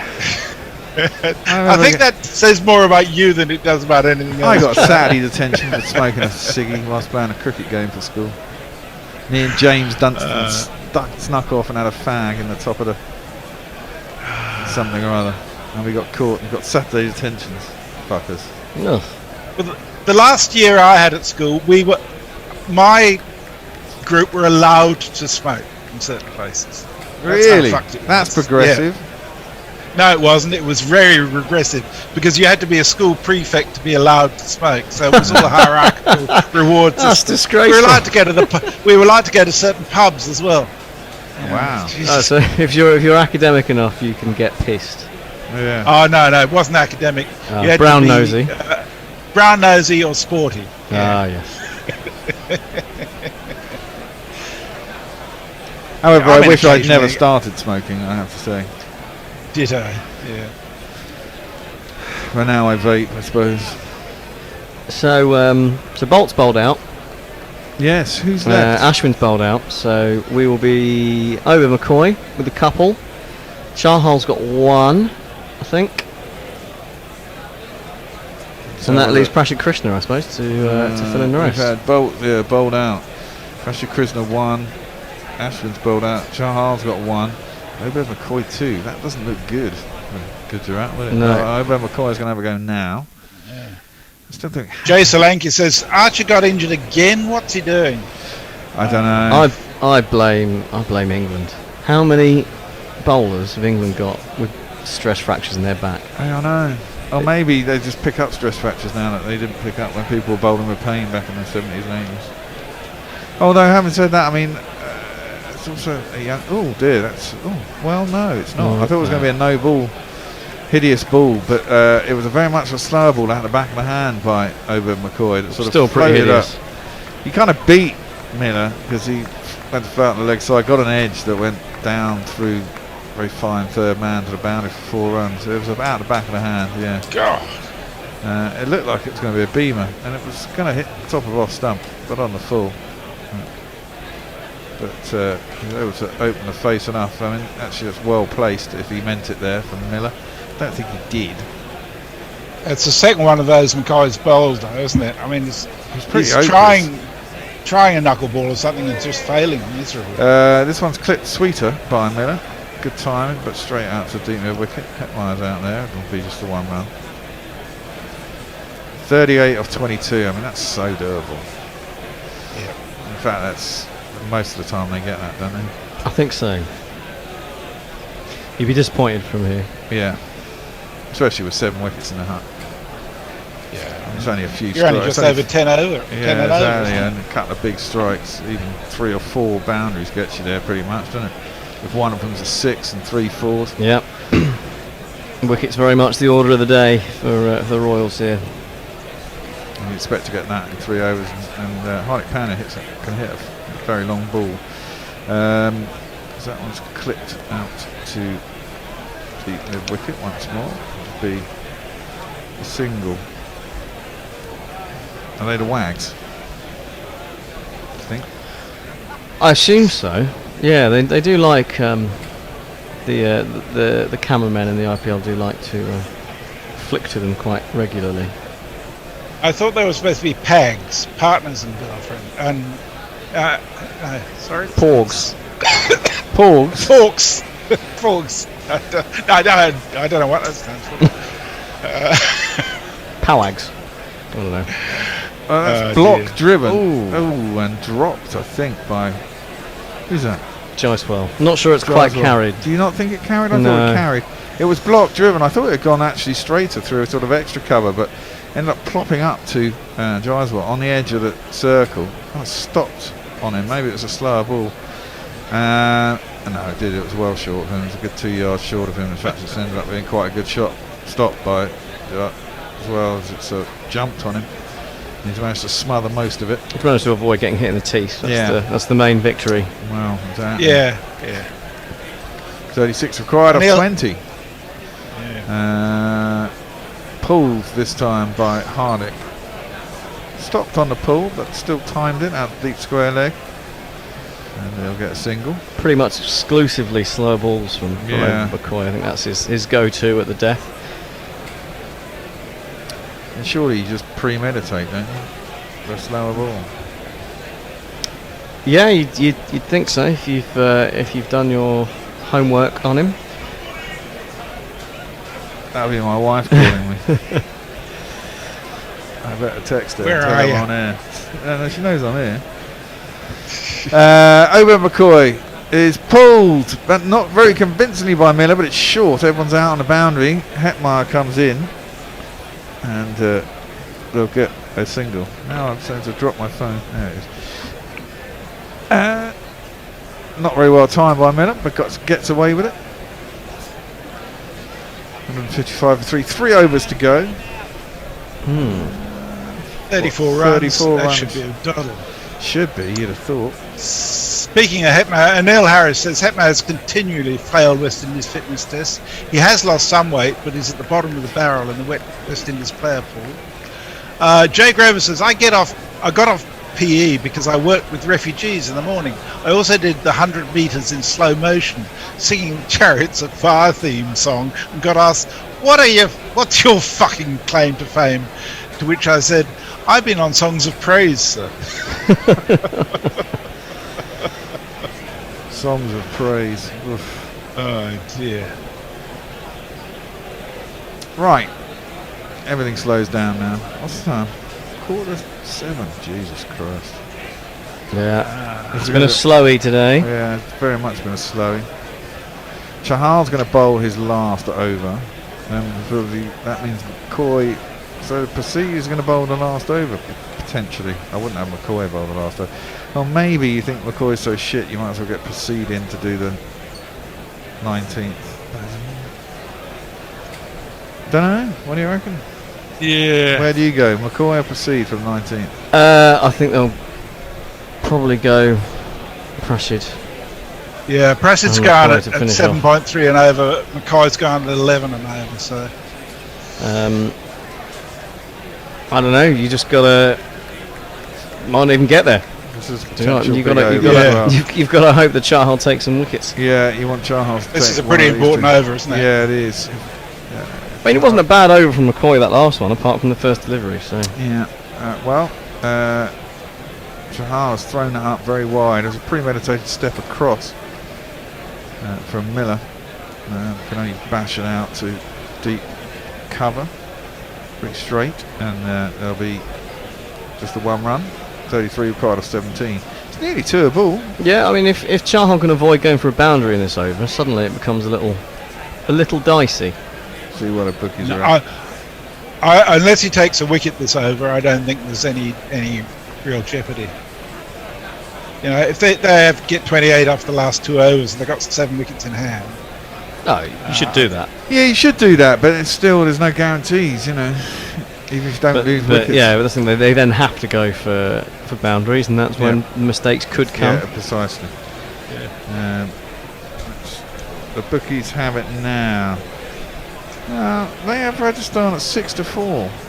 I might hedge out, you know, just for the hell of it.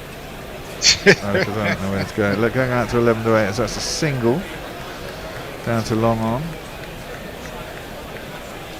In fact, I'm better off now with Rajasthan winning. I've switched allegiance to actually get some money if Rajasthan win. You are so fucking fickle. Absolutely. It's not a bit fickle. Follow the money. I'm following the money. Exactly.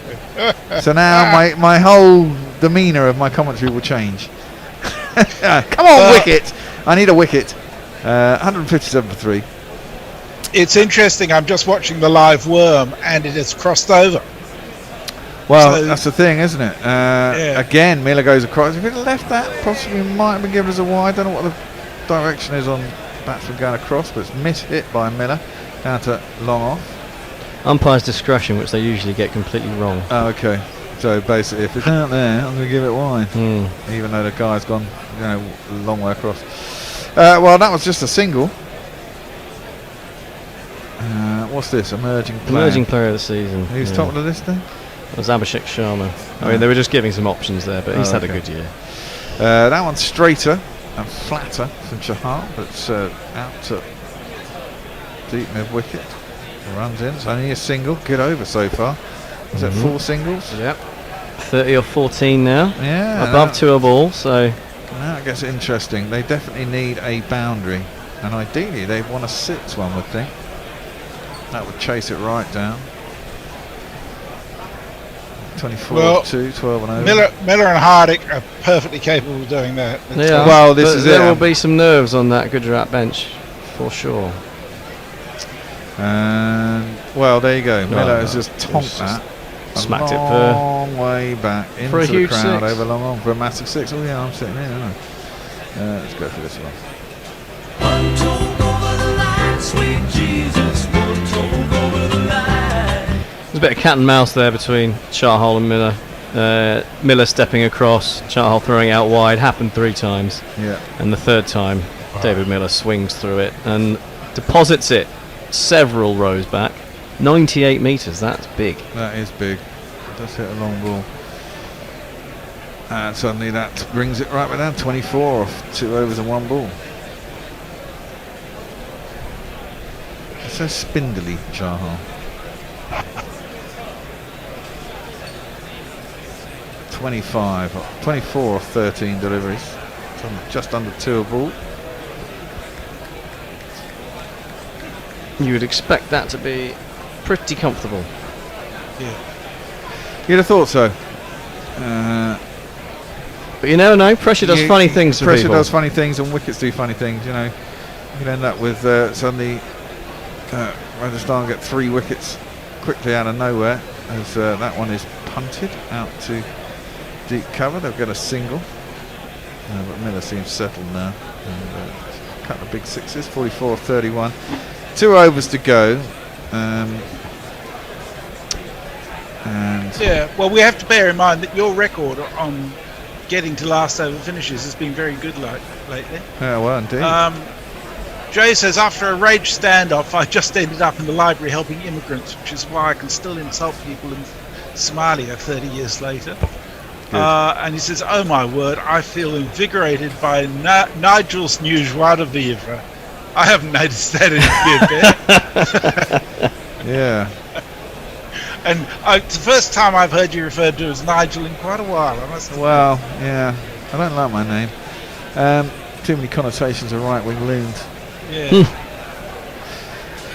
And Warren says, typical grammar school boy, switching allegiances based on money. Well, I think that was probably foolish. I should have just stuck with my bet, but hey. Well, it will be Obed McCoy for the 19th. It will indeed. And they look a little bit downhearted in the field. Hands on hips. Yes. Oh no, in fact it doesn't really matter. I got 11 to 8 on both of them, so in fact I'm dead. It doesn't matter who wins. Excellent. Win-win. Win-win, exactly. Paltry win as well though, but safe win. As that one is bunted up to long off, and there is a single. And so back to 2 a ball. Back to 2 a ball. This is it. It's just every time there's a boundary, and it's I mean, 12 balls. You expect someone in IPL at this point in the game to hit what 3 or 4 boundaries at least. Especially when it takes something pretty special, I think, from Royals to turn this one around. But we've seen some crazy 19th overs in this tournament. Well, so far. yeah, well, that's pulled, tempted by pull by Hardik. Doesn't get much on it. It'll just be the one. Should only be the one. Yeah, and the fielder is in quick, and 21 required of 10. It's up over 2 and a ball again. And again, if they fail to hit a boundary in this over, then suddenly it becomes not cut and dried. No. Third ball of the over. Only 2 runs off the first 2 balls. Slower ball in the slot, driven hard, good shot. Finds the gap out, past wide, long off, and races away. It's hit hard and true, and it's pretty floaty half volley in the end. It's just a slower ball. Smashed for 4 runs. And if you kids can't listen, then you bound to see the way you get shot for crossing a boundary, crossing a boundary. And very impressive from David Miller so far today. Yeah. He's really taken on the responsibility to see his side home. Very impressive. Yeah, 49 off 33. He's got 40 off 26 for Hardick. That's a slower ball. Attempted pull. Would have been a wide down the leg side by a long shot, but Miller managed to get an under edge onto his abdomen, I think. Which then went through Sandy Sampson, and that is no run. Certainly seemed to hurt himself a bit, didn't he? Yeah. Pulling the ball into your own body is not recommended. Dot ball though, 1 ball left in the over. Only 1 boundary off it. 2 singles, 3 singles, 17 off 8. No, 2 balls left in the over. 2 balls, yeah. Well, I think Rajasthan, if they can keep them down at 15 off the last over. Is that? No, it's the umpire. That's the umpire. I thought it was terrible fielding at square leg, but the umpire was just getting out of the way, and it's gone down to deep square leg. So this is a big ball here, actually. Only a single off at 15 off the last over. I mean, it's gettable, but requires things to go right. It's either a 6 and a couple of 4s to get you there, or I guess 3 4s, but 3 4s and an over. It's can proceed, keep them down to that many in the last over. I mean, if it's 14 or 15, you've certainly got a chance. Yeah. 173 for 3. Last ball of the over. It's slower ball. Oh, for crying out now. It's gone through to the keeper. It's not a wide, and there's no run. Wow. Talk. I've got to speak to my wife. What's the social saying, Messrs? Well, Jay is back with us. This is, I think Jay on YouTube seems to have the over-enthusiast down to on YouTube. I'll change my name to Nigel Grover. Let's take the name back. As my dad's name is Derek, we will sound like guests at Abigail's party, but it's a sacrifice I'm willing to make. Yeah, I wonder if you'll still be feeling that in the morning, Jay. It's one of those drunken promises, I know. So 16 off 6 here. Yeah. It's it all looked so simple for Gujarat, and now maybe less so. And again, we're thinking those last few balls, the 4 runs off those extras, have made this a much taller order than perhaps it might have been. Well, we haven't had a super over yet, have we? Oh, don't. God no! It's already 5 to 7. And yeah, true. Christ. It's amazing that we've been through whatever it is, 642 games and not had a super over. There was loads last year as well. There were piles of them. Yeah. That's quite exciting ones as well, I seem to remember. Yeah. I think one went to 2 super there was overs. a double super over, wasn't there, last year? Well, people with their hands clasped on the edge of the field. It's tight. It's nip and tuck. 50-50. I'd slightly have Rajasthan maybe slightly favourites. How are your nerves, Prashid Krishna? Well, indeed. 4 4s required. That would be the easiest way to do it. When you put it like that, it sounds quite tough. Well, exactly. And then if you say 3 4s and then 3 runs will get you 15 to get you a super over. So if you get 3 4s, and you know, they haven't hit 3 4s in any of the last couple of overs. Jay Solanki is excited. Said this is a close game, last over wow. And Prakash says thank you guys for your coverage, much better than the BCCI restrained commentators. Yeah. Well, we could go nuts for the last over if you want, Bear. Well, get really overexcited unnecessarily. Well, if there's 6 goes off the first crass ball. comments. Yeah, well, I always do that anyway. There's no problem with that. Well, the first ball has been smashed. Oh, David Miller takes a massive chunk out of it on the first ball. Goes right across his stumps again. Proceed goes full and wide of the off stump, but he's carted back over wide long on for 6 runs. That's a cracking shot. just when he needed it.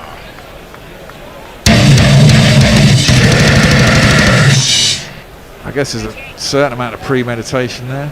It's a great shot from the killer, David Miller. Unacademy cracking 6. Oh, Christ. Oh, God. We don't do any of that God shit we on don't here. have to listen to that shit. God. And they do that every time. I know. Every time. I think sort of Gavaska's the only one who bothers with the Rupe on the go 4 though. The what? The Rupe on the go 4. That gets that sponsored as well. There's so many of those. It's just obscene. I'm surprised the ball hasn't got a name, to be honest. Well, they don't change it enough. It's not worth it. Well, that's taken the edge off the task. It wasn't a great delivery, was it? No, it's still. Well, you know, he's in the groove, isn't he? It's still 2 runs a ball required, but 10 off 5, especially with another boundary now. A wicket now would certainly put the cat amongst the pigeons, wouldn't it? Yeah, it would. Because now Hardick can't get out the other end, can he? Because catches, you don't change ends anymore, so there's no way for Hardick to get up if the wicket falls, and that's what you want. Who's next? Twatia's in next. He's a fast starter, isn't he, as well? Yeah, he twats it. He certainly does. Certainly need something better from taking their time, here, though. Yeah, they certainly are taking their bloody time, aren't they? Yeah. He's still waiting there. He's got his ice band on, ready to go. 179 for 3. Miller's facing out. I tell you who's really hoping they make it is Wade after his fuck up. Well, yeah. Well, there's. I think they are making it because Miller has gone 6-6 in this first 2 balls of this over. Suddenly 4 off 4. Game is done. That is massive.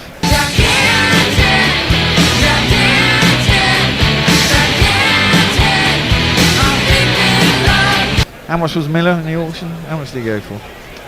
I don't know off the top of my head. I think he was reasonable. He went for a lot, actually. Yeah. I think we were a bit surprised at the price, but worth every penny at the moment. Well, he's finally pulled out of the bag after years of promise and not really doing a lot. He's finally got to go, I suppose. 69 metres, not the world's biggest 6, but it doesn't need to be. Sandy Sampson looks downcast. Well, 3 crore he went. Well, oh no, that's 2018. Sorry.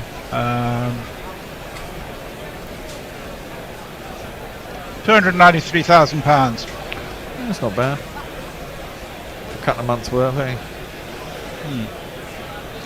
So yes, that's right. Just under 3 crore. Yeah, not bad at all. Well, he's got 62 or 37, and he looks to have won the game here for Gujarat. Well, they top the table. Makes sense that they go into the final first. Get an extra day off. As Miller faces up, proceeds around, and he's been smashed. He's around the wicket, slower ball into the pad to David Miller. 6-6-6. There's a jingle that has that.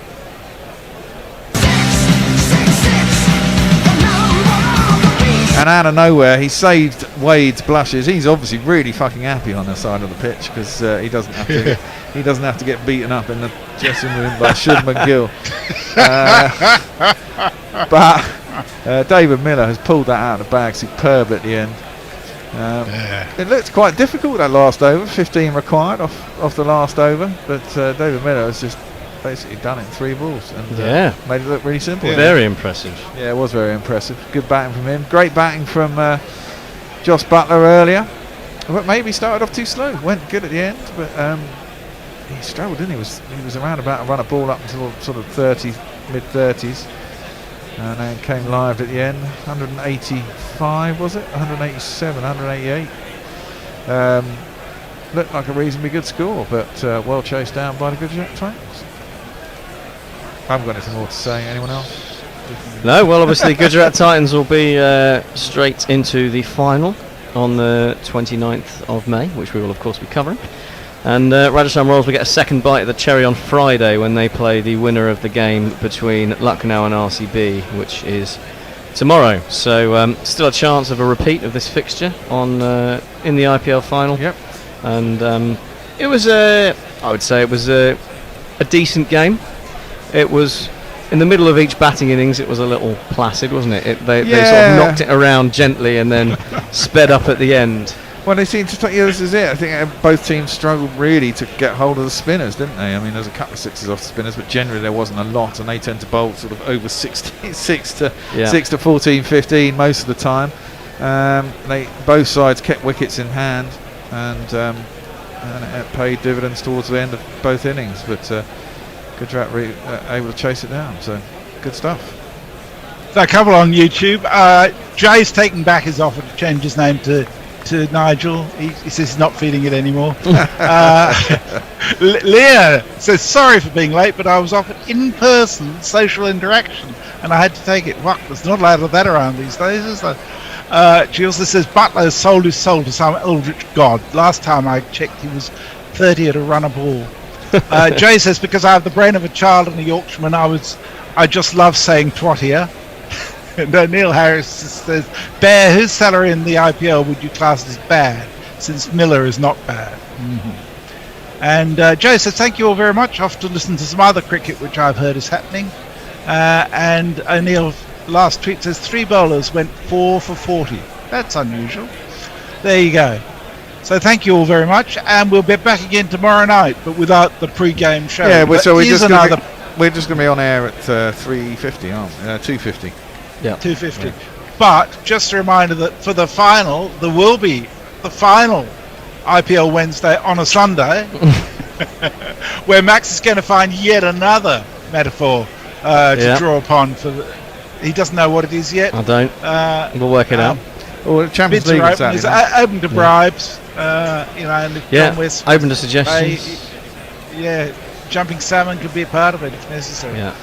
Thank you all very much. Yeah, indeed. Thank you all very much. And we shall see you tomorrow afternoon at about 10 to 3.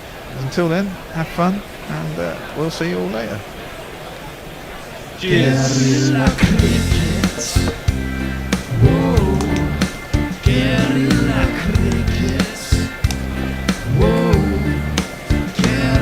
Take guard, man the barricades, patrol the cover boundary. At last the time is come, this is a cricketing emergency. Hear the